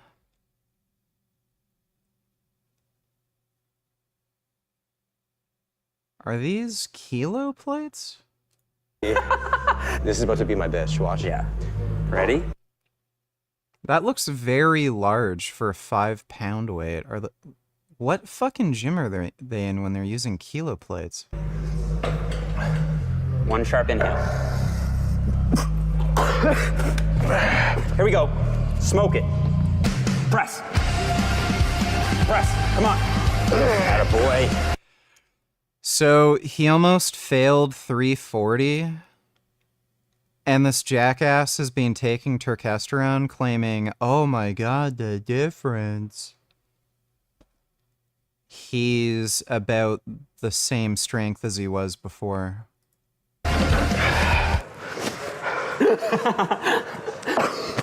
My throat's burning. How did that feel? I actually felt angry. Really? Yeah, I felt angry. Painted, redline your like fight or flight of your body essentially. In general, when is that most advantageous? It would be before like a max effort, short burst thing. Bro, I just got the best idea. What? I think we should do an as many reps as possible test. Okay. With 225. With the salts? With the salts. Something you should only do it once every blue moon when you like. A plant steroid, there's not much long-term research on this stuff, but it There's zero. has been shown to enhance muscle recovery, Has not been shown to enhance muscle recovery or growth. and improve body composition, Has not been shown to do any of those things. all while maintaining your natural. Yeah, so the only study that's come out on turkesterone, Greg will attest to this, there is no turkesterone supplement on the market aside from Greg's turkesterone supplement. The only study done on turkesterone so far has shown it had no effect. It came out recently, like a few weeks ago. It's not the best study ever. They basically just took a bunch of college athletes, gave them turkesterone, and they showed no difference in strength or muscle mass. None whatsoever. Ideally, you'd have a larger cohort, maybe 100 or so people, and you would put them on the same weight training routine and then give them turkesterone. They didn't have that kind of study design. They basically just followed their normal workout routine. But again, they showed no improvements. So there's no research whatsoever showing any efficacy of turkesterone whatsoever. Status. This is probably the one I'm most excited and most skeptical to try. Turkesterone, we all remember it's 15 minutes of fame. It's Hak Tua. They're sitting on a natural bodybuilding custom pest dispenser made for these. Workouts haven't been bad, but I haven't been noticing any immediate effects like the other stuff I've taken. But I kind of have a feeling this is going to take a few days to kick in. It is currently just about 4 p.m. and I'm making my lunch now. And it's not even because I'm hungry. It's just because I think it's something that I should do. It feels like it's like the most intense appetite suppressant that I've ever had. And considering I'm on lower calories and I'm someone who likes to eat a lot, I'd say that's a pretty big win for me. Yeah, so a supplement that is supposed to make you bigger and stronger has an appetite suppressing effect. Does that make sense to you? Like by the way, there are like growth hormone secretagogues. They tend to increase your appetite. Most people who do anabolic steroids, again, they'll either experience no changed appetite or an increase in appetite. Apparently, the the supplement that's supposed to make you grow more muscle and make you more anabolic is suppressing your appetite so you eat less and lose weight. Does that make sense? By day 4, Turk began to seem pretty promising, but I'm wondering if that was just a fluke. I have a lot more endurance, a lot more strength, and also I've noticed today and even a lot more strength. Show it. Show it. You did a 340 max bench. Show what your max bench is if you're a lot stronger. You're lying. He's lying. He literally did a 1 rep max test with fucking Jeff Nippert here. He got 340. So show us the big improvement to your strength, jackass. Easiest way to objectively measure strength is to do a 1 rep max test like you did before. Why don't you do it again? even yesterday, I felt a little bit more motivated coming to the gym. I think it has to be because of the testosterone. Definitely feel like I have more fight in my sets right now to battle it out. At 7 there, it was kind of difficult. I still managed to get 10.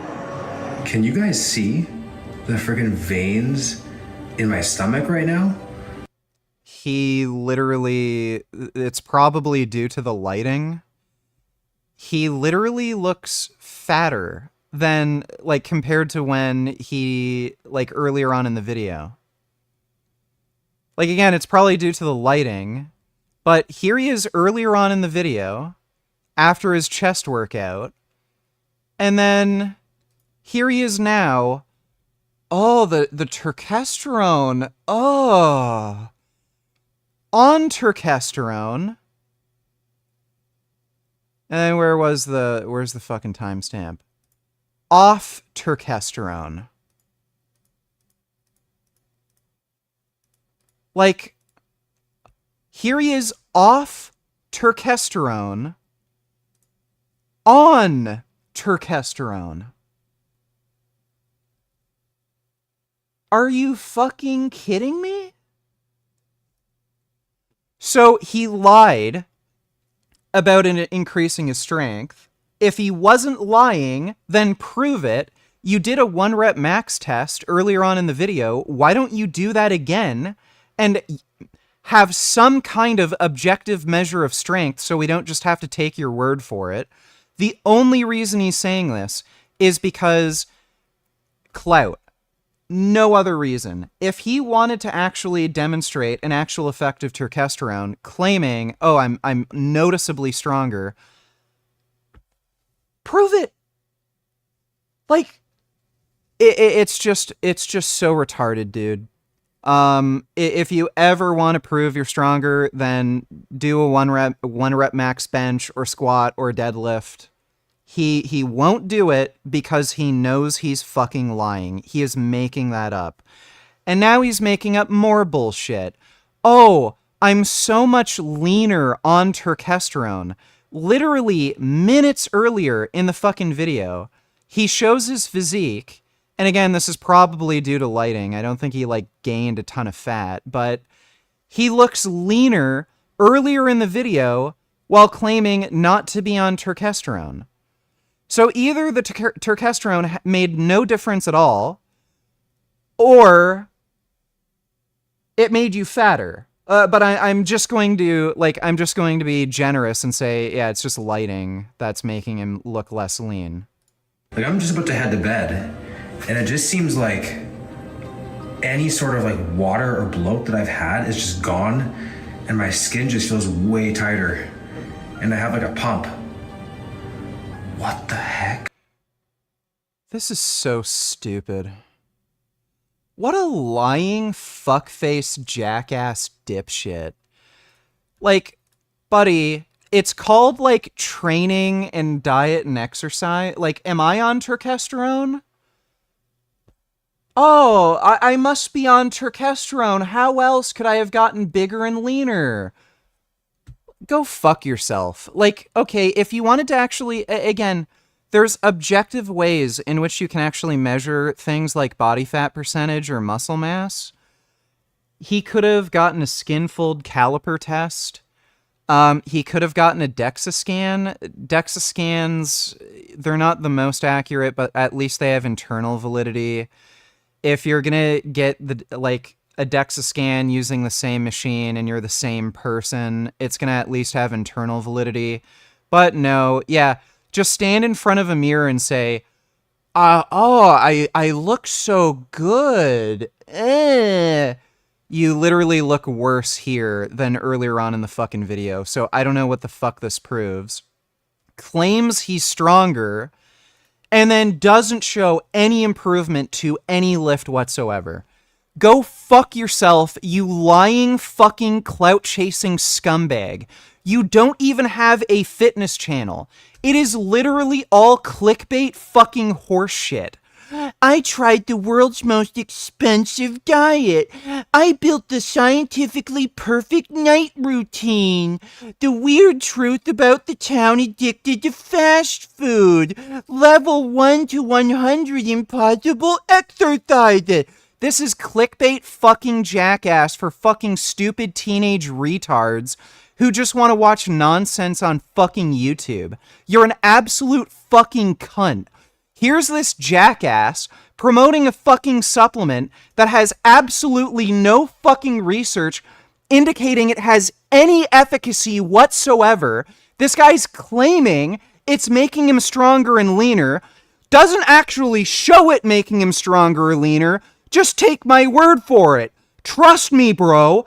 Trust me. Go fuck yourself, you asshole. You fucking prick. Do you like the money you're making? Is that worth it? Are the lies and nonsense and bullshit you're promoting worth the money, you fucking selfish dickhead? Day 6 and 7, the workouts were great. I was strong, but nothing crazy. I didn't feel that extra boost I had on day 4. I'm holding the bottle and I'm like, this thing is getting pretty damn light. So I look at the back and 3 capsule serving only gives you 13 servings per the entire container, which is actually insane considering it's like, I think it's like almost $70. So yeah, so it is cheaper to take anabolic androgenic steroids. You're going to get way more fucking gains from taking 200 milligrams of testosterone per week, and you'd save money. So what's the point in taking the stupid dumbass fucking supplement? that is expensive. Holy shit. I ended up dropping 2.1 pounds in a week, and looking at the before and after photos, there is a... So, this dumbass claimed he was eating less, and he's like, oh, I look leaner. By the way, he looks exactly the fucking same. He's claiming a 2.1 pound weight reduction. You look literally exactly the same. I don't see any noticeable fucking difference. You can lose, your body weight can change literally 5 pounds in one day, and you'll see no perceived difference in how you look. That can be due to the amount of food in your stomach, whether or not you have to take a fat shit, a piss. You can store water weight. You can have slight edema. He looks exactly the same. If we're going to assume he actually lost weight, this guy did say he was eating less. He had reduced appetite. So, what does this prove exactly? Massive difference. I am so shocked, especially in the core. Literally no difference. I think that's just because of the testosterone just completely destroying my appetite. It was actually very easy to stay in a calorie deficit. In terms of my training, nothing dipped. It remained pretty standard. I had that one good workout of the week. The fact that nothing really changed to being... Oh, so I'm stronger, but I didn't get stronger and I lost weight. Okay, yeah, genius. In a calorie deficit, losing weight, that is definitely a plus. But I didn't notice a massive boost. But maybe that's just because I was in a big deficit and I should just hope to maintain. But I am definitely interested in continuing this stuff to see how it works long term. Testosterone, 4 stars. What is this rating system based off of? So let's look at Greg's website. That's weird. Greg's thing doesn't come up. He might want to try to improve his Google search results. Yeah, Gorilla Mind is the first one that pops up. I don't know why Greg isn't the top in the search results. What's his stupid HTLT,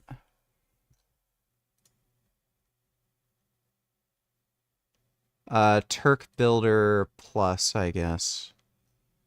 So, let's see. After years of searching the globe, authentic turkesterone, blah, blah, blah, extract, minor ecdysteroids. Number one most effective ecdysterone product available on the market. What can turkesterone do for you? Are you someone trying to add muscle and love a next level pump? Or maybe you are someone that is looking to thin out and become more defined. Real, authentic turkesterone like Turk Builder. So basically, the claim is it allows you to build muscle and lose body fat. So he's going to be judging the supplement on that basis. Build muscle and lose body fat. The only thing he noticed while taking turkesterone is he lost 2 pounds in 1 week. And he can't even be sure if that's a direct effect of turkesterone. He took it for 1 week. So the appetite suppressing effect could have just been an off week where he ate less. Maybe turkesterone reduces appetite, but again, never been shown in any research that it has that effect. And he admitted at the end of all of it, he didn't actually improve any of his lifts.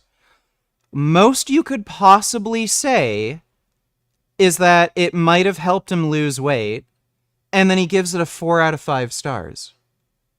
So it failed half of the label claims and 4 out of 5 stars. Like, this guy is just a lying, clout-chasing dipshit. That is dead to see how it works long term. Turkesterone, 4 stars. If you had to pick, let's just say like 2 or 3, like 3 legal performance enhancers that you think that I'm missing out on that could be a good addition, what would you recommend and why? Yeah, if you want to do an autologous blood transfusion, that would be pretty helpful. You'll find the prevalence of asthma in professional athletes is much higher than general population. The reason some people think that these people are more diagnosed with asthma is to get prescribed bronchodilating asthmatic medication that then gives you a performance enhancing advantage in sports. I don't know if that's true. When I had asthma when I was a kid, and I swear, like, there were 3 or 4 kids on every single one of my hockey teams that had asthma. I don't know if there's like a higher prevalence of asthma in athletes due to like extreme exercise or something. Who the fuck knows? But like, I know from playing hockey, just fuck ton of kids with asthma. My membership always on auto pay for you, vagina gains. Well, I appreciate that. Yeah, I guess Streamlabs isn't working tonight, but thanks, dude. High enough doses too. These have shown to be anabolic. Anything a little bit more, no prescription, no blood transfusion. One thing I could give you as a recommendation too, Raoul sign. It's kind of like a smash your head through the wall type stimulant where you feel like almost at the brink of anxiety. A lot of the enhancers I took over the week were amazing and added so much to my workouts, but I couldn't imagine taking most of them long term. But maybe once in a while, for a special day, I know where to turn to. What a dipshit. Will is such a fuckhead. Tested the most dangerous exercises. Guillotine press. Guillotine press is fucking stupid. People in the politics and religion server are talking crap about you, wanting to debate you. You should join, surprise them. Which channel? I have no idea if donations are working. Nobody's donated in the last like 30 minutes, so I'm assuming no.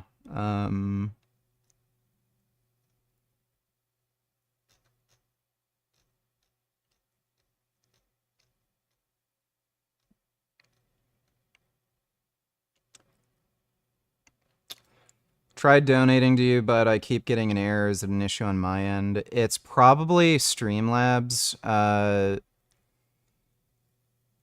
I think their website just sucks, and whenever they have increased traffic, they end up having just site crashes and shit, and it just happens sporadically.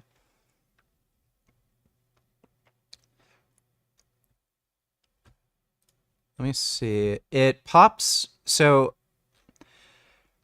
I don't know, like, are you getting the error when you actually try donating, or does the site, like, actually crash when you open it up? Because sometimes it just crashes when you open it up, and sometimes there's an, like, actual error when donating. Is it in the vegan server, or what? That likes you, and a spotter that's not in your will. If you die with flared elbows. So you want to shrug your shoulders up? Even worse. I think this is a 10. It's like crazy hard on your rotator cuffs, and you can just snap. Like a close grip, neutral grip, pull down. Yeah. They also do something called shoulder adduction. You pull your arm down almost. Existing rotator cuff issues, I think it could exacerbate them. Okay. I don't think there's any evidence, though, that it causes shoulder issues unless you're trying to do more weight than you can handle. The reason why people do it. Okay. Because I feel like pressing in general is very front delt dominant, whereas this one kind of avoids the front delt. He's getting a little bit more side delt. I don't think that's true. I don't think that's true. I mean, I feel it. Okay. Hey, there you go. It's your truth. Do you want to include that take? Or do you of course. Yeah. Okay. All right.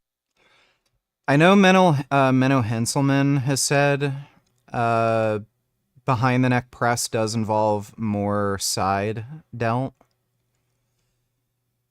I think it's a very good exercise, and definitely when I included behind the neck press, I've noticed way fewer incidences of shoulder injury. So I think it is good to do behind the neck press just to make your shoulders more resilient to injury. Yeah, make you look like an idiot. Here, you're not going to feel as much of a stretch. True. It's deadly for noobs, and then slightly risky for advanced lifters. Okay.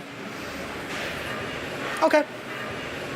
Hey, I don't want to give away my rating. I don't want to spoil it. We are for similar reasons. I do think it poses an unnecessary risk, and it's an exercise a lot of people complain about. So even if there isn't necessarily scientific evidence showing that it increases injury, which I don't think exists, there's a lot of anecdotal evidence that it does. I'm a movement optimist, so I think your body can... Yeah, behind the neck press is fine. It's just whatever you've made your body accustomed to doing. I don't think it has a particularly high risk compared to other pressing movements.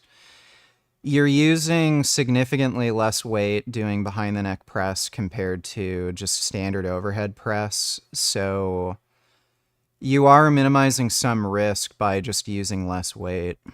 Can adapt to things that you do. For me, a 5 would be a... That's right. Yeah, Phoenix hates these. Yeah.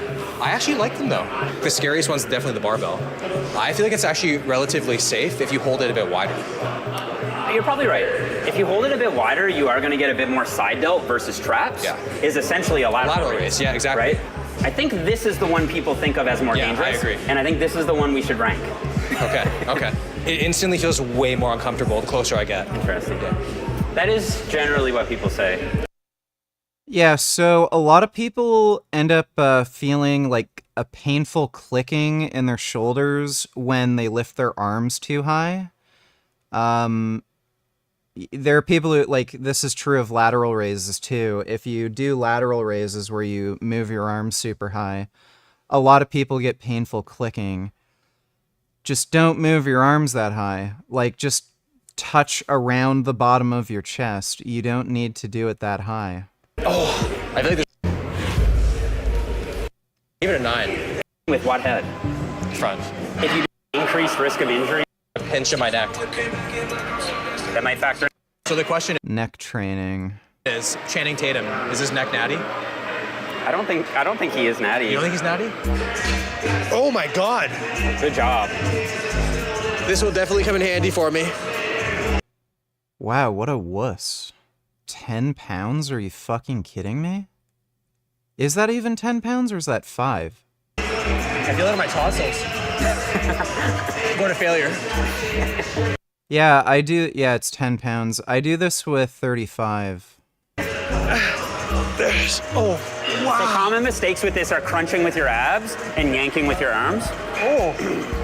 There are some guys, like fighters, football players, I've seen people do this with double stacked 45-pound plates.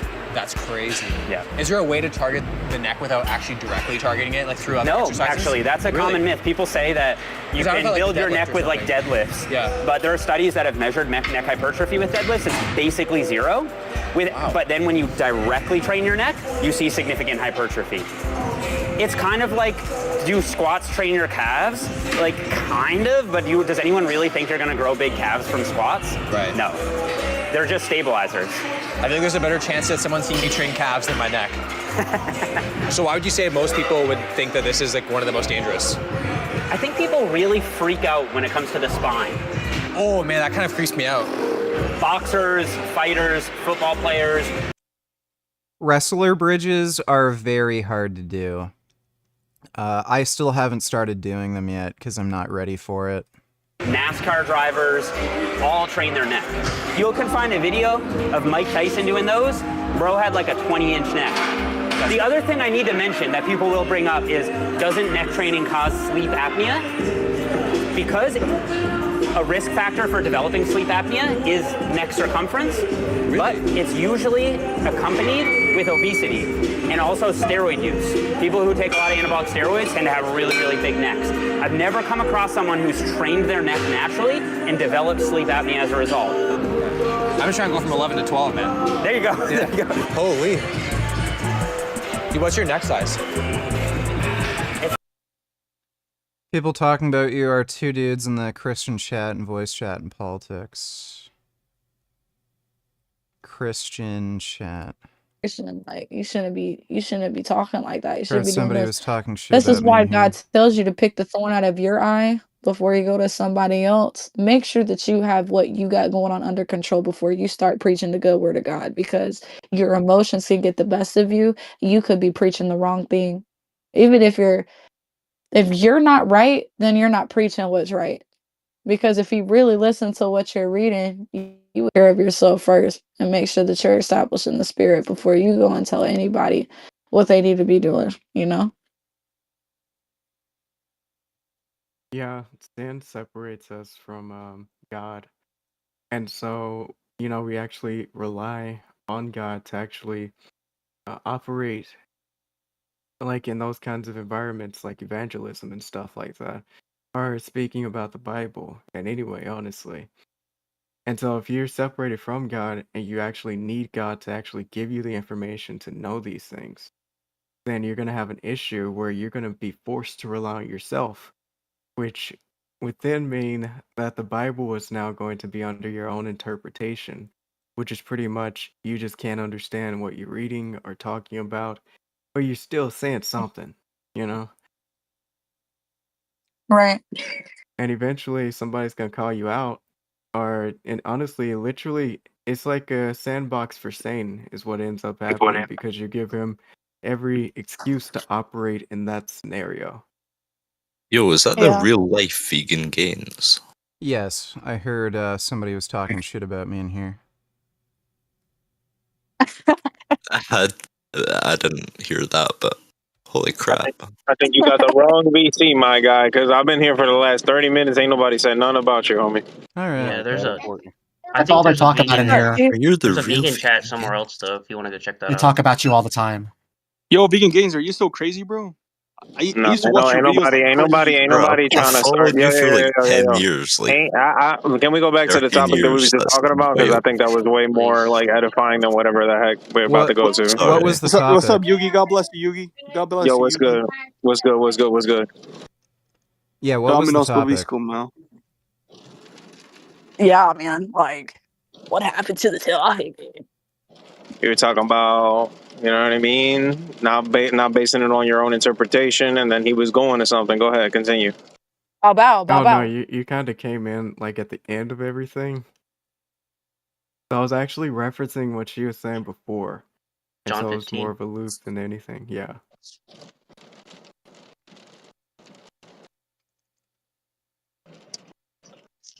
Okay, well, hey man. I mean, shout out to my friends pulling up. What's up, y'all? Everybody's like, am I getting like rated by my friends? I don't know.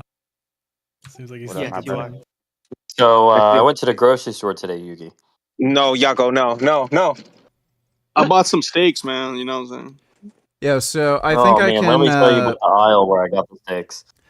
I think I can kind of contribute to this topic somewhat. I don't think, assuming God exists, you should ever Right. put any trust or faith in him, because clearly he would be a malevolent being. Amen. Based on what? Wow, I nice think Reddit that's, take. Yeah, so based on the problem of evil. Every what? time an atheist speak, it's just like No, it's makes okay. So your ears dry. no. Yak. Just let him. Let's try. Oh, Let's try, bro. You know it's the same song and dance, but let's just try. Let's just see. Hey, Go I ahead, mean, bro. God Said, did let's save the try, piggies, man. bro. You know what I'm saying? He said, Let's just let's try, bro. try. Go ahead, It's a vegan. justification, Based on what, bro? Based on what? Go ahead. Yeah, so assuming God exists in the first place, Right. we can work from that assumption that there's some sort of being that created the universe and is responsible for everything. Clearly, this being does not have our interests in mind. Clearly, doesn't care if men suffer, live, or die. And that's just simply due to the problem of evil. The fact that Oh, he evil doesn't care, but exists. he sacrifices himself for No. it. Ray. Oh, Hold on. Ray. No. I got you. Trust me. I'm with you 100%. Yeah, that's what I want to understand. Like, are you talking about the God of the Bible? Well, whatever God you believe in, whether you believe in Okay, well- Jesus or whatever, the issue is if you're going Well, to you bring gotta up be- Jesus, there's no way to know if Jesus was actually in contact with God or a God or some other kind of entity. Christianity does recognize the existence of other gods, so Jesus could be in contact with Satan, could be in contact with Baal, could be in contact with any number of Greek gods like Zeus. Who the hell knows? Lord God, I pray. So What's this guy talking? Let me know if you haven't read the New So Testament. the issue wait a is. minute, God, I pray. So wait a minute. So wait. What? You're saying that if there was a God, he would be malevolent. Then I asked you, okay, which God are you talking about? And now you're talking about all these other ones. Are you talking about the God of the Bible in which you're calling malevolent specifically? So, whatever you take to be the most powerful God who's responsible for the creation of the universe. You didn't answer. Okay, so how do you know? So hold on. So how do you know? Hold on. Yo, So how do you think which veganism again? helps you? Is this a vegan channel? Hold on one We're not second. Hold on talking one about second. So veganism. Yeah, that's him, bro. That's the famous vegan. hold on one second. So you're saying whatever God is declared ultimate. Okay, so how do we know if it's Yahweh or Dagon? Because Dagon claims to be like the creator of all things, right? Well, there's no way to know, but there would presumably have to be a God that is more powerful than every other god, unless you're going to take the stance that there are gods of equal power and strength that basically are in a stalemate with each other. But okay, so this is what I'm saying. Your position is a little incoherent because you're saying, on one hand, you're saying any God that says that he is the Almighty Creator is inherently malevolent, but you just made a claim that you can base no evidence on. How do you know whether it's Dagon or Yahweh, the God of the Bible, for example? We're going in circles now. the issue. So the issue here is there is a God that would, assuming that a God exists, that is the most powerful of any god. So, and this would presumably be the God that created the universe. I guess you could take the position that there's a God that created the universe, but there's a God that God created that's more powerful than the God that created the universe. You could take that position, but there is presumably under your worldview. There is presumably under your worldview a God that is all powerful, correct? Yeah, well, that's the thing. Under my worldview, under the Christian paradigm, the Christian Bible, our God is absolutely perfectly just. You're just saying a God that created all things. You have So no would like. a You have perfectly not. Hold on, You haven't brought just wait a everything. minute. yeah Hold on, wait a second. You just said earlier Christianity implies that there are other gods. No, it doesn't. yeah it does. There's Wait. only one God. There's only No, one God. Ray. Hold on. I'm Ray. just saying It that. doesn't Yeah, for yeah, sure yeah. Christianity that there's But doesn't other I'm state trying to that. gods. correct him. That's That's a why rough you're take. asking him. But that's why you're sitting here asking him, which God are you It's talking it's about? kind of Because you're irrelevant to the implying that topic. every single God is the same God. Yeah, That's but not you're what. trying to No. imply So all gods are the same God yeah, and have the No, no, same so no, no, amount of I'm no, not no, power. no, claiming. no. So Ray, first of Ray, Ray. all, God in yeah. No, no. He's Christianity does not say there's a God more powerful than So him. first of Nowhere does all, it speak yeah. this. So first of all, I'm not claiming that. Second of all, it's kind of irrelevant to the topic. The only claim I'm It's not. making is that under your worldview, there is a God that is all powerful.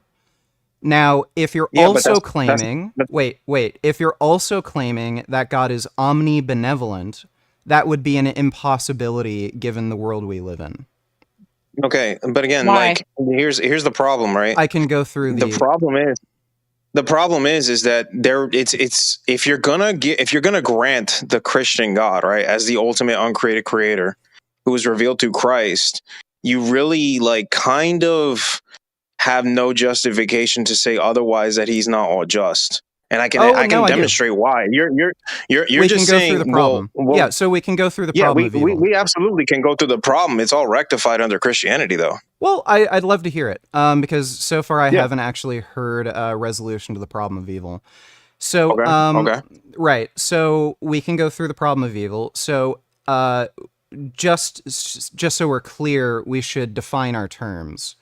I would define omnipotent or all-powerful to mean the ability to create any possible world. So you could make anything that is possible come into being. Would you agree with that definition? Sure. God can absolutely make any world that he wants to make. Yeah, no one's denying that in Okay. Christianity. Yeah. Yeah, so we're just defining the two positions here. So we have an agreement on what all powerful means. Now, as far as omnibenevolence, I would take omnibenevolence to be the desire to create the best possible world. Would you agree with that definition? Say that one more Yes, time. which is what? Yes. Yeah, so I would take I agree. omnibenevolence to be the desire to create the best possible world. Omnibenevolence is the desire to create the best possible world. Why is that the only definition of omnibenevolence? Well, I'm not saying Omnibenevolence. I'm not saying that's the only definition. I'm just saying that's how I would define it. I think that's how most people would argue to define it. If you have another definition, we can maybe argue that point or come to some sort of agreement. That this God is inherently always all good. By his very nature, by his very existence, he's all good. Yes, but According to our scripture, yes. right, but right. what would that mean? What would that entail? Like, to me, that would entail the desire to create the best possible world. That would entail that, for example, that he's incapable of creating evil. He's naturally evil, and any evil that is done is just a privation of what is already good. Evil doesn't ontologically exist. It's a good example on Genesis, right? It says when he created the world, everything that he created was good and perfect. It is we as humans good and humans who perfect? made the free will decision to go against what was good and ended up doing evil on our own choices. Were humans perfect? They were perfect, but they were convinced. But that has nothing to do with what God did. It has everything to do Would with a what perfect he did. being be able to be convinced to commit evil? Wait a minute. Okay, hold on. Let's make something clear. By the very nature of God's creation, because they are not God, they're not going to be perfect. So let's just make that clear. No, I'm saying I wouldn't say they were perfect because everything that God creates is good and perfect. So Adam and Eve were essentially perfect prior, but that's an issue. That's an issue because you're contradicting yourself. It's not an issue. Hold on. You're saying the they both difference are is- and aren't perfect. I'm gonna explain to you. I know, but what I'm gonna explain to you is this. God is eternally perfect. There's not, that is his nature is perfection. Our nature isn't perfection. Our nature is human. Humans aren't eternal beings. We don't have, it's not that we don't have a beginning, we don't have an end. We didn't exist forever like God has, right? We have a completely different set of nature than God does. So his logic is set on truth, and it is set on everything good. He created us to be good, right? We are perfect in the sense of what he created, but because he gave us another option, we chose that other option, and that's what started That evil. sounds to But that wasn't violate your his, that's definition of not because of perfect. him though. Yes, because Yeah, we we're going. Hold on, real violated quick, the real quick. perfection. I But I God appreciate. cannot do that with his nature. Go Yeah, ahead, go ahead. I appreciate you like adding on, but we don't want to get too far off the topic because he is just trying to define terms, and we want to go Okay. back on topic, right? Because he did say, and I want to make sure we're tracking here, right? That omnibenevolent, right, for you would be that this God would create the optimal world. I'm saying for me, omnibenevolent would be that this being, by its very nature, is absolutely always good, right? So there would be a disagreement on definitions here. Okay, so your take on benevolence would be the being itself is always good. The issue I have with that is, what does goodness mean? Like that would mean certain behaviors, that would mean certain desires, certain actions, and that would therefore necessitate, if we consider this being to be all good, creating the best possible world. Right. So in terms of, for example, if you want one example of him being all good morally. Well, I don't want an example. I want a coherent definition, because if you're going to say being all good doesn't mean having a desire to create the best possible world, then what does goodness mean? And then when I ask you, you just say, well, it just means God is good. Well, that seems to analytically be linked with the desire to create the best possible world, because if you are all good, an all good being would want the best circumstances, not only for himself, but all others. Yeah. Yeah. Well, so the thing follows. is, But okay. So, and this is the thing, right? If we're gonna, you're tracking so far theologically, right? In that anything that God creates is inherently going to be imperfect, because it is also not an uncreated, omnibenevolent, omnipotent being. So by its very nature, let me finish real quick. By its very nature, it's going to be imperfect. Well, you can have something. Yeah. So real quick, that would clearly, now, just like you're yeah, inferring, right. you're making real quick. You're making an inference now. You're saying, well, that now necessitates that being, because of his morally perfectly good character, has to create a world in which there's only one specific outcome. And I'm saying you're inserting that. And in the same way, I can clearly logically deduce the same thing and say, look, this omni-benevolent, omni-good being that is always good no matter what, despite whatever he creates, he himself, by his very nature, is uncreatedly good. He's always good. So just because an imperfect being perverts what's already good doesn't mean anything else on terms of, like, it's not an indictment on God's character morally, for example, or his very nature. Well, he doesn't change. Yeah, it would. Can I? If you're God and you decide to create Tyrannosaurus Rex and say some other plant-eating dinosaurs, would an all-good being go out of his way to create creatures that torture and murder and rip apart other beings in some of the most violent ways possible? Would an all-good being, create psychopaths, people with like severe mental disabilities, where they literally cannot empathize with other people, other animals, and they have no sort of like innate moral principles where, oh, I don't want to hurt somebody else. They literally don't have that part of their brain functioning. Like, these things seem to entirely violate an idea of an all good being. Like, you could claim, God is good, but it's people who choose to do bad. Well, an all good God wouldn't create people who have that capacity. But this is where I don't think you understand scripture at all. Yeah, this Well, is hold where on, but this you is gotta this is step where in. the You've gotta. this is where the theology checks in. I got you because you guys want to hear scripture. Okay, I'll give you scripture too. All right. It's not really that. It's that we have to teach him about what the meaning of free will is. If he Well, gave us that's what no I was free going to get will, into. Yeah. then there isn't any good. There isn't no Yeah. room to be good because you don't have another option. So Yeah. that's why he created the tree as another option. But I So, just wanted to ask a okay, question so, while you guys well, continue we with can the resolve talk. We're Can this gonna I ask get very a into that. question real Wait, quickly. quick? don't let him. Wait, Don't let wait, him we lead can. because we're gonna I'm get. not gonna let him go away, but I just wanted to Yeah. ask one question before you guys continue. If the creator of a car is not blamed for car crashes, then why is God blamed for what his Well, creators of cars are blamed for car crashes. If you design a faulty car, then yes, you absolutely they're will be not? blamed for car crashes. If you design a car with That's not what faulty she was brakes, saying. you are to blame. All right. That's not Can what we she go was real saying. quick? Yeah. Real quick. Real quick. So. Well, wait. She was making the point that you cannot have goodness without free will. Does God have free will? No, that's not the point. No, that's a complete. Okay, look, sister, if you really want to argue to have route and go completely off topic, go for Well, it, man. But if I'm you telling you, think, like, well, wait, if you think I you're didn't say better that. That able to was her. argue than her, it's kind of hard going back and forth between different people with Yeah. different viewpoints. Yeah. If you feel like Yeah. you're Yeah. better That's what I'm saying. at arguing this point than her, I'll just argue with you for now, and then maybe we can go back to her. Yeah.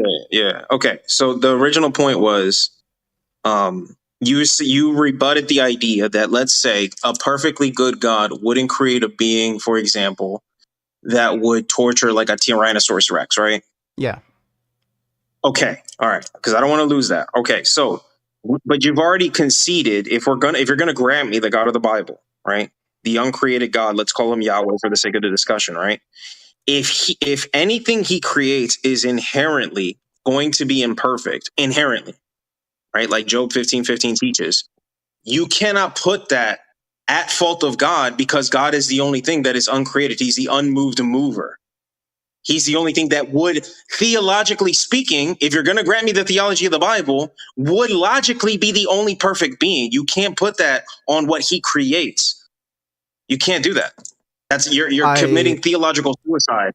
No. Because now you're going to say everything he creates has to be God. That doesn't work. No. There's not a that's single not what I'm saying. religion that believes that. So Okay. that's not what I'm saying. God could create lesser beings. The point I'm making is if he's going to create lesser beings, he would have to put those beings in circumstances where they are not being tortured, brutally murdered, suffering horribly, just by nature of their very being.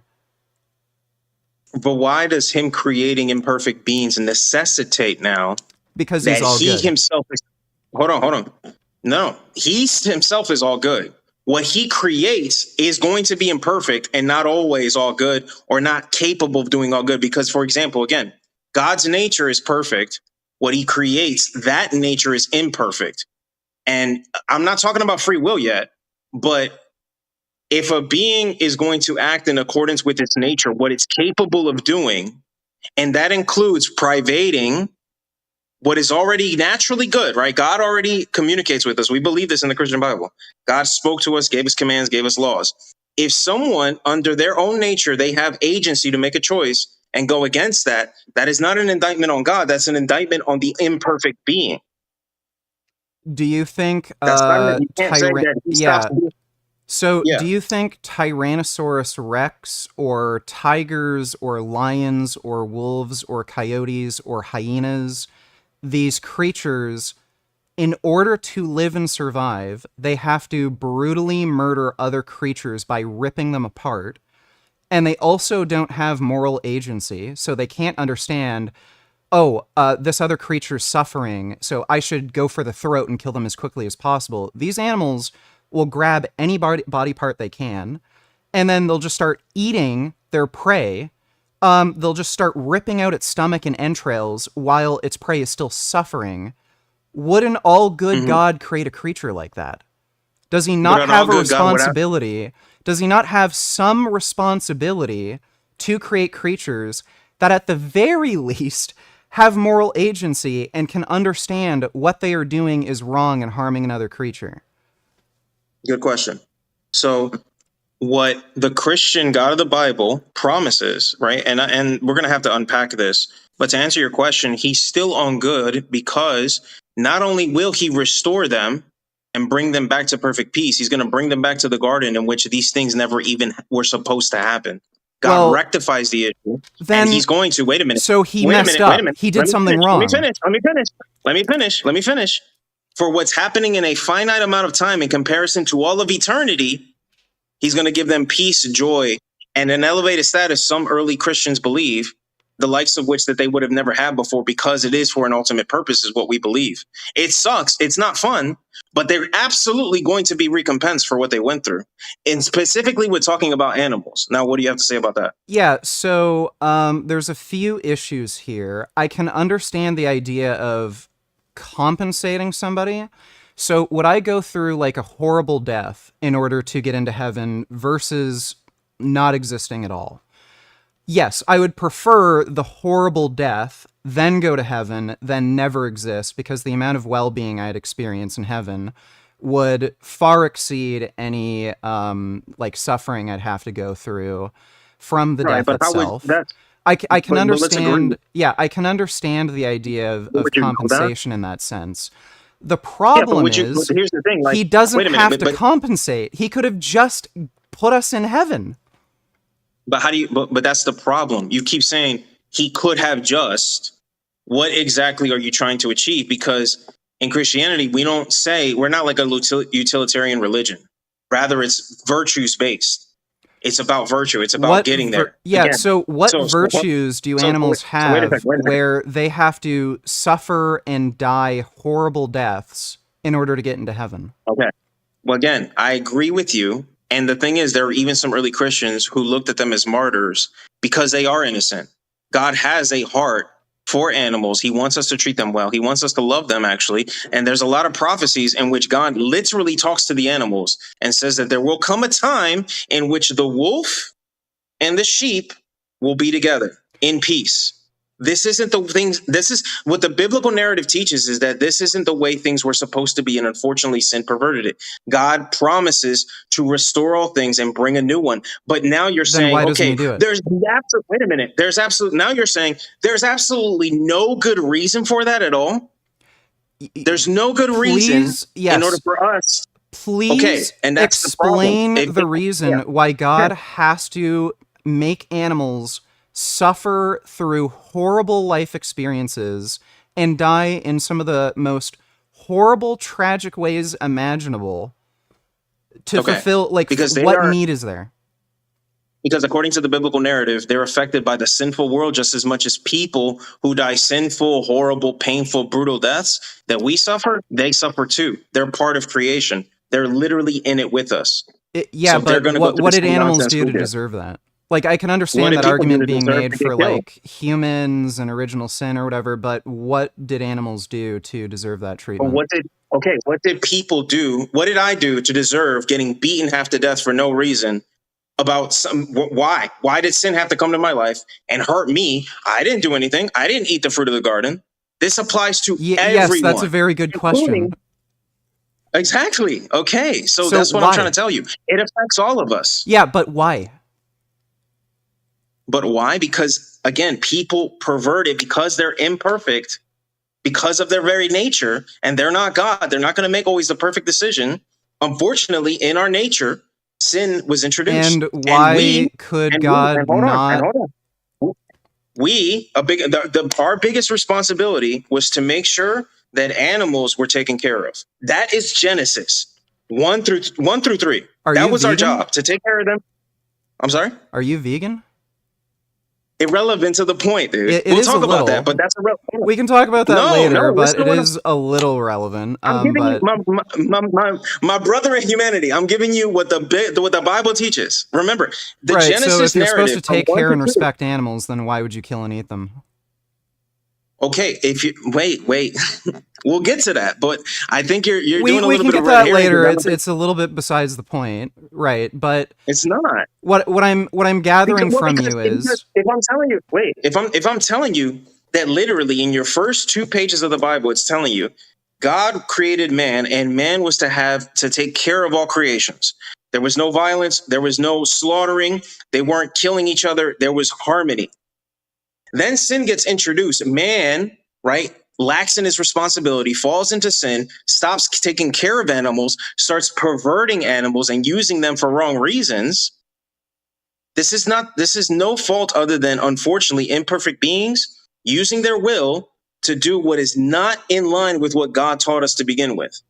We're getting there, and Lord willing, we all do. I would love to see that day. But now we can talk about, okay, now does killing them mean taking care of them? That's a good topic for debate, dude.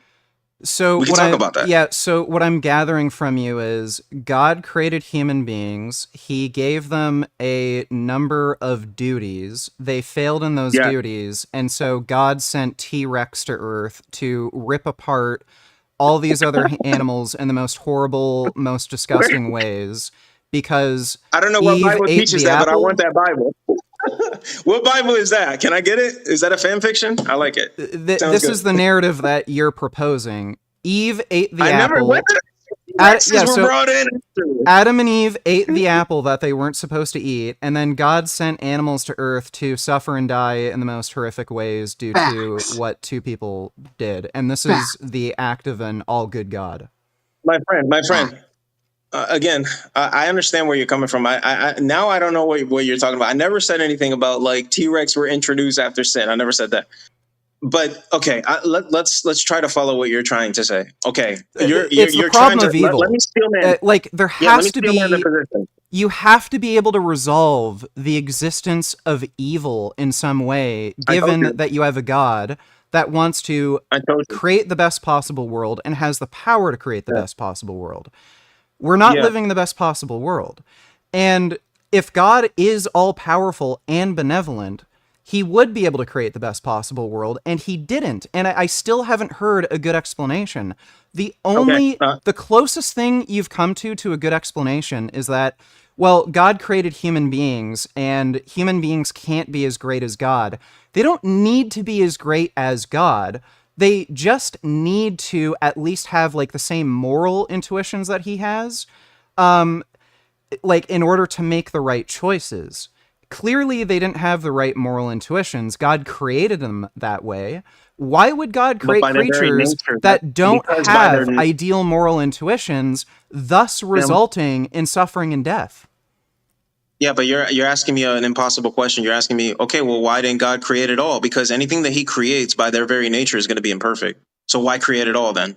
Well, that's a good question. If God is an all good being, and any creation he would create would result in horrible, untold billions and billions and billions of sentient beings being tortured to death, then clearly the better option, if that's the only possibility to create beings that would just commit horrible atrocities, the better option would be to not create. If the presupposition is this creation is purposeless. Well, what do you mean purposeless? It sounds because I would agree with you that if a God created a world in which all there was pointless suffering, torture, and torment, and destruction, and killing. But is that really the world we live in?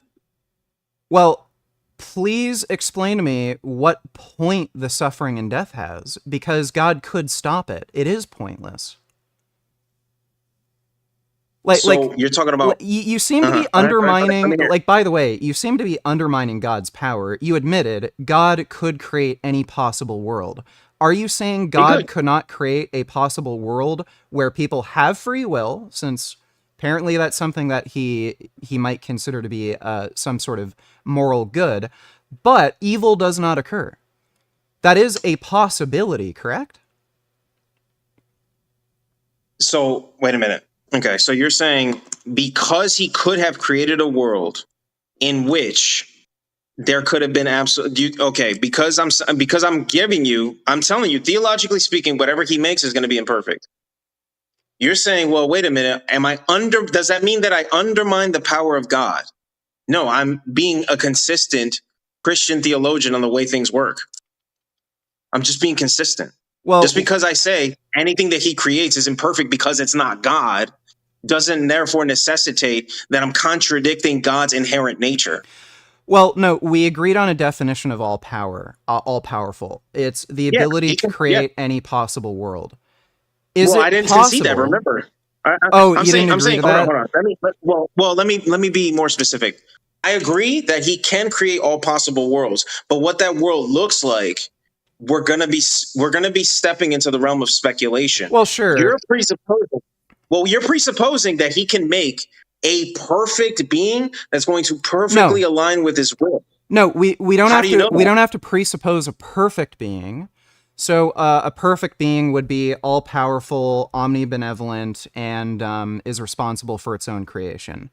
We don't have to presuppose those things. We can just presuppose benevolence. They don't have to be all powerful, and they don't have to be responsible for their own creation. So all God would have to do is create beings that are omnibenevolent, but are not all powerful and aren't responsible for their own creation. That's all he would have to do. So a possible world in which this would be the case would be heaven.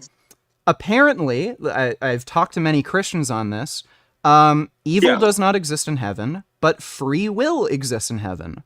So we know if we accept this is a possible world, he could have just created people who use free will, but they use their free will to make the right choices like the people in heaven.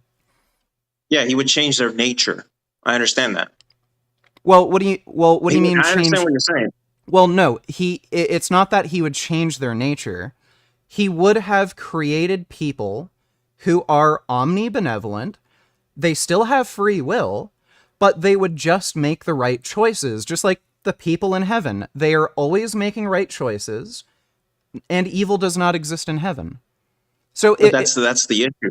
But wait a minute. Well, does free if you will read Job? Does let me free tell will you, exist if you in read, heaven? if you read Job, it does. And there are Does angels. evil exist in heaven? If you read, it's okay. This is what I'm trying to tell you. Well, evil just isn't answer a that. thing. Well, Wait a minute. just answer that first. Does evil exist in heaven? Evil isn't ontologically a thing. That's the problem. Okay. In heaven, are you talking about after the new creation as we believe as Christians? Or are you talking about right now? Does evil exist in heaven right now? In right now, angels have free will. They can commit evil, but how they're punished is going to be different. Well, they have free will. Do they commit evil in heaven? They have been casted out for it. Yes. Okay. Well, do people commit evil in heaven? Okay, now you're asking some big questions, bro. We're gonna have to unpack all this. Okay, well, if evil exists in heaven, then what the hell is heaven? Like, I mean, do children get molested in heaven? Like, relax, bro. Take it easy, man. We don't gotta go there. All right, heaven would be the spiritual realm, and yes, beings can absolutely commit evil in the spiritual realm. They'll be casted out of it. One of the places that they will be locked up in is a place called Tartarus, and Peter talks about it in his letter, for example. So I could become Christian, accept Jesus, go to heaven, and then get cast out of heaven. Okay, that's a good question. This is where Christianity kind of solves that issue. What's happening when remember when I told you earlier that it is only God that is inherently perfect, right? Sure. Okay. As a Christian, through our faith in Jesus Christ, the Holy Spirit indwells within us, and we become marked by God as one of his own. So he changes and renews us, gives us a brand new body, literally recreates us, and changes our nature. That's the difference. If he's going to do that anyway, then why not just start off that way? Hold on. Vegan, hold on. Vegan, before we go there, though, I will grant you, we don't know the extent of what our capabilities will be, but I don't have a problem necessarily saying that it could be the case. It's just there's not enough biblical evidence to suggest that that is the case. Now, again, that doesn't mean, though, that everything that's come prior to that, right, prior to Revelation, prior to the new creation is pointless. That's what we're going to argue. You get what I'm saying? So doesn't mean that the stuff we went through is pointless. I don't know what you mean by pointless. Like, pointless in this context would just mean to me something that does not need to happen. So if this not need happen, if God could just snap his fingers and make everyone good, make everyone make the right choices and be benevolent, then it need not happen, and all of the suffering and death and misery and evil is pointless by that definition. And I feel what you're saying. I feel, and real quick, and I'll pass it to you guys. I got you because I gotta. No, I gotta. you're good. You're good. I I wasn't gotta. gonna say anything. I was I just gotta moving say. my mouth. I gotta say Lola before she drops a bomb on me, bro. No, you're Hold on. good. You're good. No. But look, I'm I'll just say this. listening, bro. I'm just listening. I'm not I gonna. got you. I'm I not got gonna you. do nothing, bro. No, you're good. You're good. You're good. Because I gotta tag out anyway. You're right, bro, and that's what I'm saying. Like now that begs the question, though: is all this absolutely purposeless? Because if a all good, it begs the question, and this is the debate, right? It's like if a all good God allows this to happen, what the heck is the reason? Is there no good reason at all? Or is there a purpose behind it? Is there something greater that's being achieved to, something that we're trying to get to? Or is it completely all just pointless? Because that's not the world that I see. Okay, let me give you a hypothetical. Let's say Sure. Yeah, so let's say you have one culture or civilization of people who, let's say through hard work, determination, they've kind of found a way to, put people through a school system and teach them, the importance of like hard work, dedication to fulfill some sort of goal. If you put enough work into study, you can learn anything. And through that hard work and perseverance through like an education system, not only do they learn like requisite knowledge about science, literature, art, but they also learn like an important life lesson about like hard work, and they kind of just feel more accomplished and more fulfilled in their own lives through understanding like the importance of hard work. Let's say you have another culture or society. They can do all of that by making you swallow a pill. So no one actually has to work hard. No one actually has to study anything. You achieve all knowledge and you achieve all of those important life lessons by swallowing some pill that changes around your neurons so that you get all of those same requisite knowledges, and on top of that, like important life lessons and skills that would have been achieved through hard work, but you get it in a pill. Which is better? This vegan gains guy looks like Tristan Tate, bro. No, I don't. Chill. Anyway, would it be better to take the pill or a civilization that works towards it? I would say take the pill. Because the issue is with this hard work kind of mindset. Right. You are creating a system where people will inevitably fail. They will fail to achieve that bar. They will fail to achieve that requisite knowledge. And there are certainly people who just aren't going to learn that lesson due to a number of circumstances. Might be because of their genes, might be because of like bad parenting or upbringing, might be because of like some sort of personal issues they have. With the pill, it is guaranteed success every single time. So if God wanted us to achieve like some higher level of spiritual understanding or something through going through all this pain or suffering, he could just give us that knowledge. Well, the thing is that, and I'll end with this, he gives us both. Well, he doesn't. Let me explain. He doesn't. Well, let me explain. Because we're again, if you're going to grant me the Christian God, he gives us two things. He gives us that magic pill, Jesus Christ, right? Our faith in him, to be reconciled and in good standing with him so that we can be in heaven and can be perfected. But he also expects us to actively do the work, even though, let's be honest, we see a lot of Christians not really necessarily doing their best job, right? But he does expect us to be good stewards of the earth, to be good neighbors to not only to ourselves as each other as believers, but those outside the faith as well, and be good examples and take an active role and active participation in the world, while also, in a way, for lack of a better term, Christians, don't roll your eyes at me, being enlightened by the truth of Christ. So both are true. Well, no, that's a dissimilarity because you just acknowledged God does not give us all that is required in order to achieve whatever end he's looking for. Again, He does. He gives us God, Christ. He did it himself. yeah, so That's our belief, though. well, like, again, you just admitted God, being all powerful, can effectuate any possibility, any possible world. There is a possible world where we are just born with those traits.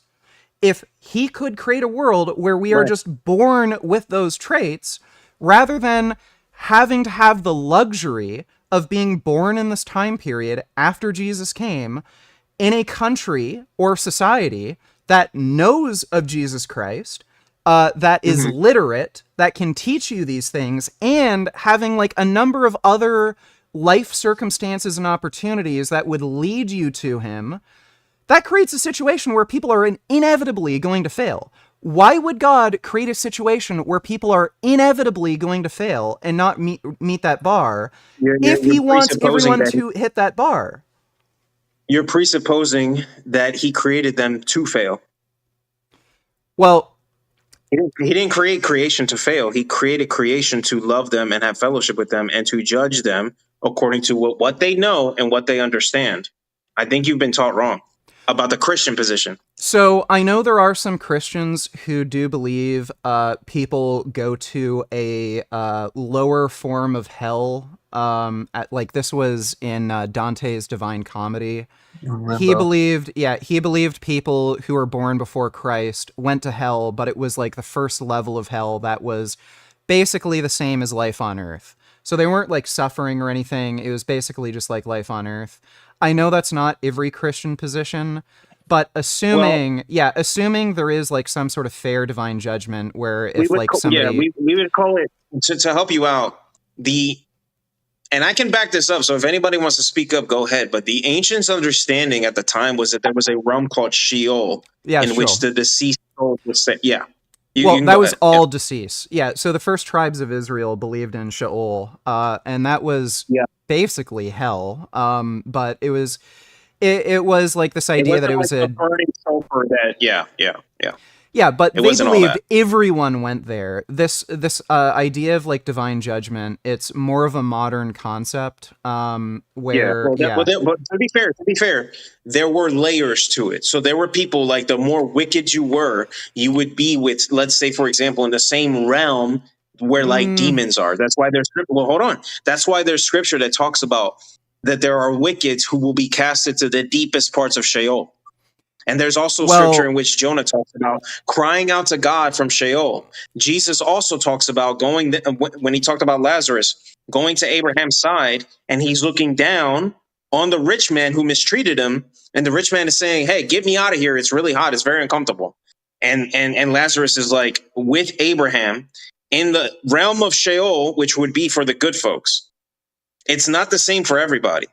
Well, the concept of Sheol probably evolved gradually over time. There's vague references to like the deepest depths of Sheol, and it seems to refer to like a bit more lonely, not necessarily being like plagued by demons or anything. But even if we go by a more modern concept of like fair divine judgment, so somebody who never had an opportunity to, be part of Christianity and know about Jesus, they're going to be judged fairly.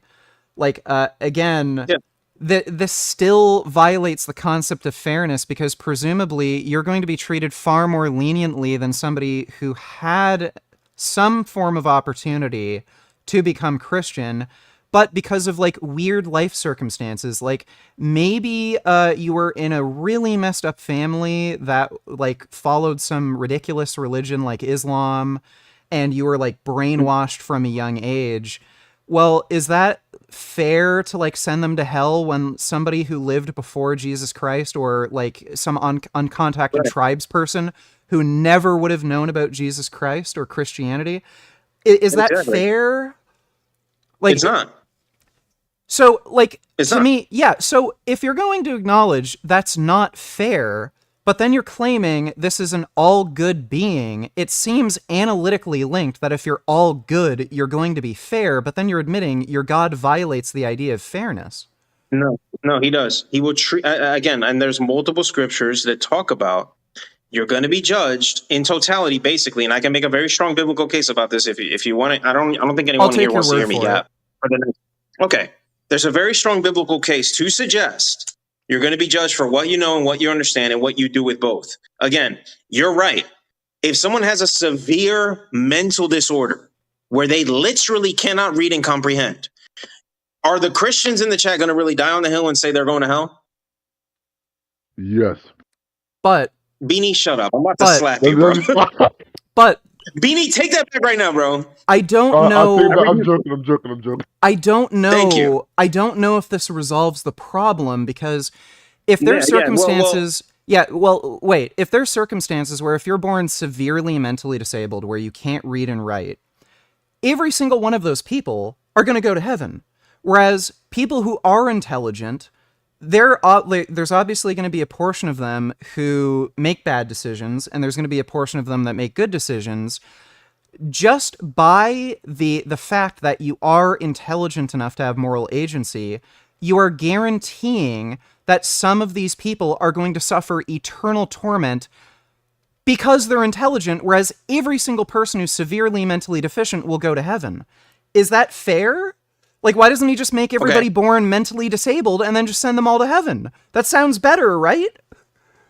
Right, but we're presuming we absolutely know how each and every single person is going to be judged. So and I agree is there with you. like a I can't- mentally wait a minute. disabled realm No. of heaven where... I was using that as an extreme example. Let's use a more modest one. Well, no. That's Hold a on, great hold on. example, because this is a real problem in your theology. Because It's if not, mentally because disabled, are mentally It's disabled not. people, severely mentally disabled people, guaranteed to go to heaven? Like, they can't make any decisions on their own. They don't have moral agency. They can't read about the Bible. They're in a wheelchair. They can't move, so they can't commit any acts of evil. Are they guaranteed to go to heaven? Vegan, I got absolutely no reason to deny that God doesn't love them and He'll take care of them. Yes, but do they go to heaven? Yeah. My friend, you keep asking me to make a judgment call that only Christ can make. But I'm telling you, right? Listen to what I'm saying. There's no reason to believe that they're going to hell, dude. So they would presumably be in heaven. But hold on. Let me meet you in the middle. When you're talking about someone who obviously has the mental capacity to understand, right? And they willingly reject the gospel. Now we're getting into shaky water. Well, no. I can't guarantee, I can't say absolutely he's 100% going to go to heaven if he willingly rejects the gospel. But does that mean still that I ultimately know? Because I don't know that man's heart. I don't know if there's a emotional blockage. I don't know if there's a psychological blockage. I don't know if there's a trauma. You know, I know. There's plenty of people who've been traumatized by Christianity and they want absolutely nothing to do with it. Am I going to really sit on the judgment seat of Christ and point fingers and say they're going to hell when all they're doing is doing the best they can with what they know and what they understand? And unfortunately, a deep-rooted, cut-seated trauma that they have to deal with. I know my God has them in his heart. Okay. I can't sit in the judgment seat, bro. Okay, assuming God is making those sorts of judgments where he can say, okay, even though you are intelligent, there were life circumstances that brought you to this decision, and they're going to go to heaven despite their deeds and their beliefs. What is the point of all of this? It just seems ridiculous. That's a good question. If we're just going to sit here and say, well, you did evil, but the reason you did evil is because bad upbringing, bad genes, you had some sort of mental disorder like psychopathy that you were born with, bad societal conditions. Well, then why even make them suffer in the first place? Just put them in heaven. Simple? You could make that case, but the issue is you could make that case for every circumstance. Assuming we're talking about people who are rational thinkers, and presumably God made human beings to be rational thinkers. Well, if they're making choices that lead to evil, there has to be some sort of rational basis for them to make that decision. There has to be something. There has to be something in their brain, like they might have psychopathy that they're born with, where they don't see these things as evil. There may be there may be like weird factors where they grew up like with a lot of trauma, and because of that trauma, it made them make a decision that maybe wasn't the greatest morally, but it was rational in their own mind. If God is going to take all of this into account, and you can rationalize all these bad decisions that way, why would he even let any of this happen? Just just have everybody exist in heaven. Like, he could do that. Okay. The purpose is twofold. That seems to be evident with the biblical evidence. Number one, the easiest answer is relationship. The second one is to strive. Go ahead. Well, let's just do the first one, relationship. What do you mean by relationship? Relationship. To have a genuine relationship with someone, you have to allow them to have agency. He could do that while creating these better circumstances, like just having them in heaven. Like, if God is ever present in your life and you can see him and he's right next to you, would that not be a better way to establish a relationship than there's really no way to know if God exists. We don't see him, we don't hear him. Like, we can only assume, oh, well, this world we live in is pretty amazing, maybe God's up there.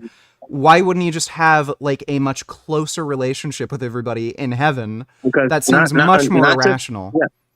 Let me be more specific. Not only relationship with him, but relationship with one another. You could do that in heaven. And these relationships would last longer, and due to them lasting longer and like people not suffering from like disease and decay and old age, you may have stronger relationships. And I understand that that's what it seems to be the case, but remember, you're presuming that those created things are going to be absolutely 100% perfect. You can't. They're not God. We don't have to assume they're perfect. We just have to assume they're benevolent beings. Like, again, we already discussed this. God doesn't have to make them omnipotent, and he doesn't have to make them responsible for their own existence. They would only have to be benevolent actors. So they don't have to be perfect. They just have to be benevolent actors. Okay. And with that, do you think that now I want to ask you a question. Do you really think that a being like that has true agency of choice? Does God have true agency of choice? He does. He can choose. He can choose all things. So, okay. But remember, he's perfect. This is imperfect beings, right? Well, these are created things that by their very nature are not God. I understand that a benevolent actor that is not all powerful can't, give flowers to millions of people and like make them pop out of thin air. Obviously. Yeah. But a benevolent being that is not all powerful can still give somebody a hug. They can still choose to bake a cake for somebody. They can still do these little things that show love and affection. It's just that they don't have a desire to commit evil.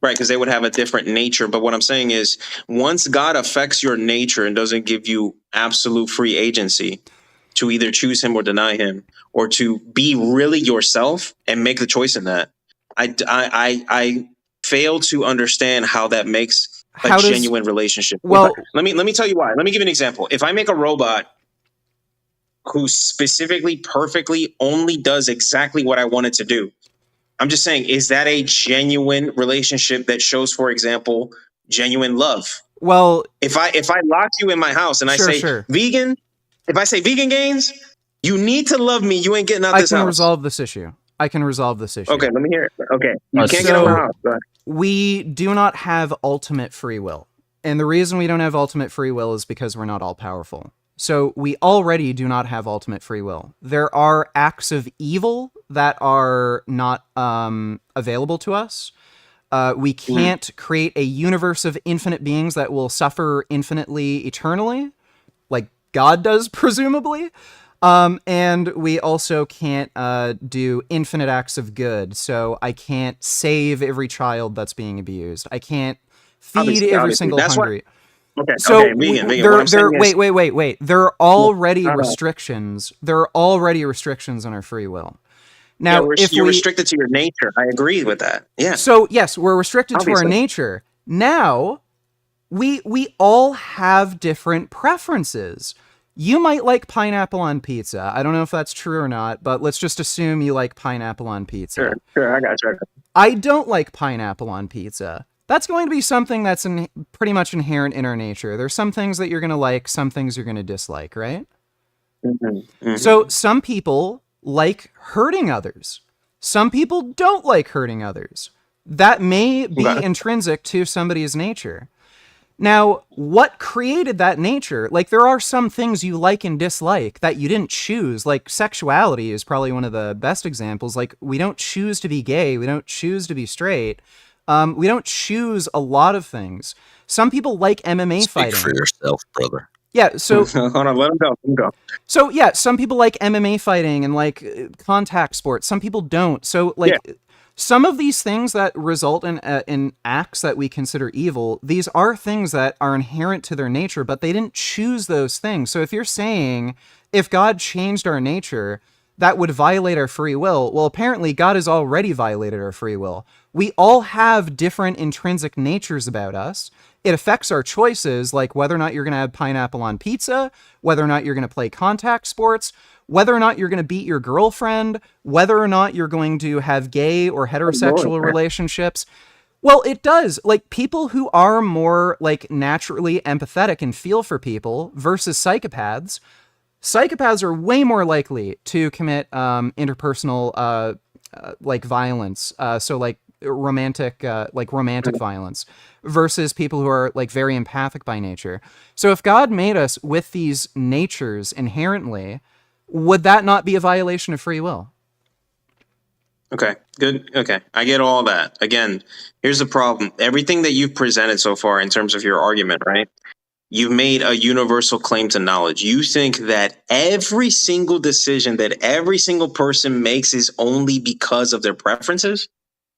Really? You're gonna die on that hill, vegan? Come on, bro. Yes, ultimately. My guy, come on, dog. Now, you don't know that. It you is. Don't know that. Well, it is. Okay, it is so, fundamentally preference-based. So, there are, man, how do you know that every single decision every single person makes is only based on their preferences? Come on, bro. Have you ever dipped your hand into a pot of boiling water? No, I get that. I understand, but bro, Have you ever had sex with a fat gay man who you found really unattractive?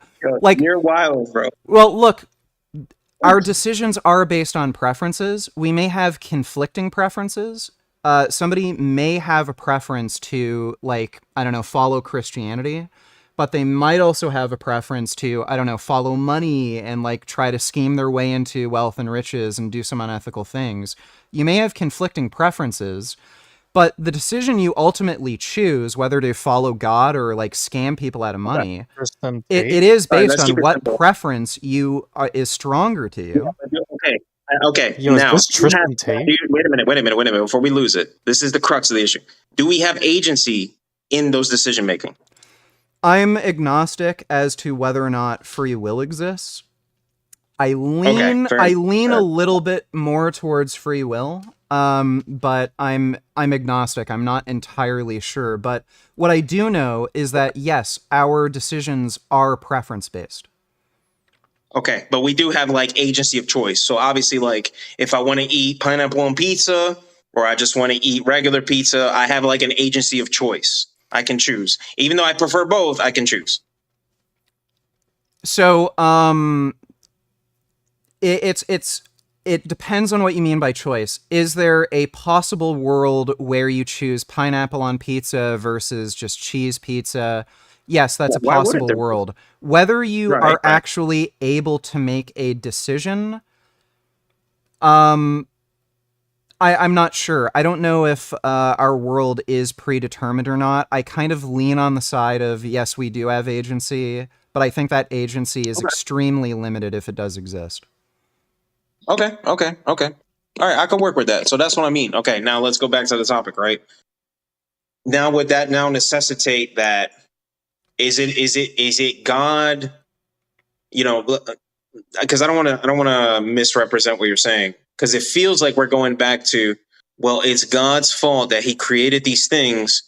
who still have these preferences, but yet they still have agency of preference of choice. But they're not going to always make the perfect decision, though, because they're not God. But So we're kind again, of going back to square one. well, you know what I mean? well, again, if the assumption is most like our choices are heavily impacted by our preferences, God could have just created people with stronger preferences, and that wouldn't violate free will. They would still have free will, at least in terms of like the sense that there is a possible world where they could have chose otherwise. But because of the strong preferences that are like innate in these beings, they chose the right option. I got you. Okay. Well, look, man, I mean, dude, it was a great discussion. I'll say this. This is where we agree to disagree. I think I get what you're saying, right? And I don't want to misrepresent you. You're saying, look, why not just make these beings whose nature will always make the right choice? God can see all things. He can see all realities. Just make those beings that way, right? That doesn't seem to be the case. It seems to be the case that we can't absolutely know. And it seems as if God, not that he is, this is where we fundamentally disagree. It's not that God is not omnipowerful because he grants his creatures the ability to have agency. That's not, you know what I'm saying? He's still all powerful. So just because what we believe as Christians, for example, he gives you the gift to choose, that doesn't now necessitate that he somehow lacks omnipotency, omnibenevolency, that he loves us less. So I think wait a you're, second, wait a second, I'm almost okay, done. sure. Or that he wills for us to ultimately do the atrocities that we do to one another, right? That I don't buy. But I understand, I will grant you, I get that you're saying, look, but it frustrates me that this world doesn't exist. Why couldn't it? To me, it seems like God is not unpowerful. And this is where we disagree. God is still powerful. Just because he gives us the gift of agency, the gift of choice, does not mean he stops being all powerful. Well, it just means that he gave us a gift. So the problem of evil just suggests that in the current world we live in, God would either be not all powerful but benevolent but not all powerful, or neither. I'm not sure which one of those would be, assuming God exists, but there doesn't seem to be any rational explanation for evil other than those three choices. So if you're going to say, well, it's because he needed to give us free will, I don't see any need for him to give us free will. If we're assuming that is an inherent good, like, again, there's ways around that. He could have allowed for free will and only allowed for good to happen by just creating beings that are similar to himself, not perfect, but similar to himself, that are benevolent actors that will always make the right choice. Yeah, I feel you. I feel where you're coming from. I just see it as God has really dang good reasons as to why we're in the state of affairs we're in. Yeah, but the problem is you can't give me a reason, so I have no reason to believe in that. Yeah, you don't have to. You just don't like it. Yeah, I get it, dude. I've been there. There is no problem. Well, let me ask you this: if you had, if God gave you the power to effectuate any world, so you had all the power imaginable to change anything, would you cure disease? Would you cure disease? Would you stop every child abuser? Like, would you stop all wars? Like, would you not stop these things? It's a great thought experiment, but here's the thing, Vegan, is that we are working off limited information. You get what I'm saying? Yeah, okay, but so if you were a police officer, presumably if you found out a child was being abused in a really horrific way, you would arrest them, right? If I found out what? Say again, I'm sorry. If you were working as a police officer, let's say you were really high up in the FBI and you were in the child investigations unit, and you found out there was like a child sex trafficking ring, you'd stop all those child sex traffickers, right? Absolutely, to the best of my ability. Yeah. Right. So let's say, if you found one child sex trafficker, you'd stop them, correct? Of course. If you saw 10, you'd stop them, correct? Of course. If you saw 100, you'd stop them, correct? Yeah, I got you. If you saw 1,000, you'd stop them, correct? Okay. We can keep scaling this up. Let's say all of them. If you were in the FBI, you could stop all child sex traffickers. You'd stop them, correct? Yeah, I get you. Yeah. Right. So if you had God's powers, you would stop all of them, correct? If I had God's powers, me. Yeah. So I would not. I would. Yeah. So I you'd wouldn't stop be the all best. of them, right? But again. This is dishonest. This is an inherently dishonest argument. Hold on, relax. Yeah, and you can have them next because I've been yapping too Well, much. this isn't an argument. This is just a line of questioning. So Yeah, you would. yeah. It's just a thought experiment because. Yeah. So in the one case where you're not all powerful.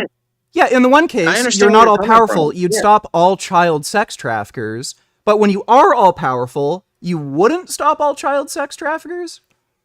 If I've made the choice I get you. I get what you're saying. I do. A couple things. It sounds like you're saying, right, and this is how do I put this? This is a very tough topic. Okay, let me explain. To say, I'm not going to sit here and act like I know why God doesn't stop all sex traffickers. I'm not going to make that claim. I don't know. I don't have the information, and neither do you, vegan. Right? We don't know. We don't know. I think I do we don't know. see. I'm Well, quite confident with my answer. You think you know, but you don't objectively know. Can we say that? You're not at the same table of God, and you don't see all the information He sees, and neither do I. It depends on what you mean by objectively know. I think you can logically deduce with an extraordinarily high degree of certainty that there is no problem with evil. That there either is no God, period, or God is not all powerful or not all benevolent. But before we go, No, there is no problem. I got you. I promise I'm going to pass it off because I've been talking too much. But we agree under the precept of God. We're working under limited information that we don't know objectively. I understand that you can make inferences and you can make speculations, but objectively speaking, we don't see what God sees. So we cannot sit here and say there is 100% not a single good reason for it, not justifying it. And we're also not going to say that God isn't going to hold those people accountable. Well, and that's all I can really hear you, bro. Well, here's the problem. If you're going to say, I don't know what God is thinking, I don't know what he sees, then you also can't assume that he's benevolent. He could be a malevolent actor. If you're going to say, well, we don't know what God's thinking, then, well, if you don't know what God's thinking, he could just as easily be a malevolent actor. And I think the world we live in... Okay. You know what they say about assuming things, right? Yeah. It's an ass out of you and me. I'll say this because other people want to jump in. Look, man, it's not that I'm assuming that he is not a malevolent actor. I'm just saying that as a Christian, there's not enough biblical evidence to suggest that he is because of Christ and because of the ultimate restoration of all creation that will happen in the end. That's what I believe. Well, and that's there's why more I knowledge say, outside the Bible, though. That's why I say he is not the Christian God of the Bible that I affirm and I personally believe in. I'm not saying you have to. But if you're going to say the Christian God is ultimately malevolent, I would disagree because of those two reasons, and that's it. That's all I got, bro. I appreciate the combo, though. Yeah, so the issue is, if the Bible was literally just one page and it just said, God is all good, God is all good, God is all good, and that's all you had to go on, what does that really tell you? There's clearly much more knowledge outside the Bible to go on to determine that clearly God is not a benevolent actor. Okay, so can you run your line of thinking again, which you're previously having with you game? Because I forgot. Can you say that again? You want to run through the problem of evil again? Yeah. Okay. There is no problem with evil. There is no problem with evil. Hey, I got a question. No, that's ignorant. I'm not even gonna do them like that. Never mind. Don't mind me. I'm gonna skip on. Okay, Y'all have a blessed night. Yeah, so the problem of evil basically postulates that a world where evil exists makes an all-powerful, all-benevolent being impossible.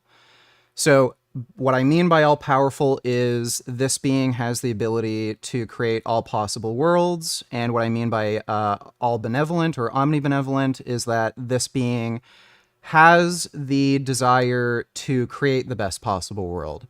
Therefore, an all-powerful, all-benevolent being would create the best possible world. So I ask to you, are we living in the best possible world? Yes. We're living in Yes. the best possible world. Yes.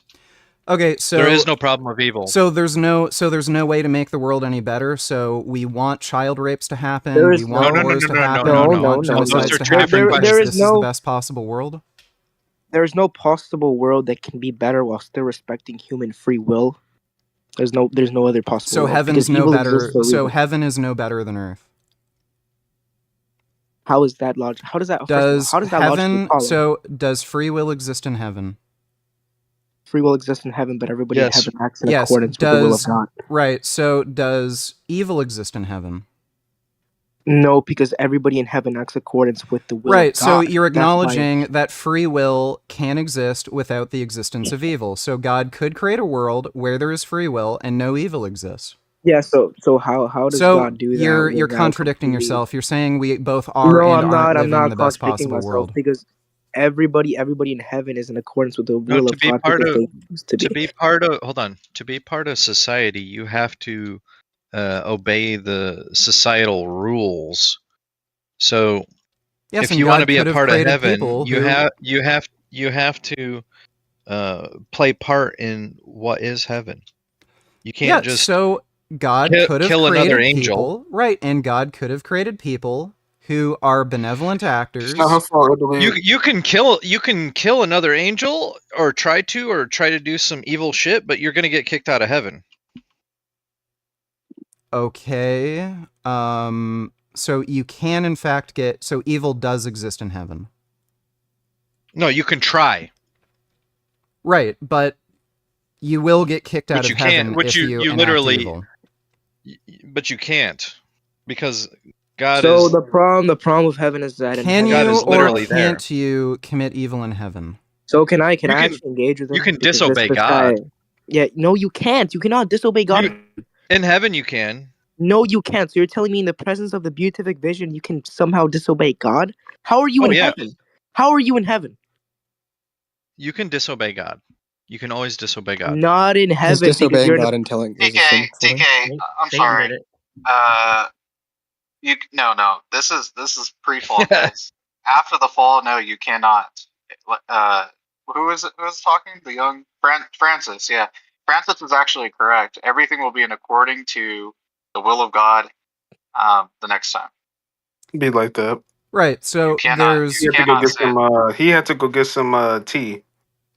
You cannot sin in the presence of God. I'm sorry. Yeah. Go ahead, Megan. Go ahead. Yeah, so this creates an Well, see, the issue. joke is that if I said milk, that means he's not coming back. So I said, We're not gonna sidetrack. Go ahead, Vegan. Yeah, so this creates an issue. If you acknowledge God could create a world where there is no evil, but there is free will, then you can't use free will as an argument for the existence of evil. And even if we... How do you define free will? Yeah, so because God didn't even create that. That TK guy really like sidetracked me and made me confused. No, Yeah, God did not and create even the best world possible. even if we're going to assume God has an interest in allowing free will necessitates the existence of evil. I don't know why an all-good being would desire free will to exist. What would How do you be the define point? free will?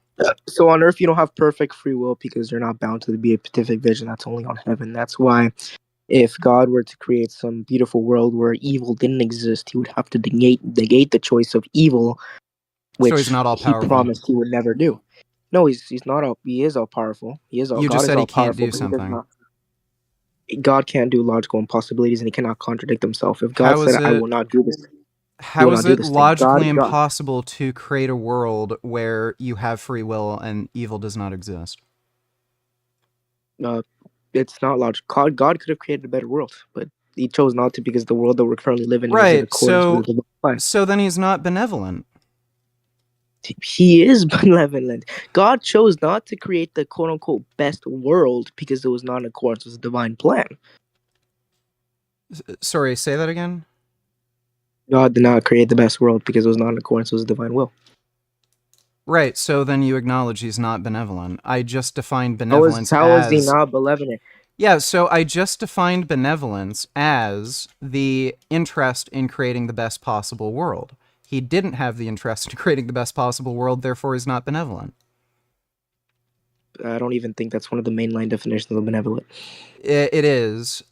Any other definition you create is either going to negate the existence of good and evil, period, or it's going to be analytically linked to the desire of creating the best possible world. God wasn't even obligated to create a world in the first place. That's to begin with. God was not obligated to create a world in the first place. He chose to Right, create so he a just world. chose to create a world that suffering, Yeah, he chose to create a torture, and world. evil exists. Right, so he's not Because it's in benevolent. accordance with divine. Yeah, because it's in accordance with divine will. The existence of evil doesn't negate human goodness. Yes, but it creates evil. He didn't create evil. God did not create evil. It would contradict his Yes, he did. divine nature. Where did God create evil? Show me. Where So did God create evil? That's if I go out of my way to, like, say, have a kid with my sister or something, and I, like, make sure their genes are messed up, am I not responsible for creating, like, a creature that has, like, fucked up DNA? That's a extremely unfair equivalence. No, it is. So God deliberately created humans that were not benevolent actors.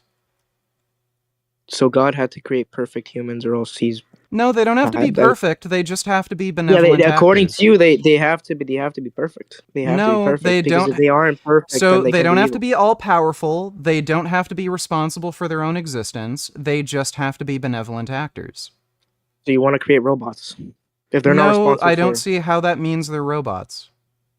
So they don't have free will because they need. How do you have how can any you create more? A world? Yeah, so tell me, how do you have any more free will than somebody who just has a very strong inclination to commit good and not commit evil? What? What even is that question, dude? Yeah, so how do you have any more free? I don't have any more free will. We have the same amount of free will. So there are people with mental disorders like psychopathy. Modern science has shown they have brains that do not function normally. So they're not able to empathize like a normal human being. Do they have more or less free will than you do? They're impaired. They might make the same way that when you're drunk you're mentally impaired, so you might not make the best decisions. So God created people that are more prone to making bad choices, even though supposedly he gave us free will? No, he didn't. God created humans with no inclination to sin. They chose to sin and gave themselves the inclination of sin. Yeah, so this is like a basic Genesis 101. Come on. Yeah, so God created creatures that have an inclination to sin. So he created broken toys. I just told you, God didn't create them with the inclination of sin. They gave themselves the inclination due to the fall of humans, which humans cause themselves. How do you cause your own nature? Okay.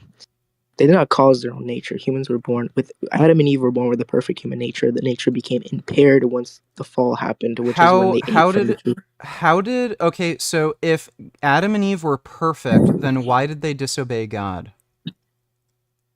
Because they still had free will, and God gave them the agency perfect, to disobey. So they would make perfect choices. That's not what I meant by perfect. Is they have a full human nature that is not impaired by concupiscence. What do you mean by perfect? Explain that. That their nature was not impaired by concupiscence or the fall of mankind, which is what we're affected by today. That's why we have an inclination to sin. I'm still not understanding what you mean by perfect. So how are human beings perfect even though they were designed in a way that would make them disobey God? God did not design humans in a way to disobey them. They had the free agency to disobey or obey, and they chose to disobey. So then they're not perfect. They did not have an inclination to disobey. They chose to disobey. There was no inclination before the human fall. The inclination of sin began once the nature of humans was impaired through the fall. Right, so if they didn't have an inclination to sin, then why would they have sinned? You don't have to have an inclination towards something to do it. They didn't have an inclination to sin because their nature had not fallen yet. Right, so does God have free will? God has free agency to do whatever is logically possible. So does he commit evil? No, because that would contradict his nature because he's all good. Okay, so then why couldn't he have just made human beings with those same qualities? Because he cannot just duplicate himself. I'm not He cannot asking make him to another God. duplicate himself. I'm just asking him to duplicate that particular quality. And you just admitted then you God's have not to- all powerful. How did I make God cannot do logical impossibilities? He cannot just How make is another it duplicate of logically himself. impossible for God to create a being that is benevolent in the same way he is? Because it would contradict his divine plan. Because God isn't supposed to make duplicates. He's supposed to do what is in accordance with. He's not even free making a will. duplicate of himself. I'm asking you, why is it logically God impossible for can't him? make. So God's not God can't okay. make. So God's not all powerful. He cannot create a being that has similarities to himself. Humans do have similarities to God. That's already Okay, clear. so then why didn't God just make the humans more similar in the way that he is benevolent? Because if you made them any more similar, he would have to ascribe divine properties to them, like all goodness, without the potency to have evil, and that's just that's basically God. God is unique to these No. properties. You can't just disperse them out. You can't disperse all So goodness God's to not humans. all You can't disperse powerful. all just. No, because if he does that, then he would contradict his divine nature. Because these are properties unique to him. He cannot create other gods. He cannot create properties of I'm God and not give this asking him to person to him. create other gods. I'm just You asking yeah, you why did. wouldn't he You be did. able You to just asked. create beings that are benevolent like he is? I just told you that God cannot ascribe divine properties Right, to so he's not humans, all and one of powerful. He divine cannot. that no, because that would be logically impossible. Because if he does that, they would That's contradict not the divine logically nature. Because he would impossible. just he would literally make like some form of like I don't know demigod because he's ascribing divine properties to humans, and he cannot Can he or describe can't divine he? properties to humans. No, he cannot do Okay, so logical he's not all impossibilities. He powerful. cannot describe. Right, so he's not all powerful. God has That to. resolves the God is all contradiction. powerful. God And can do the only way anything for that is. God to make a creation is to make them capable of committing evil. God can do whatever he wants, and if God Right, was he to, God can, also, and apparently also he first of allows all, evil to exist. He allows children to get raped. yeah, because he respects human free agency. If he was to stop that, then he would Do you contradict himself. okay, so do you respect human free agency?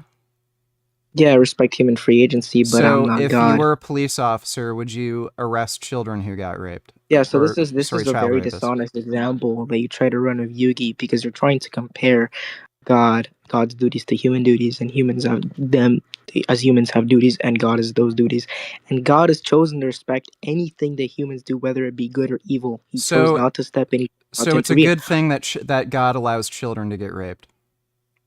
It's a good thing that God allows human free agency and does not get involved. No, I'm and allows asking us you to make our own choices. specifically. Yeah, so that would logically lead to it being a good thing that God allows children to get raped. Child molestation is not a good thing, but what is it's a good thing is to allow God. children to get raped. No, it's only the only way that you can frame this. It's not a good action. God doesn't mean it. I'm God asking doesn't you make if it a it's good good action. to allow it, not the action itself. Is it good to allow children to get raped?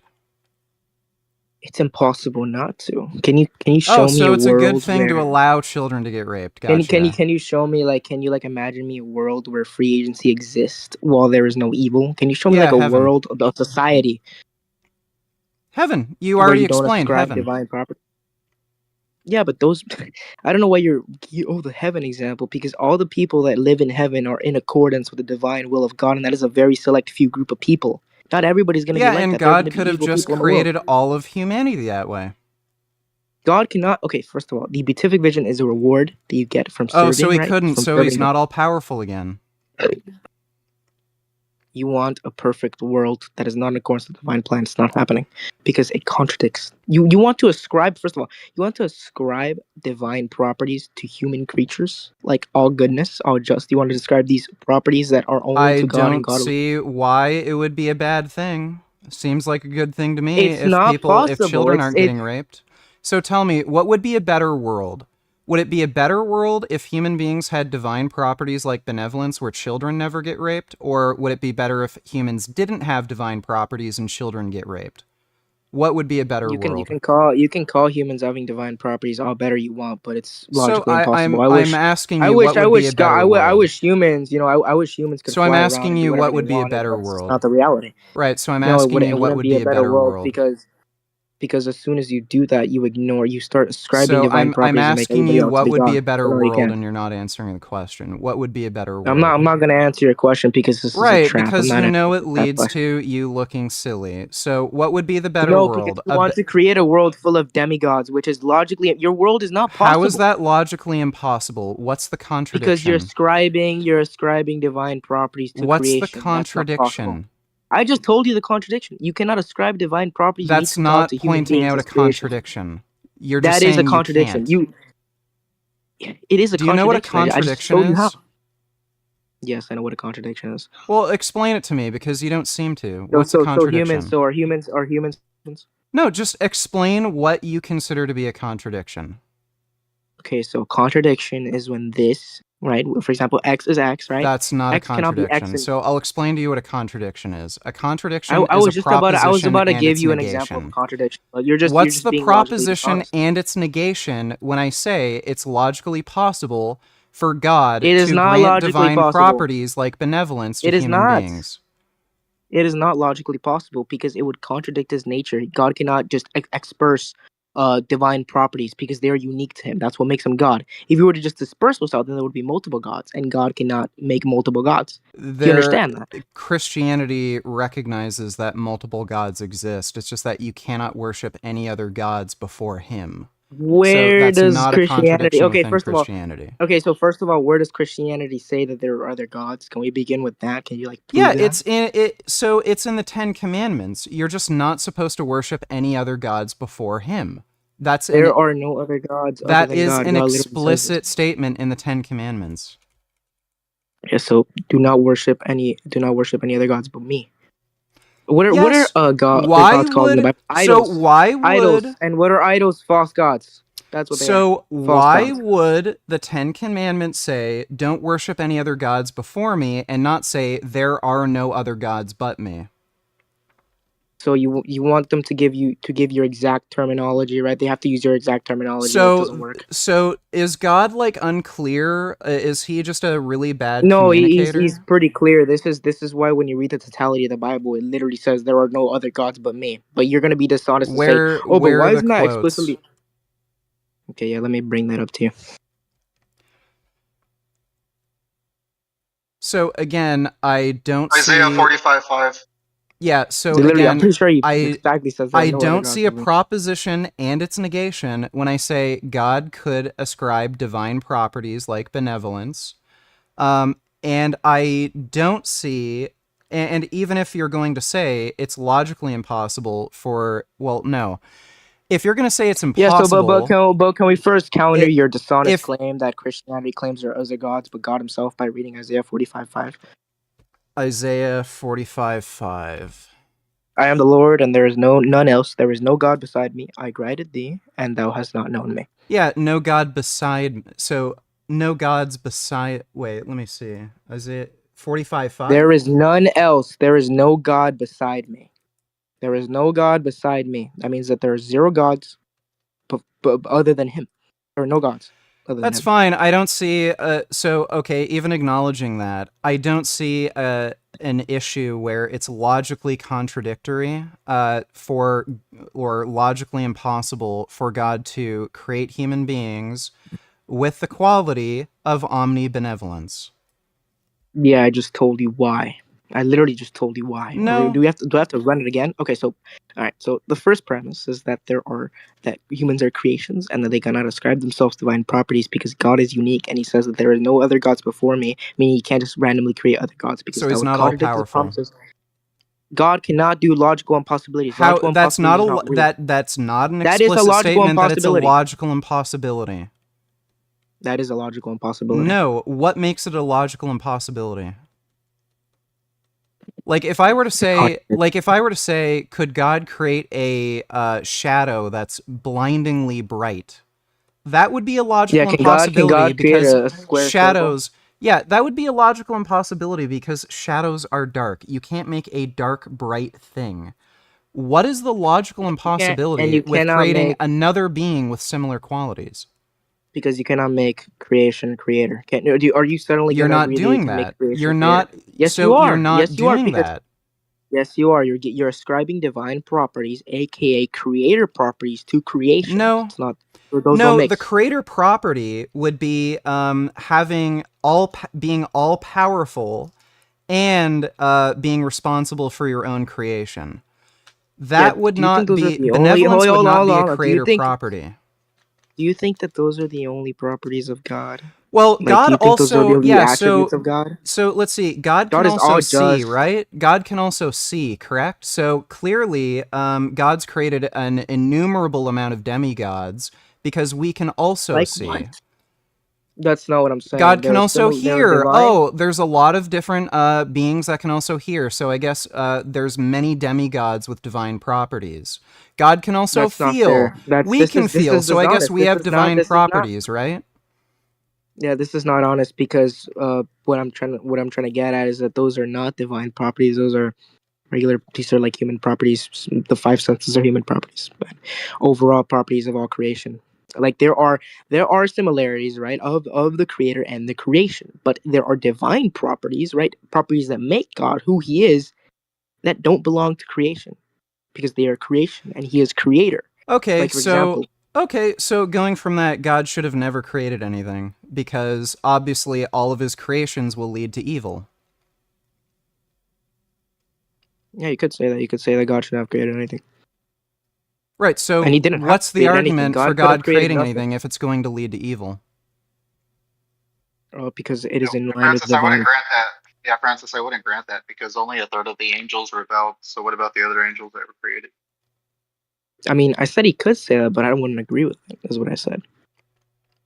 You could say that, oh, but why didn't God just not create anything at all? Because that's not in accordance with the divine plan. Well, yeah, I guess he probably really created needs him for a reason. attention, and like, who's gonna make Netflix, right? It's not like God could create Netflix shows, is so pretty demonic. yeah, so yeah, obviously God's an attention-seeking jackass who needs people to worship him and stuff for arbitrary reasons, just because like he gets bored or something, and he's a narcissist. So clearly, he needed to create things. Yeah, yeah, sure.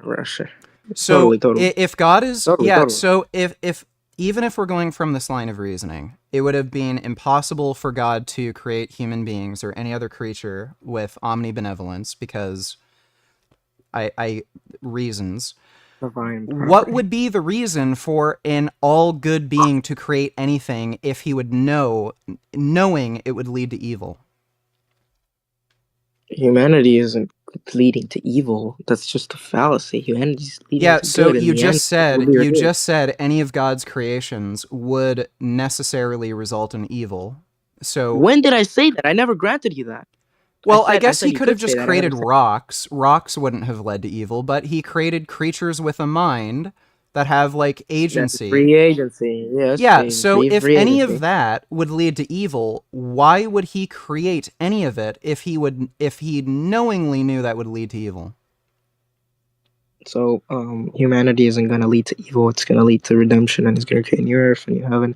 This is like nobody's saying that. Do people infinitely exist in hell? Yeah, people eternally burn in hell, yes. Okay, so God created circumstances in which he knew he would put an infinite number of people in an infinite, unending torture chamber. And this is an all-good God.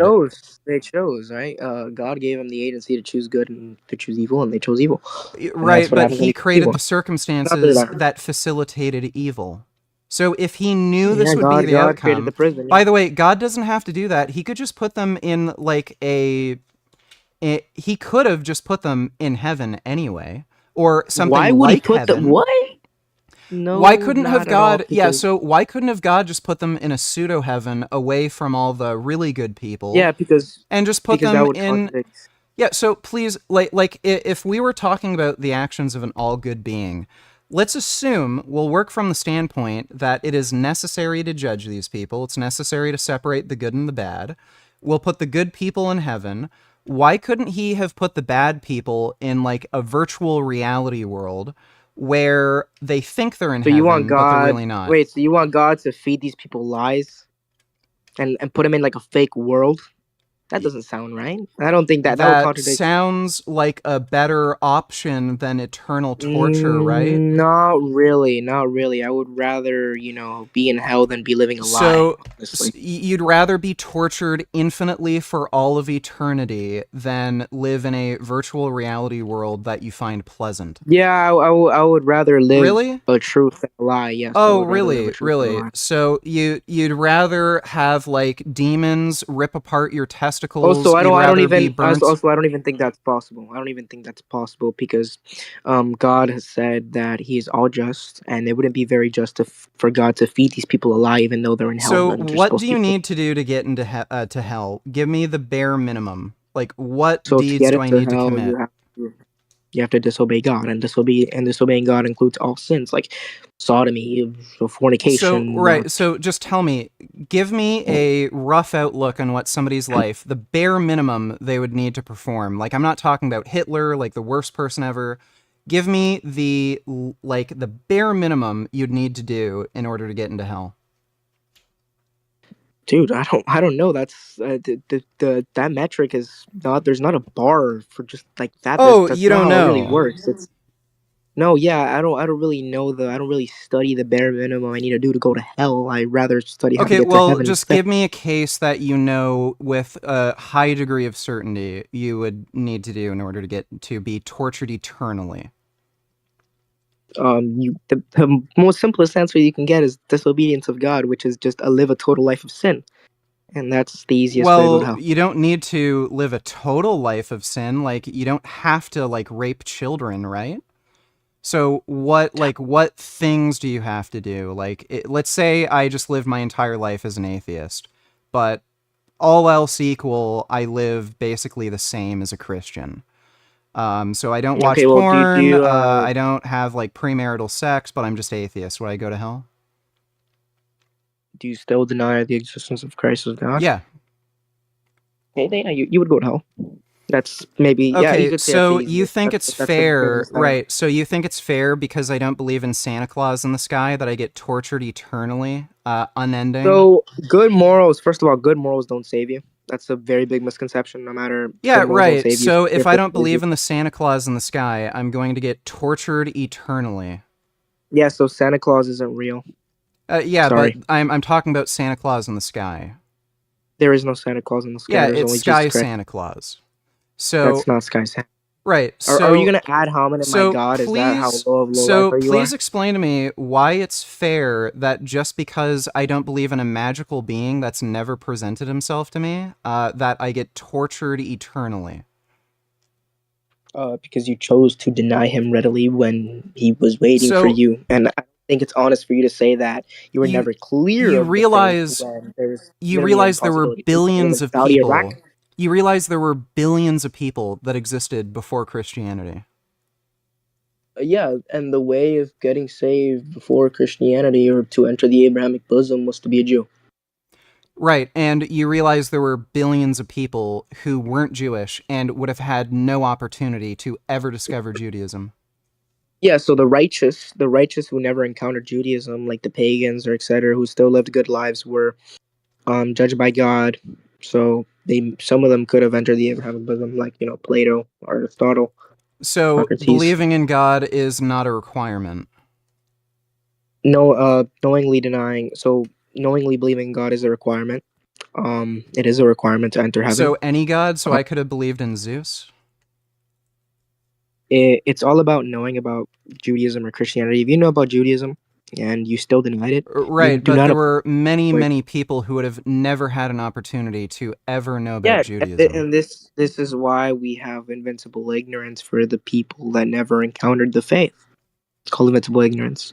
Okay, so it's best to be born a mentally retarded person because then you're just guaranteed to go into heaven. So what? This is horrible. Why would you want to be born a mentally ill person? Well, you're going to be guaranteed to go into heaven.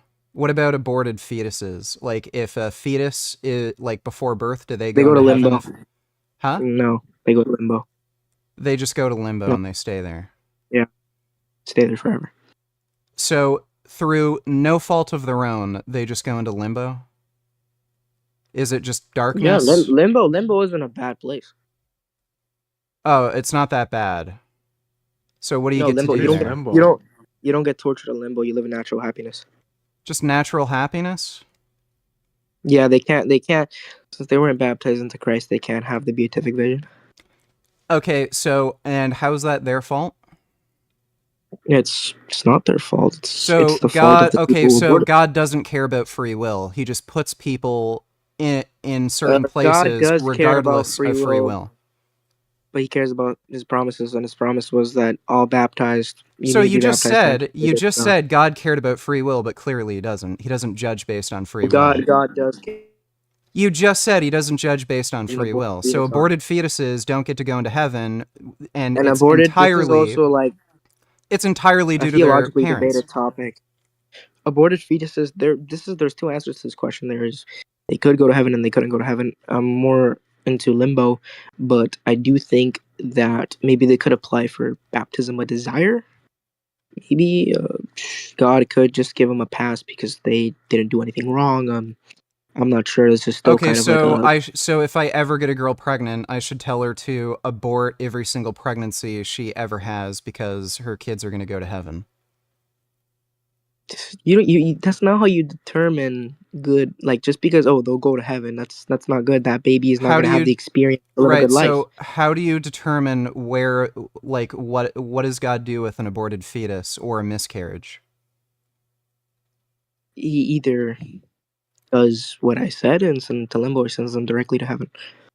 Okay, so that would How be do you better than sending some people to hell. So Yeah, but they ideally, you never would got to Right, live so their life. They ideally never we got a should chance to be have agency. advocating for more abortions to prevent people from suffering eternally in hell. No, because it is clearly unfair to them because they didn't make any choices. This is kind of So like God's being unjust. unfair. No, God's not being No, unjust. he's God is being being unfair. fair. You literally just said he's making a judgment where he's placing people either in limbo or No, I'm heaven not. I wasn't unfairly talking based about. on the judgment of their parents. So God's unfair. No, I wasn't. I wasn't talking about Is the status of is the God the aborted one who fetus. I decides was where talking people about the go? support of abortion. Is God the one who decides where people go? Yeah, God decides where people go based So on then it's what his they want. decision. Yeah, it is his decision, but you're not actively responding to what I'm telling you. You're producing a straw man because you didn't even know what I No, was it's not a responding to. straw man. Calling back. You don't seem No, to you are understand what a producing a straw straw man man is. because I'm I trying wasn't to casting. understand Are how you gonna keep over God. talking? Are you gonna keep over talking me? So Okay. I just want to know where like certain people go if they don't have an ability to make any choice. So aborted fetuses, that would They be go to true of heaven because they can't make a miscarriages. choice. So they go to heaven. Because they can't make any choice. That doesn't mean to start Okay, so they go aborting to heaven mass now. They aborted don't just fetuses. go, oh, okay, so they don't go to limbo, they go to heaven. So ideally, if you want the best outcomes for your children, you will abort them. No, because then they don't get to have any free agency and actually decide. Well, why would you what want they them to want to do with their lives. decide? They should just go to heaven, Because right? I actually want my kids to, readily obey God and live a good life Well, and they'll see the obey world. God in heaven. You already admitted to this. So why would you Yeah, want? I get that, but they'll never have a chance of a life because it was taken away from them unjustly. Well, why would that Abortion is an matter? unjust They're action. gonna go to heaven, and there's a Because- risk of them going to hell. So wouldn't you rather ensure them go to heaven? Not really, because I think my children No, should you'd rather a have your choice. kids go to hell. I would rather them have a choice and actually live a life than just be robots. Right. And not Okay, so God makes robots in heaven. No, he doesn't make them robots. What I'm saying by that is they didn't get to actually live a life, so they didn't really So they're get to do robots. anything. So aborted fetuses No, are they're not robots in robots. heaven. They're not Just an robots. awful- They're free If they're agents. not robots in heaven and they're free agents, then why are you saying they're robots? What I was saying by robots is that they didn't have a chance at life. This is what I meant.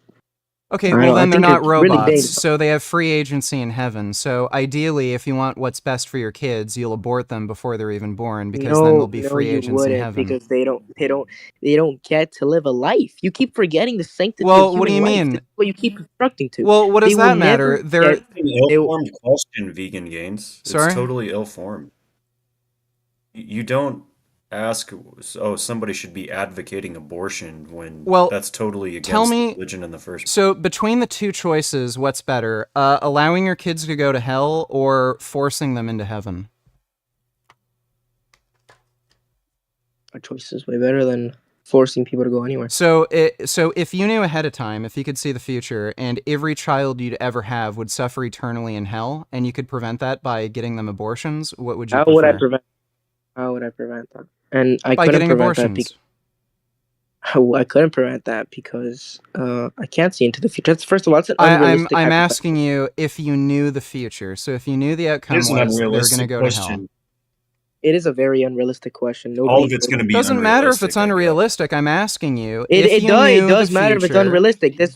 The example that you're giving will never happen. This is like me saying, "Oh, what That if pigs doesn't could fly?" Well, they matter. can't fly. I'm trying to see your normative values. So would you, if you could tell the future, and if you allowed your kids to go into adulthood and live a normal life, they're going to go to hell, and you could prevent that by getting an abortion, and they'd automatically go to heaven, which would you prefer? First of all, that's first of all that would never So happen. you're dodging the question again. I'm not answering your question. Yeah, we can come up with Yeah, all you're kinds not of answering dumb the question questions because to you know dodge, the too. answer's obvious. You'd rather If them you go could to know heaven. the minds of all grass-fed cows and they actually said they wanted to be eaten, would you eat them? These are just stupid questions. man. I can't believe That people are entertaining would likely influence my decision depending on what the rationalization is. But I'm asking you, would you rather your kids go to hell or would you rather force them into heaven?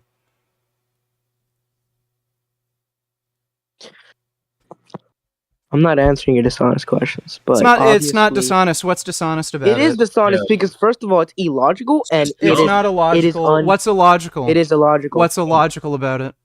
Do you have the ability to look into the future? We don't need to have the actual ability to look Your into the future. hypothetical It's is assumed literally in hypothetical. Yeah, because that hypothetical is unrealistic and contradicts the nature of a human being. Does a human being it have the doesn't ability, co- have the it- potency to have that?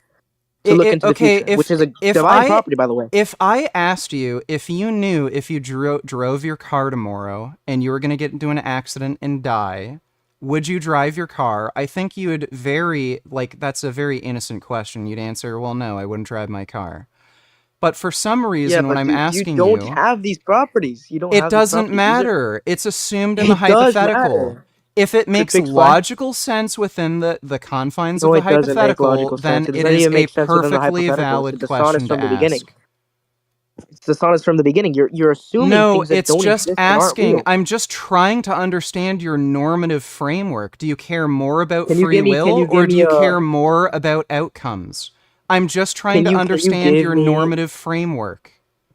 Can you give me a realistic hypothetical that is actually I don't have to real? give you a realistic hypothetical that you know, like that would actually Okay, so happen. you're I'm just not- trying to you're not understand actually your gonna- normative framework.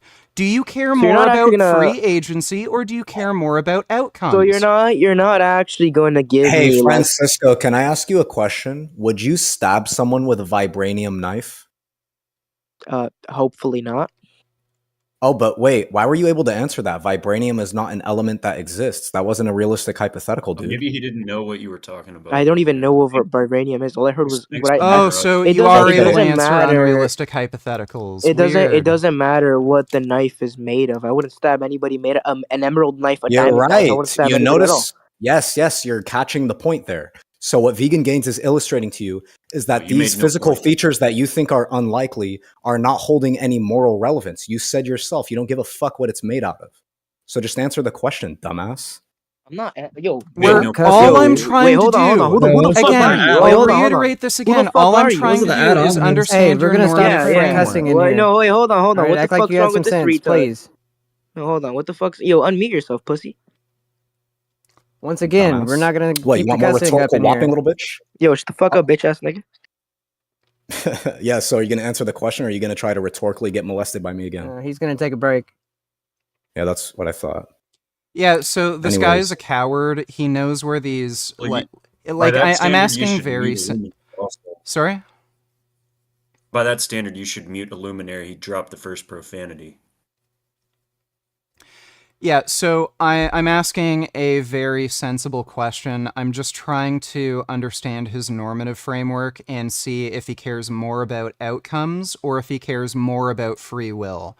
So if he answers, I would rather my sons live and go to hell, that would mean he cares more about free will. if he cares more about outcomes, well, I'd rather my sons just go to heaven and live an infinite life in paradise.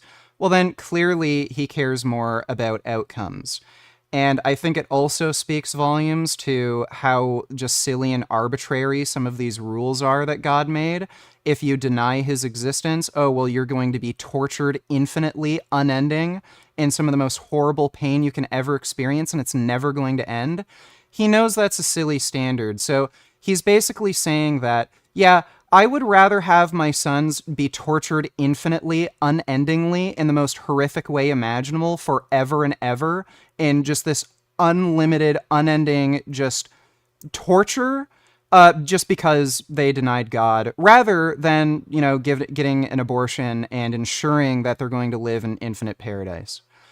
So he knows this is ridiculous. He knows what the right answer is, and that's why he's dodging my question. And again, if he has this value that, yeah, clearly it's just better for people to live in paradise, he clearly doesn't care about free will, and this isn't really a justification to allow for evil. And in which case, God has no justification to allow for evil. He could just create a world where there's no agency, everybody just lives in paradise, and I don't see how he, like, again, if he answers honestly to that question, that, yeah, he'd rather just abort the fetus and have his kid live in paradise, it's clear that what God is doing is immoral, and that's why he won't answer the question. He's just a lying coward.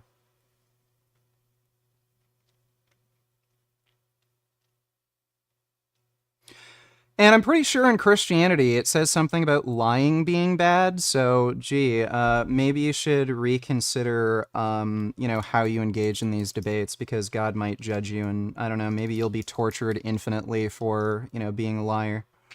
But what do I know? Well, I mean, you know that he's muted, so it's kind of unfair to keep on grilling him. Well, I'm just making saying. my point, and like he's the one Thoroughly who made. he's the one who made, like, he's the one who created the circumstance in which he got muted. He was being extremely disrespectful, rude, started swearing, and, you know, calling people a bitch, and he wasn't answering my question. Yeah, so. but you're swinging on somebody with their hands tied, dude. Well, he wasn't answering the question, so he tied his own hands. But if anybody has a response to that, I'd be more than happy to discuss with them.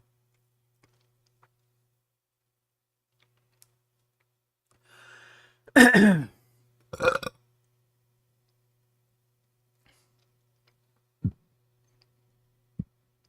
yeah, he's like the second guy I debated today. Nobody's been able to actually resolve the problem of evil. There doesn't seem to be any rational explanation for why an all-good, all-powerful God would allow for the existence of evil. So far, free will has been tossed around.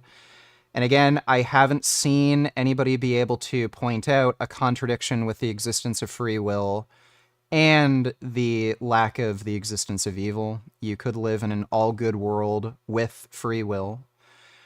And assuming God would not be able to create other creations, as he pointed out, without those creatures being capable of committing evil, then the obvious answer there is to create a situation in which they can't create evil, just take away their free will, or just don't create at all. I don't know why God would create a situation where evil exists when there's no need for creation. Oh, what are you guys talking about? I keep getting pinged here. The problem of evil. Oh, man. Just in time. Okay, yeah. What's the problem of evil here? So, it's just the Epicurean riddle. Basically, it postulates that in a world where there is an all-good, all-powerful God, evil could not exist. Evil exists, therefore, God is either not all-benevolent, not all-powerful, or neither. So, we can run that down in more detail. So, I take all-powerful to mean God can create any possible world, and I take all good to mean the desire to effectuate the best possible world. Given God has the desire to create the best possible world How are you and has the defining power best? to create the best possible world. Since we do Yeah, not live in hold the on, best before you keep possible going. world, How do therefore you God does define not exist. best, sir? That's what I'm asking you. How do you define best? You said best possible world. You used it a few different times there. Yeah, so the best possible world would be a world that is maximally good, where evil does not exist. Very simple Yeah, why is that explanation. the best? Yeah. Okay, so are we living in the best possible world?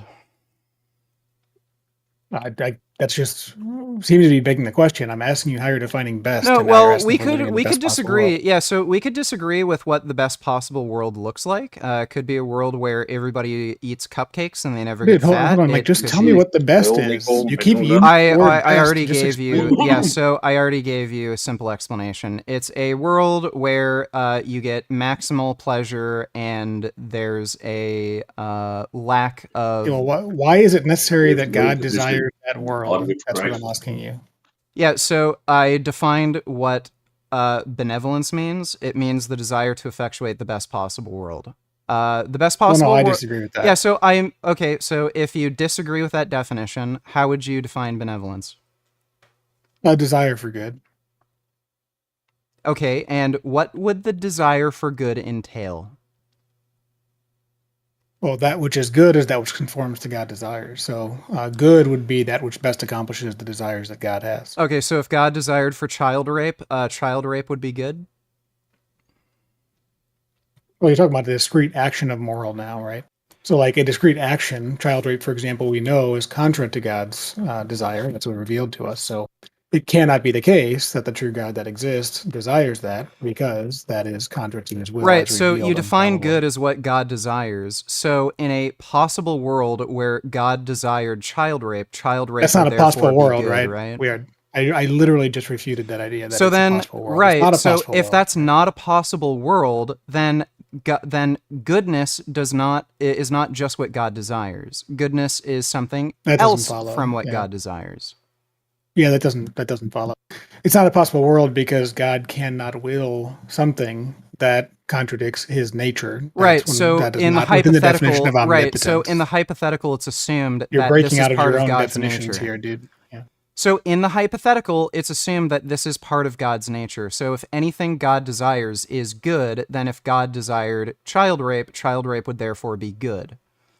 If that's how you're defining good. Interacting with the Christian worldview or some non-Christian hypothetical. I'm interacting with your worldview. So if your worldview then postulates, what you said is incoherent, and yeah. you've now So stepped out of my if worldview. your worldview postulates anything that God desires is by definition good, then if God desired child rape would therefore be good. You can disagree. Are you okay, dude? You seem to be having a hard time following. You can disagree. It's pretty straightforward. It's pretty. Just relax, man. It's pretty straightforward. Okay. If you're interacting with the Christian worldview, then you need to actually interact with the Christian worldview, not some kind of made-up non-God that desires things that God clearly does not desire. So, like, you just have to pick the lane that you're in, and then maybe do we you could understand engage, what is implied by your statement?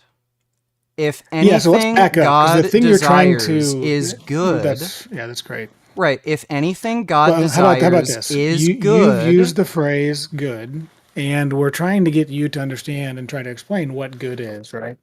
And you said that goodness is some world without evil, or world in which evil does not entail. I said the best possible world. I don't. Yeah, you said the best possible world. Then I asked you what that means, best, and you said a world without, like, a pure felicity or something, right? You didn't use that language, but basically, we don't need to go by my definition of best possible world. What matters is that if it were by the defining, calm down, wait. Relax, Sorry.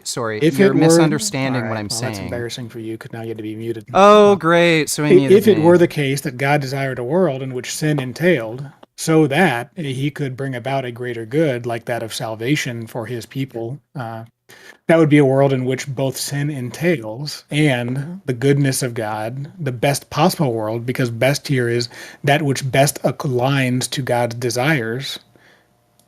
We are now in the best possible world.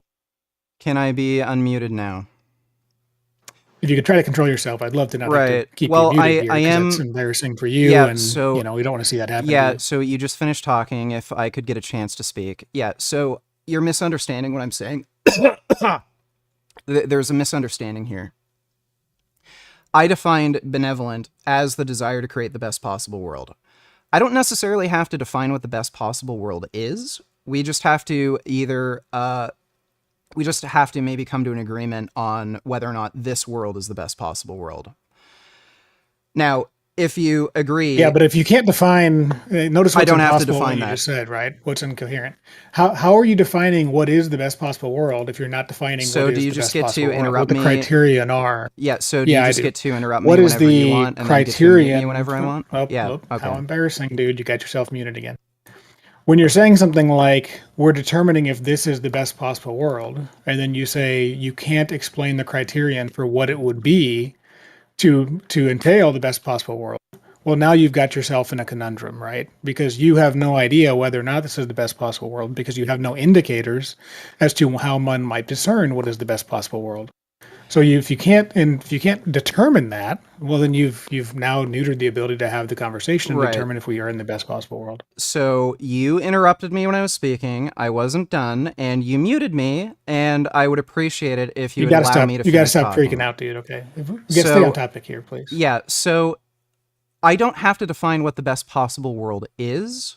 All we have to know is that does God want to effectuate the best possible world?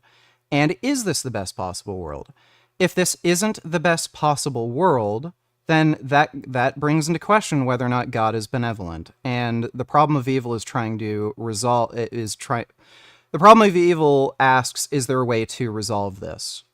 Would a God have some sort of logical interest in not creating the best possible world, but while still maintaining his benevolence and being all-powerful?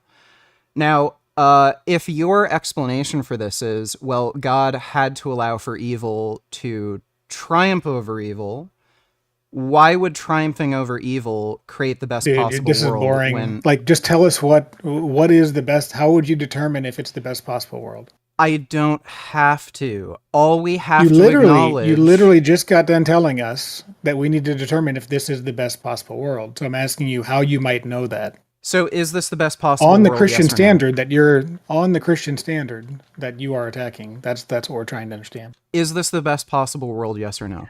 This is impossible for me to answer because you refuse to define what it would mean to be the best possible world, right? Is there so like I can a say way... on my so I can say per my constraints that I've already given you, yes, this is the best possible world because it is the world that exactly conforms to that world in which God desired to create.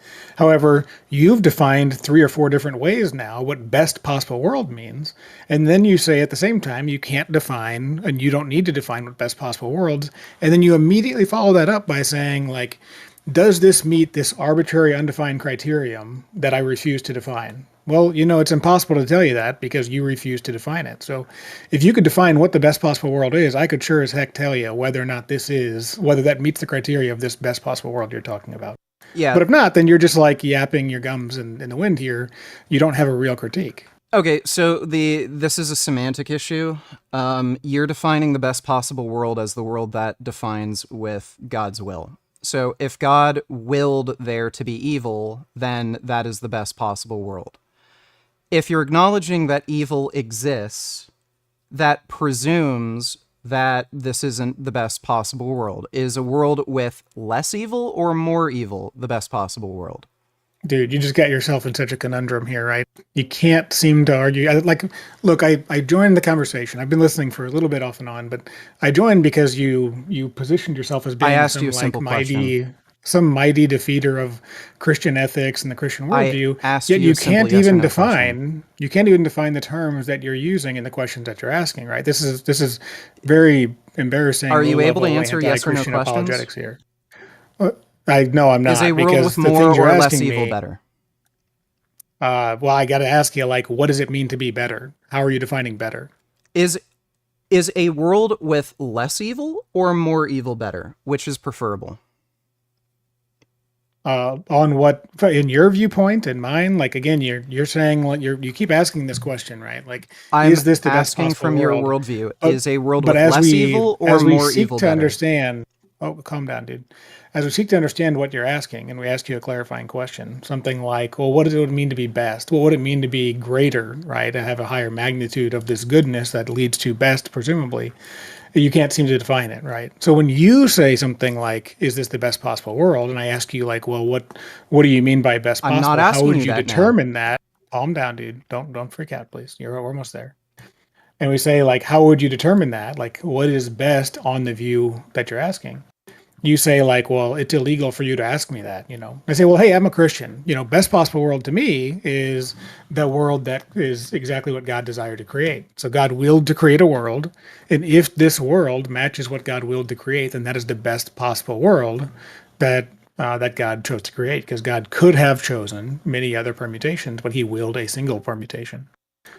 So if that world entails sin, sin entails. Now we know that God does not will sin, God does not cause sin. However, if God chooses, wills to create a world in which sin entails, well, yeah, then that world in which sin entails is the best possible world. Okay, so again, this is a semantic issue, and you are defining good or benevolent in entirely different ways. You're talking about... I've not defined them. I've not even defined them or used those terms, to be clear, So- other than in what Okay. I just, or you just asked me. So I've So not you just provided get to interrupt definition at whenever all. you want. Yeah, I do. Yeah, because I mean, you've Okay, been here then yapping bye. for like 2 then, hours. Yeah, dude. you're just a troll. You're not Okay. here to be Yeah, well, serious. take care then. Yeah. If you don't want to engage, if you want to run away. Yeah, right. Uh-huh. What a fucking loser. Just yap, mute as soon as I fucking ask anything, as soon as I talk, mute. The fucking mods on that server are such pathetic fucking lowlife, disingenuous losers, dude. What a cocksucker.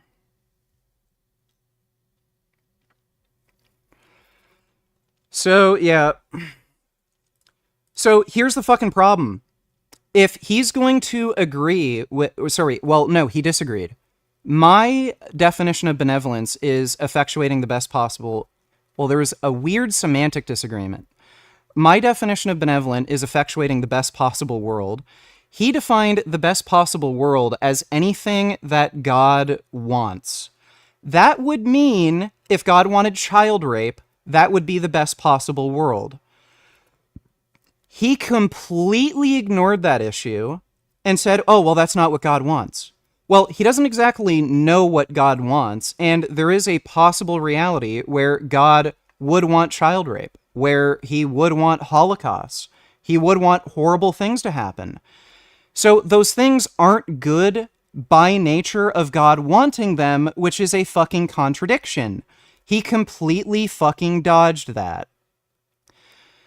So if he's going to say, well, those things aren't good by nature of God wanting them, then by nature of God wanting them, that doesn't mean we're living in the best possible world if this is the world that God created in the way that he intended it to be. So therefore, we're not living in the best possible world, therefore he has to come up with some sort of fucking explanation for the existence of evil while God being all-powerful. And then, again, every fucking time I tried to explain this to him, cut me off instantly as soon as I tried to finish my point or explain anything or ask him very simple questions.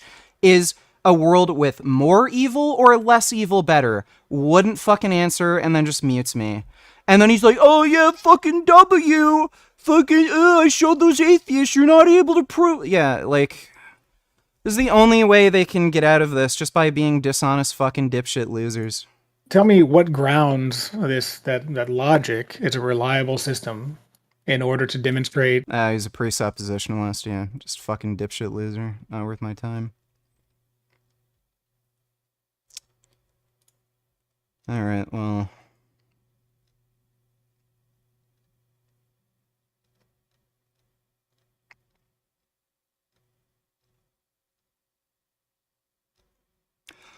Yeah, I love how he just, like, he cuts me off, interrupts me, mutes me, And then when I finally get to speak, he just interrupts me again, and I'm like, oh, so you just get to interrupt me whenever you want and mute me whenever you want? Yeah, that's how it works. Why would I stick around? Fucking loser. These people are just fucking brain dead, brainwashed fucking morons. Like, by the way, it's a fact that people who are religious are dumber. They have a lower fucking IQ. Like, that's the only way they can believe in this stupid nonsense. Like, they're inferior fucking retards. I don't know if anybody's doing anything in the vegan Discord thing. Where is it?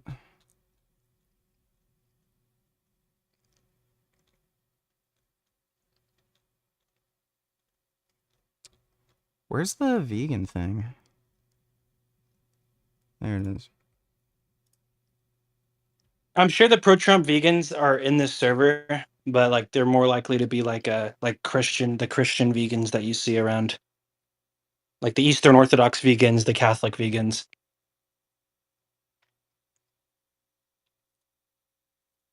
They exist in this server. I've seen a couple women that were that around.